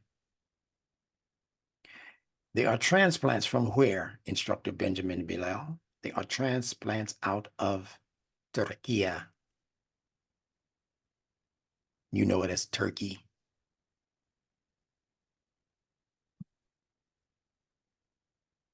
They migrated many hundreds of years ago out of Turkey into Arabia and began to supplant the original darker skinned. I have to keep saying that to you so you understand the contrast. The original darker skinned Arabs who, if you are able to do a true tour of Arabia and its precincts, you will notice some of the sculptures and pictures from long ago carry the pictures of people who are riding on chariots and that kind. You can actually do a Google search of it. People riding on chariots, no shirt on, just the black, like the Africans. The blackness of the skin is, they have the pants on, of course, but they're not concerned about the Arabian sun burning a hole into their skin because their skins, as I said earlier, they are acclimated for that weather. That's how you know Allah put them there. Now, when you start to see people in those parts of the world, like the European who traveled from Europe to go to Africa and colonize, he had to have all kinds of clothes on, including a safari hat, safari jacket, shirt under that, thick pants, so the insects wouldn't get him. That's how you know he ain't from there. Yeah, Abu, thank you. I'm going there. That's how you know that man is not from there. Now, contrasted with what the average Saudi is wearing as far as dress goes. He's got to be all decked down also so that the sun won't get him. If he's out there longer than 30 minutes, he's going to be toast. You know why? Because he ain't from there. The African can go out in that weather. Now, he can get sunburned and he can get skin cancer also if he gets crazy and stays out there. But if he's working and doing what he needs to do and taking a break and, you know, throwing some water on himself and all, he make it pretty well. And that was the history of the original darker skinned Arabs of Arabia and the other areas in that vicinity. The Turks came, and our brother Abdullah just gave us the ideal word. He's on this. We talk a little bit when I do the videos. He texts me or comments in my comment box, but he knows those people are the people who are to be called Khazarians. Khazarians. Now you might say, "Well, I thought you told me the Khazars were the Jews," and I'm telling you that those same Khazar Jews were in Turkey. Hear me carefully. The Khazarians and the so-called Jews that you're talking about, and the Jews that even ended up in ancient Persia, they're all traveling out of the same clan, out of the same genetic pool, and they're spreading themselves across different lands. See, again, you don't understand how the scheme goes. You don't understand the plan for worldwide conquest. You don't understand how the Khazarians became Jews. They were not among the original Jews, just like the modern day Arab is not among the original Arabs. These are plans that they keep replicating, different people, but the same scheme. Imam Muhammad told you about this when he was teaching you about the people that he called Jacobite. I told you about it. Go back on my lectures on the Jacobite and you'll see what I'm talking about. That's Jacob pretending to be his brother. Brother Instructor. Yes. Xi Jinping, the leader of China, CCP Yes. party, he wrote a book years ago and he said that they weren't even Khazarians. He said that in China, a group of them existed and a group existed in the place that we know as Khazaria. They replaced the original Khazarians. He said the Chinese knows them as the name stealers. Oh man. So listen, me and you got to get together during the week before we meet next week. Yes, I sir. really just want to. We can meet. You just text me. Let me know when. I might wanna even meet. I might even bypass that and just let you have the whole next class because you're too full, man. You can't keep walking around with all. Well, hey, what can I say? In China, El Sine was also known as the land of Shinar. Yeah, that's You right. see where all the ancient places are? Yep. And Yep. all of the statues and artifacts match also the people who look like me and you in these Asiatic places. So we were moved.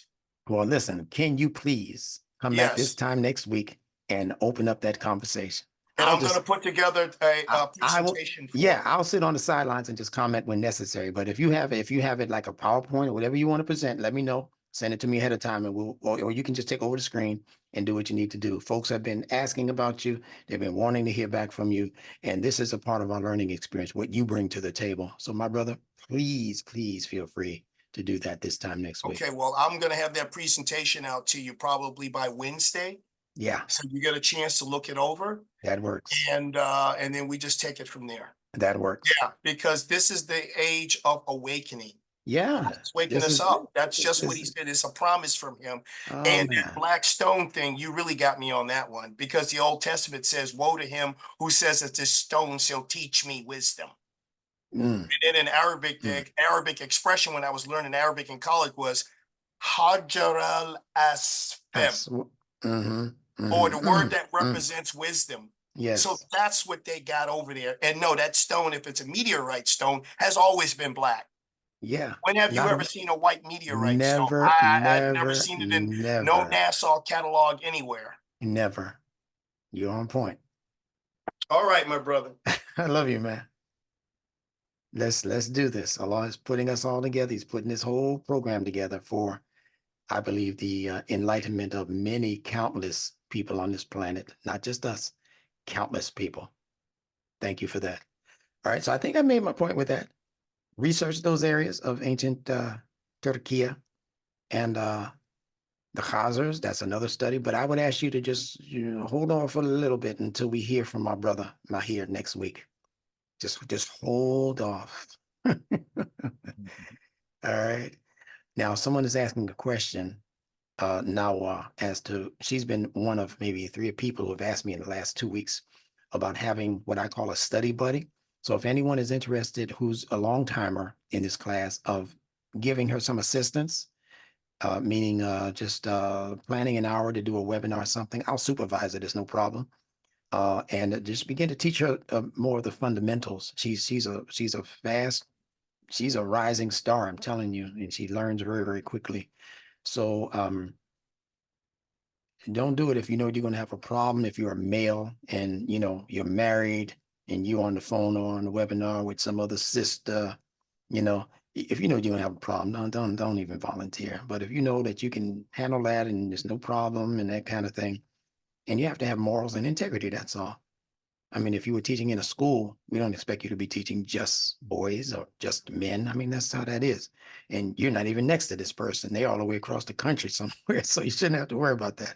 But I'm saying some people have problems like that at home. So don't let that interfere with your wonderful family life, is what I'm saying. So since she's a female, if there's a female who's qualified, and I know there are several of you qualified to teach Nunetics, I'm looking specifically at the Atlanta area where you already have people who are deep into the letters, and many of them are females. Please, if you would, assist our sister here, Nawa, brand new, but out the gate smoking, I'm telling you. Then let me know so that, and if there's anyone else out there who wants that kind of assistance, that kind of companionship, study buddy, we were trying to do it a while ago, Habiba knows, and others know, but this would be the time to get that started, okay? All right. Okay, so I'm through. We got to go. And inshallah, we'll see each other this time next week for our special presentation. Okay. And but still reach out to me, Mahir, so we can synchronize and make sure everything is what it's supposed to be. And I'll look forward to that information coming from you. No problem. No problem. All right. Thank you to all of you who have participated in today's discourse. I can't wait for this to be cooked and ready to send. You'll get it tonight, inshallah. I'm so happy that we start earlier now. This would be the time that we would just be getting started, 7:37. So that's a wonderful thing that Allah has done for us. Okay. And let us greet each other in the greetings of peace that obligate each and every one of us to keep the peace. That is the greetings of the Quran, not assalamu alaikum. You need to drop that. You can't greet each other with Allah's attribute. That's like saying ar-Rahman alaikum. You can't do it. As-salam is one of the attributes of Allah, and it's not given in the Quran as a greeting. Only as-salam alaikum is given. There's only one place where Allah allows a person to say as-salam alaikum, and that's out of the mouth of the infant Isa. If you want to believe that narrative as they give it, he doesn't say salamun alaikum. He says as-salam. But now you got to consider the audience when you read the Quran. Who is he talking to? We'll pick up on that at some other time. Let us do the general greeting that's given throughout the Quran in every occasion other than that, and that is salamun alaikum to you all. Thank you for being with us. I love you all. Be well.